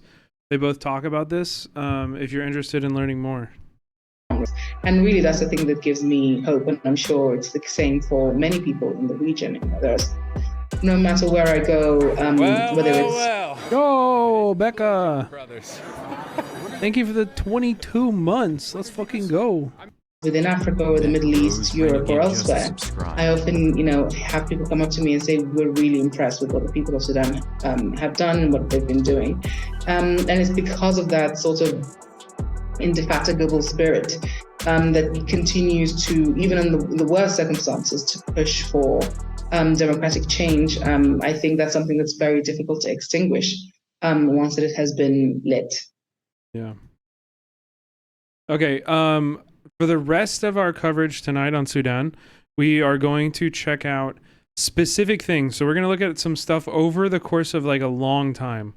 So this one, like this video, for example, is 5 years ago, but we were hearing whispers in the coverage we did the other night about these things called resistance committees, which seem like, from my understanding, these like autonomous self-governance models that have developed and grown up and sprouted up inside of Sudan throughout this conflict. And this video is from 5 years ago, so you can see there's like some history to it. But many people are saying this is kind of the hope of Sudan. Lies in these resistance committees. For several weeks, Amro Mohammed and his friends have been working to renovate Khatmiya Primary School in the north of Khartoum. Not because they're construction workers and painters. They're part of the Khatmiya Resistance Committee. And for the past few months, they've been improving services in the districts they've grown up in. As part of the District Resistance Committee, okay, they're fucking me up on the captions, bro. We've been focused on making sure that the district has proper services. The government can handle all the tasks it has inherited from the former regime, and we're responsible for rehabilitating the school. And we did it. The Khatmiya Resistance Committee is one of dozens created in January, soon after the start of Sudan's revolution. They were formed across the country to counter what were known as popular district committees, made up of those loyal to the government. The resistance committees organized anti-government protests to demand the country's 30-year president, Omar al- Yeah, what is going on with these captions? Oh, thank you. I love that. Thank you so much. Auto-generated Dutch.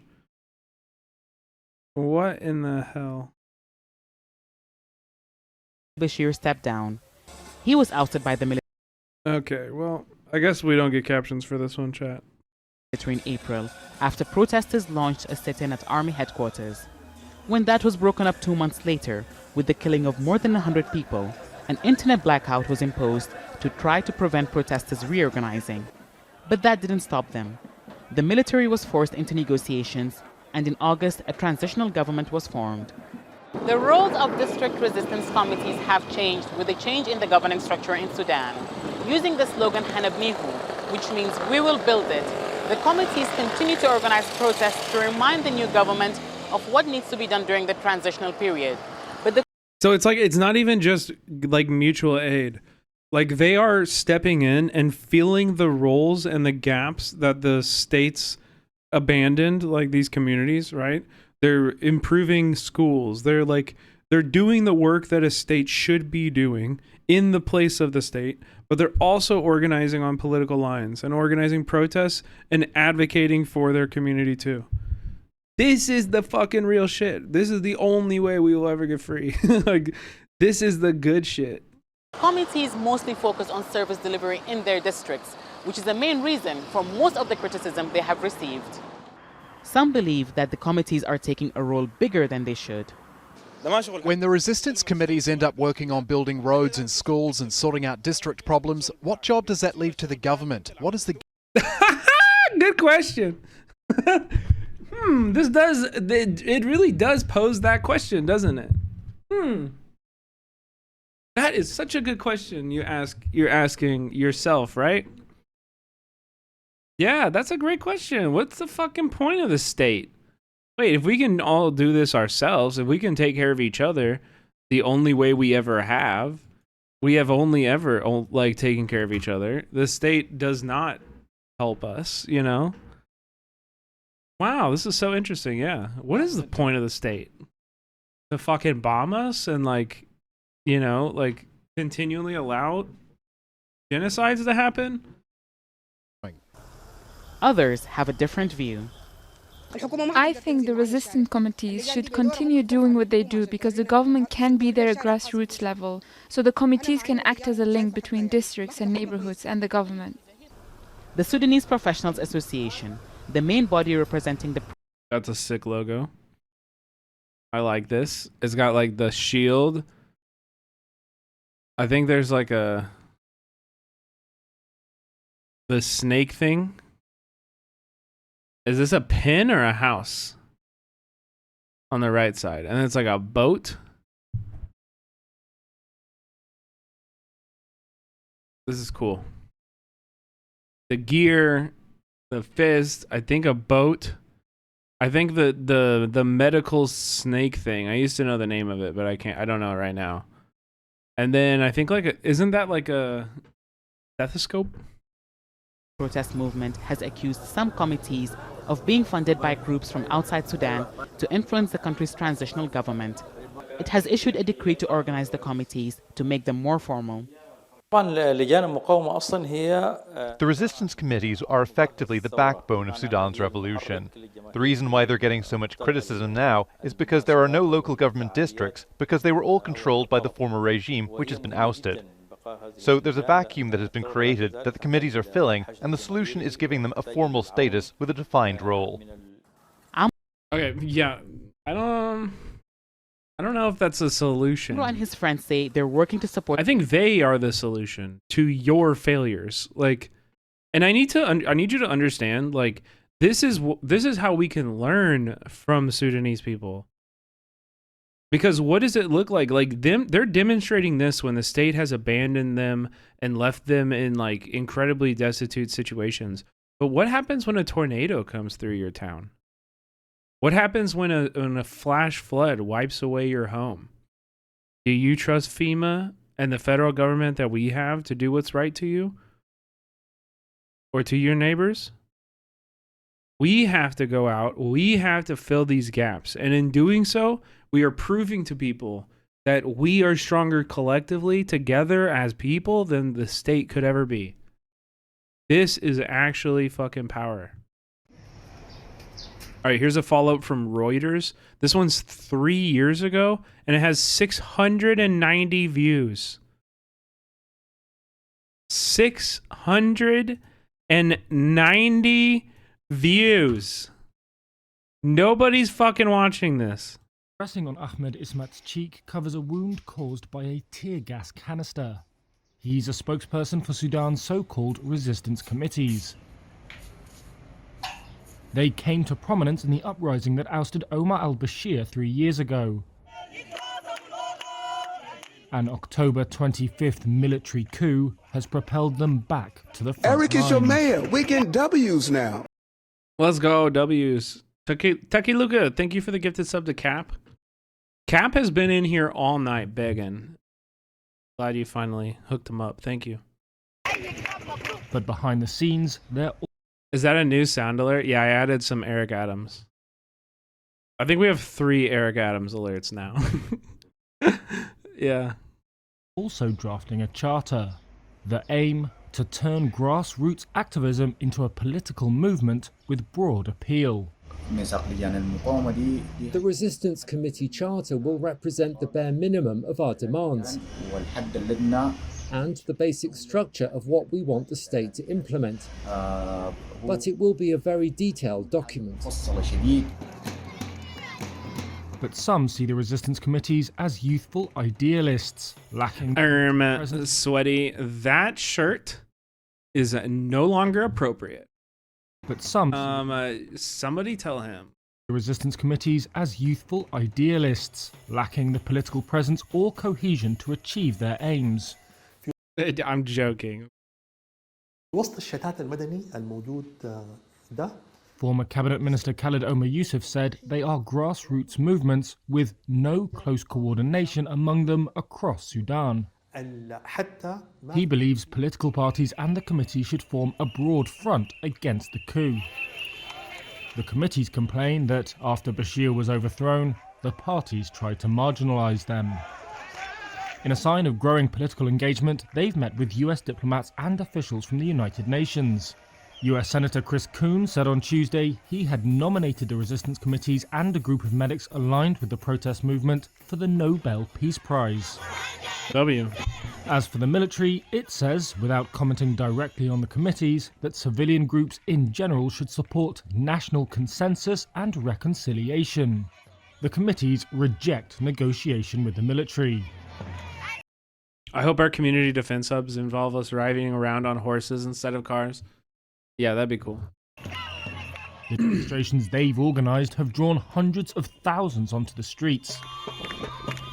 It's a campaign fraught with physical risk.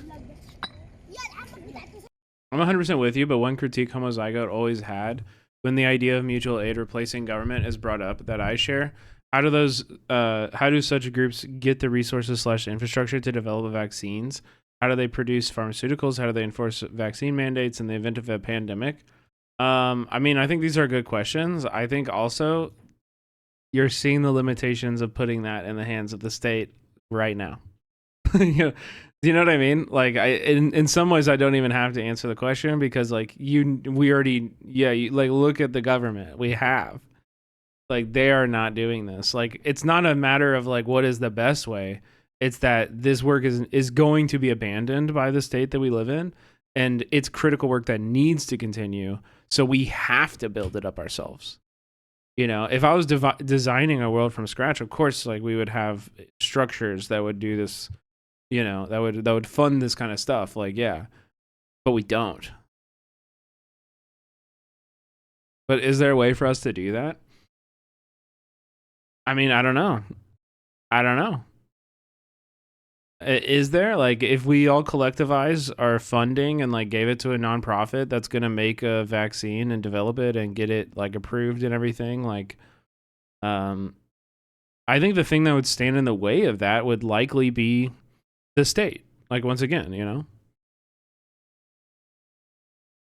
I mean, I think it's like a similar conversation around FEMA and, like, emergency weather response systems, right? We've seen, like, across the United States, like, National Weather Service has been defunded. They're no longer, like, talking, and, like, they're no longer ringing alarms when flash floods happen or tornadoes happen because the person who was in charge of that got laid off 3 weeks ago.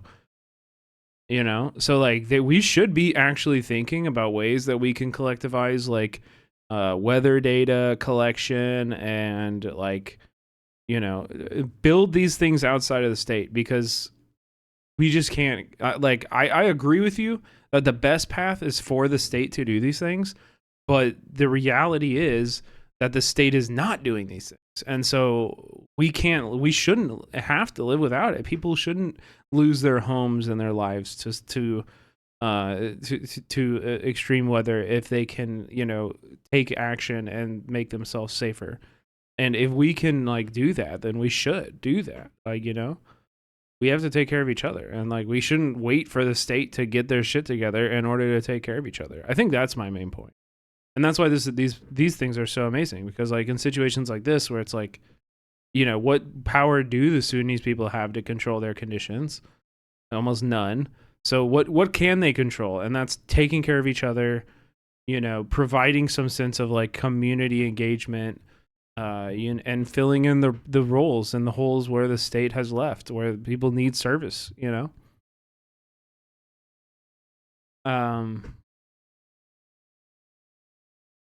resistancecommittee.com. Revolution schedule. That's awesome. That's cool. Medics say a security crackdown has left at least 79 dead. But committee members like Asa Sokati argue that the streets have rejected political parties as well as the military. The responsibility is fully on our shoulders, she says. We have to steer the country to safe shores. Okay, these are some short videos from another smaller creator that's Sudanese, Closium Studios. If you guys could go drop a sub and a like. What up, Pupusama? If you guys could drop a sub and a like, just like I just did. These are videos that apparently are about the resistance committees, and Asdief suggested them to me. Asdief is the one that suggested this. Hi, my name is Sarah, and I'm My bad. from Sudan. There it is, right there. You may or may not know that my country has been at war for the last They not like us. Chelsea, thank you for gifting Pupusama. 605 days at the time of this recording. Since April 2023, Sudanese people across the world have been raising awareness about the devastating impact this war has had on our people, and shining a light on the heroic civilians at the forefront of the humanitarian response. So, you can imagine it was quite a shock when, a few weeks ago, some of us came across a post on LinkedIn, of all places, that started a little something like this. I am profoundly proud to have led and designed the localized emergency response in Sudan. Anyway, after some gentle and not so gentle redirection, the author of the post clarified his position, which is great because taking credit for the emergency response in Sudan is crazy, not to mention impossible. Not just because no one person can take credit for an effort this big, but because the emergency response rooms who have been doing this work existed way before this war. Groups of volunteers from diverse backgrounds, all united by their desire for change and vision. Did you know what? For a new Sudan. Now, for years, these groups. Citizens tracked the spread of radiation better than the government was able to when Japan had their nuclear reaction incident. This is interesting. Science by, with, and for citizens. Rethinking citizen science after the 2011 Fukushima. The study illustrates how citizen-driven radiation monitoring has emerged in post-Fukushima Japan, where citizens generate their own radiation data and measurement devices to provide public with actionable data about their environment. Yeah. This shit is great. This shit is actually good. Nursed the embers of resistance. They educated the public, coordinated and led peaceful protests, put their bodies on the line to protect the masses as they chanted for freedom, peace, and justice. And by 2019, they had become the voice of the streets. And those embers of resistance turned into the burning flame of revolution that set Omar al-Bashir's 30-year dictatorship ablaze. After the revolution, they remained as the backbone of their communities, seeing them through hardship and setback. In 2020, for example, they took the helm of the COVID-19 response. Wow. In communities, providing medical assistance, coordinating the delivery of bread, gas, fuel, literally keeping their communities alive at the height of the pandemic. In 2021, when hopes for democracy were seemingly dashed by a military coup, those committees preserved the flames of resistance, encouraging the people to continue and be steadfast in their demands for a free and fair Sudan. Those protests continued unabated for 2 years until 2023, when war broke out between the Sudanese armed forces, the Sudanese military, and the rapid support forces, eclipsing all hope, or so everybody thought. But the resistance committees, they were ready because they had been warning of this very possibility. So their transformation into the emergency response rooms, it wasn't just heroic, it was immediate. Think Voltron. Can you give the link for this? Yeah, of course. Here, we'll pin it. Oh shit, we still have the Prince link. If you grew up... This is also like a 4-part or a 3-part series, so we're gonna watch all of them. 90s. If you didn't, is there a Gen Z equivalent of... This is so good. It was a response that kicked into gear with the first gunshot, and it covered everything from reporting and evacuating to feeding and healing. And now, almost 2 years in, the emergency response rooms of Sudan are not just part of the localized emergency response, they are that emergency response. One that stood firm when so many other organizations packed up and left. An effective and knowing response that didn't require anybody to come coordinate it because it was already there, because it has always been there. The emergency response rooms of Sudan are the spirit of Nafir in action. They are an undying legacy, a phoenix regenerating through time and space. Simply put, they are the practice of a communal tradition that is embedded in Sudanese DNA. And you know, that's something that not a lot of people know about. And that's okay, because it gives me the opportunity to tell you all about it. Damn, these are so good. People are so amazing. Yeah, and it's like, I don't know. I understand why people, especially like socialists, especially leftists, like have such an affinity for the state and everything. But like, especially in a context like this, in which borders were drawn in ways that were incredibly harmful, like like the creation of this nation was not up to the people of the nation. You know, like maybe they want to have a state, that's fine, but they should be able to decide it on their own boundaries and like on their own terms. And they've never been given that opportunity, and most people in the world have never been given that opportunity.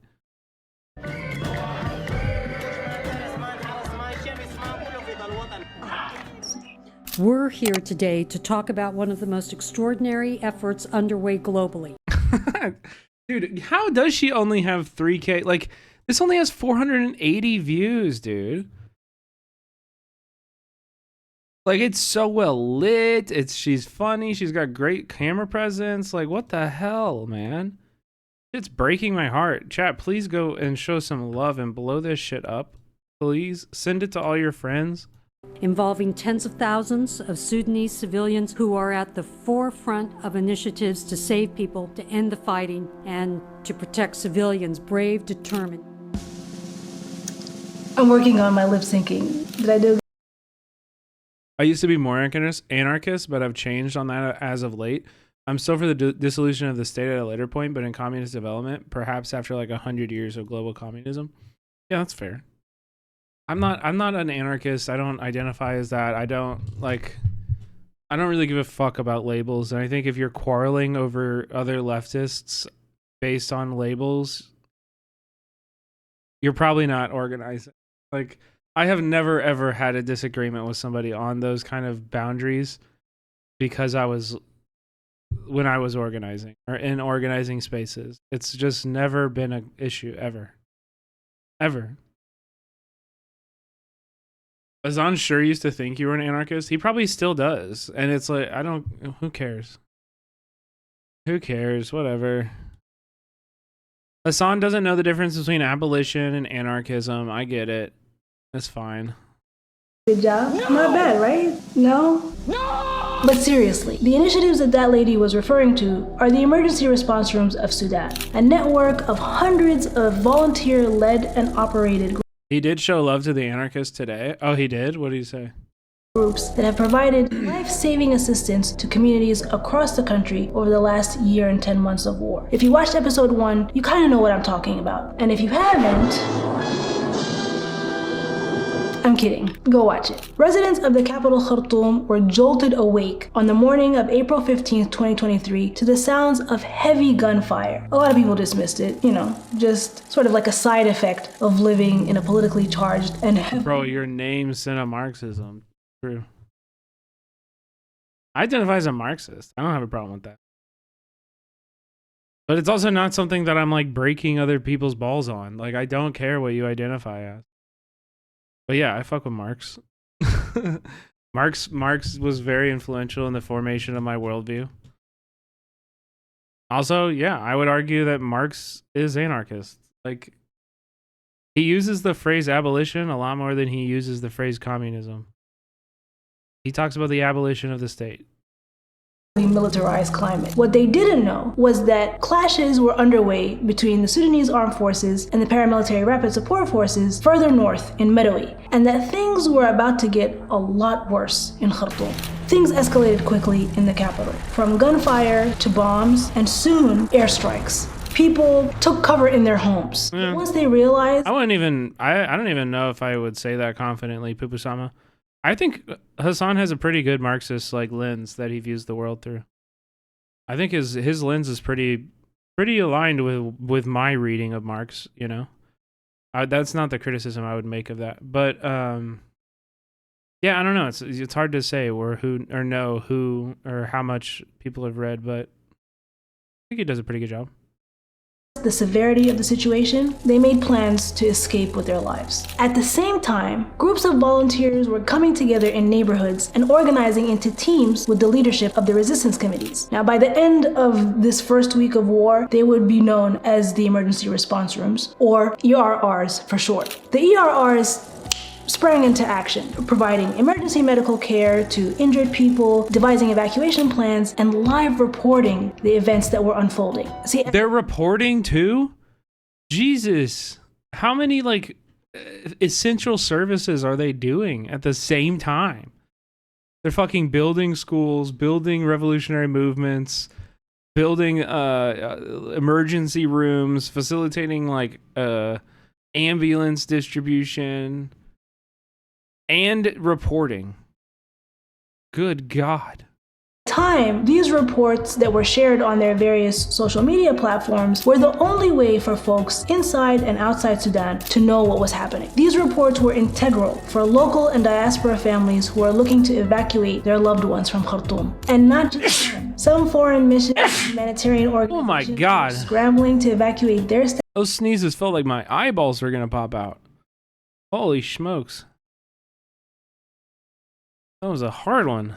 Staff also relied on the emergency response rooms, volunteers, civilians, to get them through the minefield of a city to their various evacuation points. By the end of April, the zone of conflict had grown considerably, spreading to central and western Sudan. And there, too, emergency response rooms were very quickly formed. As the months dragged on, the fighting grew more intense and the violence more direct, more personal. From bombing and airstrikes to home raids, mass looting, summary executions, and sexual assault. This meant the scale and specificity of aid had also changed. But by this time, most of the aid organizations had evacuated out of the conflict zones to safer areas across the country or out of the country altogether. In the absence of specialized aid agencies or a functioning local government, ERs in the conflict zones found themselves taking on the burden of the humanitarian response. Yeah, exactly. So they had to organize. Within the structure of each response room are several subunits or teams, each handling a specific aspect of the response. So you have a medical team. Yeah, I agree with you, Hippie. Also, yeah, we should focus on this video. This shit's like really inspiring, and you guys are talking about some dumb shit. No offense, but y'all are talking about some dumb shit. About labels and stuff and Marx reading. Who cares? These are actual revolutionaries.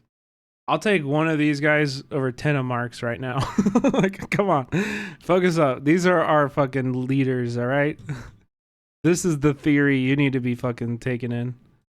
A procurement team, a team that runs the shelters and the community kitchens, and so on. This level of organization needed to happen, and fast. We're talking about over 1 million people internally displaced in 30 days of war, and more than 11 million at the time of this recording. Over half the Sudanese population is now in urgent need of humanitarian assistance, and famine has been declared in more than one part of the country. All of this, and not a single ceasefire has been respected this was 6 months ago, by the way. Entire time. ERRs across the country have found themselves not only responsible for their distraught and traumatized communities, but also for thousands of... Does the civilian government even exist still beyond empty titles? I don't really know. I mean, I think she was saying that the local government has basically abandoned the people, but on the national scale, I think Al-Burhan is like technically the prime minister. He's technically their like national leader. But both, you know, the RSF controls massive areas of Western Sudan and a lot of the gold. And so there's like, yeah, it's not good. Really not a good situation for Sudanese people, which is why, like, no matter what, these people helping are fucking heroes. Displaced people who are fleeing violence in their homes, sometimes with just the clothes on their backs. So schools, dormitories, mosques, neighborhood squares, empty plots of land, all have been turned into makeshift shelters and displacement camps. Community kitchens were established with volunteers, sometimes the displaced people themselves, taking on the task of preparing and distributing the daily meals to sustain thousands of people in need. Emergency response room volunteers have also served as support staff or main staff at hospitals and clinics. They EMTs, emergency transport for the sick and injured. They've even been responsible for securing fuel for hospital generators. Female volunteers have played a unique role, heading up subunits that tend to the needs of women and children, but also that support victims of sexual violence. One of the most tragic and most pervasive aspects of this war. Dude, they're doing wartime trauma response. Like, oh my God. access to healthcare has been so difficult, with over 80% of hospitals and healthcare facilities in the conflict zones completely out of commission. And even if these facilities are available, freedom of movement isn't, and transportation even less so. So emergency response rooms have created roaming field clinics that visit neighborhoods, shelters, and displacement camps, not just to provide care, but to also assess, report on, and document the physical and mental health toll that this war has had. And that toll has been massive.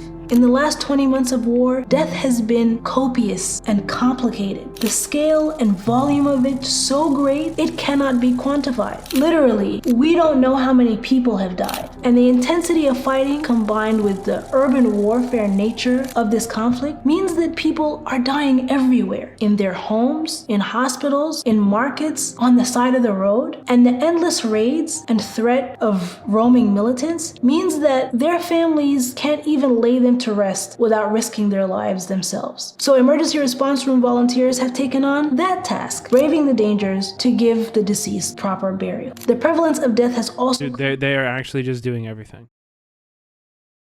How is this not a government?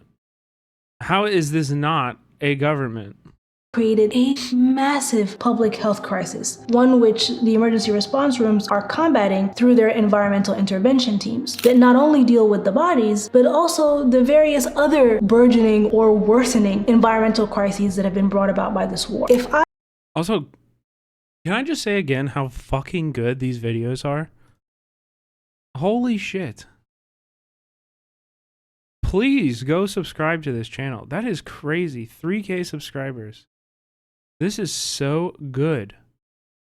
If I were to list all of the ways that emergency response rooms have tended to over the last year and 10 months, this video would be at least an hour long. With their decentralized structure, the ERRs have essentially become a safety net that is spread across the country. It covers state, locality, and community. It's a network that, to quote the experts, models the democratic and people-centered process that the Sudanese people crave. And with each new development, this network has skillfully pivoted to accommodate, modifying activities and recalibrating their modes of operation to fit the needs of the moment. The level of efficiency, efficacy, and flexibility with which the emergency response rooms operate deserves to be studied, and is actually. This feat that the emergency response rooms have achieved and sustained, mind you, is so great that they have been lauded as a possible new mode of humanitarian response in conflict zones, and has landed them a Nobel Peace Prize nomination. Okay, this is amazing. Also, like, I really wish so badly that the video that we're publishing with the Defender was released, man. Because it's like low key, like we documented this in St. Louis, and as a result, like after the tornado, these like community support hubs, like just people just making them and people needing them and just providing for each other. It's such a blueprint for a very bleak world that we're entering into, and in this country.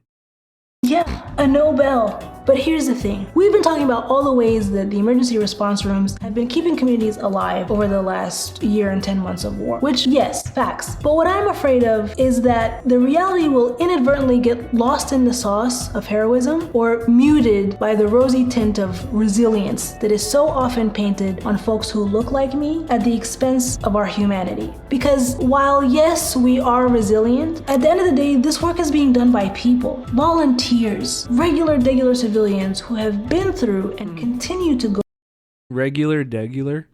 through indescribable hardship. They've lost their homes, their loved ones, their possessions, their livelihoods. And yeah, these are people whom the Sudanese have come to rely on for aid. Consider the story of Noor, a volunteer with the Khartoum Emergency Response Room Sexual Violence Unit, who, during the course of her work, found herself tending to her own sisters who had been raped. And there are so many other stories like Noor's, countless stories of immense personal tragedy and loss that these volunteers have had to just swallow and suppress for the sake of collective survival. I don't want you to consider these volunteers in a vacuum, and I don't want you to consider them separate from the Sudanese population, because they're not. They're experiencing the same things, and they also represent that population. They are them, yeah. Ethnic, tribal, socioeconomic, and political gamut of Sudan. They're not held back by gender or geography. None of these labels matter. They transcend all of it. They are people who are balancing personal and national loss by calling upon custom and tradition. They're propelled by a deep sense of love and belonging to Sudan and a duty to save what's left of their communities and of their country. These volunteers have taken on an extraordinary mission, one with so many risks and so many challenges. But we'll have to wait for the next episode to get into that. Oh, we're watching the next episode. Oh, we're watching the next episode. But oh, look, we got it up to 3.39. That means 30 people. I think we can get it up to 3.45. That's 60 more people. Chat, can you guys go sub, please? Please go sub. Yeah, I didn't hear marks in any of these videos. Yeah, could somebody tell them how Bokunin is actually informing their praxis here? Would somebody please let them know?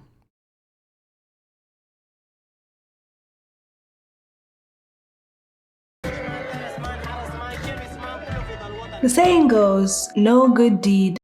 Okay, I'm serious. By the end of this, I want to see 3.45.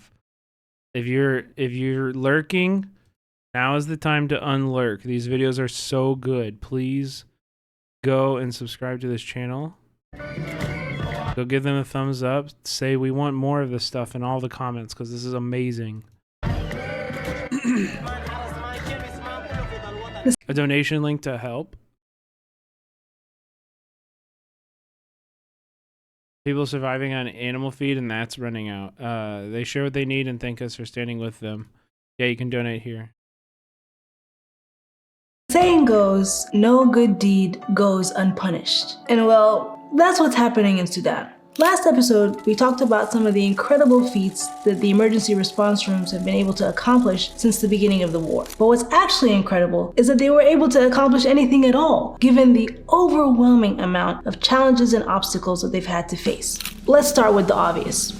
It's a war, one in which civilians have been in the direct line of fire with little to no protection. We're talking airstrikes, bombing, mass looting, home raids, you name it, they've been exposed to it. And if they miraculously manage to survive all of that, then they also have to contend with hunger and thirst, disease, homelessness. We're talking Oscar award-winning, everything everywhere all at once levels of danger. Now you might be thinking, but what does this have to do with the ERR volunteers? They're aid workers. Surely they enjoy some sort of protection by international law. And I'm gonna stop you right there. Because yes, international law does afford civilians like medical personnel, journalists, and aid workers special protection. But international law has not factored into this war in Sudan. Yeah. What international law? What international law? In fact, no rule of law has. Civilians have more often than not been direct targets. And since emergency response room volunteers are civilians,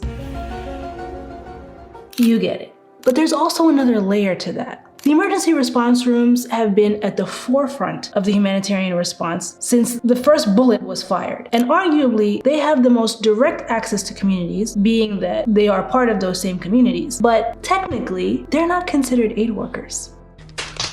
Yeah, I know. The reality is that at the international level, there's been a lot of back and forth about the quote-unquote legitimacy of these groups. Let me explain. In order for large-scale aid, this kind of conversation is exactly why I will never shit on anarchists and why I'm skeptical of any statehood. Like, what the fuck is this bureaucracy bullshit? How far removed could you possibly be from these people's lived reality that you're this is what they're doing and you're over here talking about legitimacy? Go fuck yourself.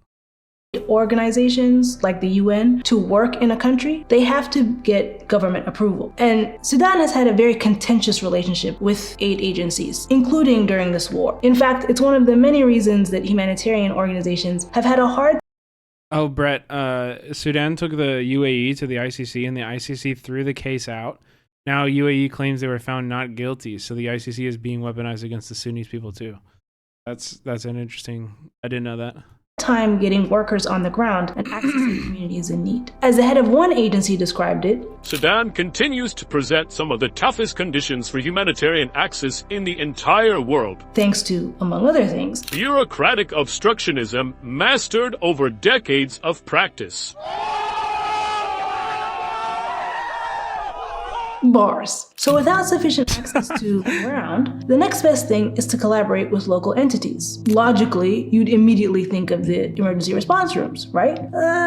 Ironically, aid agencies are also known for their bureaucracy and notorious for having painfully rigid systems that don't like deviation or flexibility. For example, they require that the entities they collaborate with to be nationally registered. Emergency response rooms fall outside of that, being that they were a reflexive reaction to the emergency of war. So that's it. Humanitarian organizations stood there for a very long time, hemming and hawing and wringing their hands, trying to figure out what to do, while everyone else who cared begged them to get it together, including this report from last December from an organization called Humanitarian Outcomes. Aid agencies must be willing to depart from current approaches and seek new partners, modalities, and entry points to the country in order to expand the reach of assistance. Eventually, aid orgs conceded that if they wanted to actually fulfill their mandate, they had to find a way to work with the emergency response rooms. But that took a really long time. And in the words of the iconic Kimberly Sweet Brown Wilkins, ain't nobody got time for that. So the ERRs continued to be hard at work, operative word being hard, with nowhere near enough resources to tackle a humanitarian crisis of this magnitude.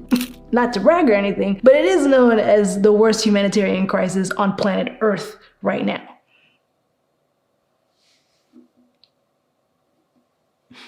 So where do they get the resources they do have from? Well, for the most part, the ERRs are financially supported by the diaspora, who's been funneling donations into the country since the war began. But the diaspora is buckling under that weight because most people have also had to financially carry their families, their relatives, their extended families for almost 2 years now. And with the way the Sudan crisis is so underreported, collecting donations has been, to put it nicely, a struggle. At the local level, securing supplies has been incredibly difficult. It's not just the widespread destruction and mass looting. Production and supply chains have been severely compromised by this war, leading to nationwide shortages. What? Also, another thing for the Americans, Chuck Schumer and Bob Menendez said in 2020 that they can't lift the sanctions on Sudan because 9/11 victims can't sue the Sudanese government? There are people who blame Sudan for 9/11? Why? Was like one of the pilots Sudanese or something?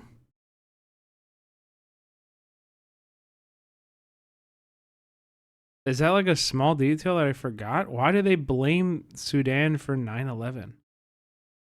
Because Osama bin Laden was in Sudan in the 90s. What? Shortages. And even when supplies are available, disrupted shipment routes and a wartime economy have made prices skyrocket. So sometimes the stuff is there, but nobody can afford it. All of that combined with the wider reality that many cities and towns are living under siege with blockades imposed on supplies coming in. So emergency response rooms have had to take great risks to secure essentials like food and medicine for the communities in their care. You know, volunteers inside and outside the conflict zones have been living and working in an incredibly charged climate. They are caught in the literal crossfire and also the figurative crossfire of you're either with us or against us. It's an environment that leaves no room for neutrality. Volunteers have often found themselves accused of conspiring with either one side or the other in the conflict. And over the last 600 days, they've been abducted, detained, tortured, and killed. See, what sets this grassroots movement apart, especially within the Sudanese context, is that it is completely independent, untainted tainted by politics or agenda. It is the secret to its success and the reason why the emergency response rooms have garnered such a level of acceptance, support, and legitimacy from the Sudanese people. This level of trust also keeps emergency response rooms under incredible scrutiny, not just by our overlords, but also by the general public. And because of that, they are very intentional about how they navigate this work, meticulous in their reporting and in their record keeping. And so in many ways, that makes them a threat. The volunteers of the emergency response rooms, in all of their diversity, their robust network, their level of organization, their transparency, their unwavering dedication to this country, they represent something that has always terrified those in power: the unbridled and limitless potential and power of the people. God damn, dude. God damn. These videos, bro. God damn. Why Trump wants Sudan to befriend Israel. Oh, yeah, that'll help. That'll help. Yeah.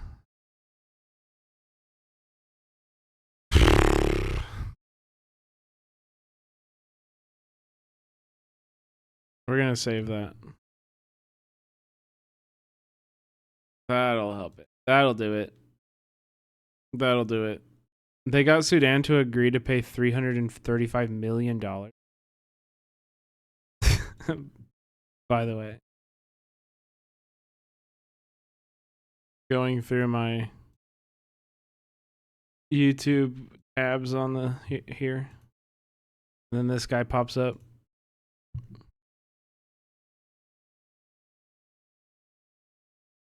Anyway, chat. That's all I got. That's all I got for you tonight. We'll be back tomorrow. Yeah, I think we're gonna end it here. Good 5 hours. I think good one. I think it was a fucking banger of a stream. I think it was a banger of a stream. Hey. Just want to let you know. There might be some some shit slinging happening on other parts of the platform. I just want to let y'all know I'm not participating in that shit. I'm done. I'm only talking about people I like now. So just want to let you know if you hear any shit slinging. My actions and my words speak for themselves. And y'all know me. Y'all know me. You just spent 5 fucking hours with me. Y'all know me. No, it has nothing to do with Caroline. I don't even know what her title is.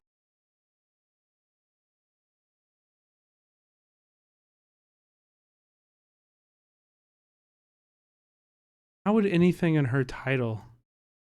What are you doing, chatter? What are you doing, chatter? Anyway, you'll be fine. It'll be fine. If you don't hear about it, good. And if you do hear about it, whatever. That's all I really want to say about it. So, we're going to get out of here. We're going to raid over to... Oh, so many good options. I'm going to start at the bottom of my phone.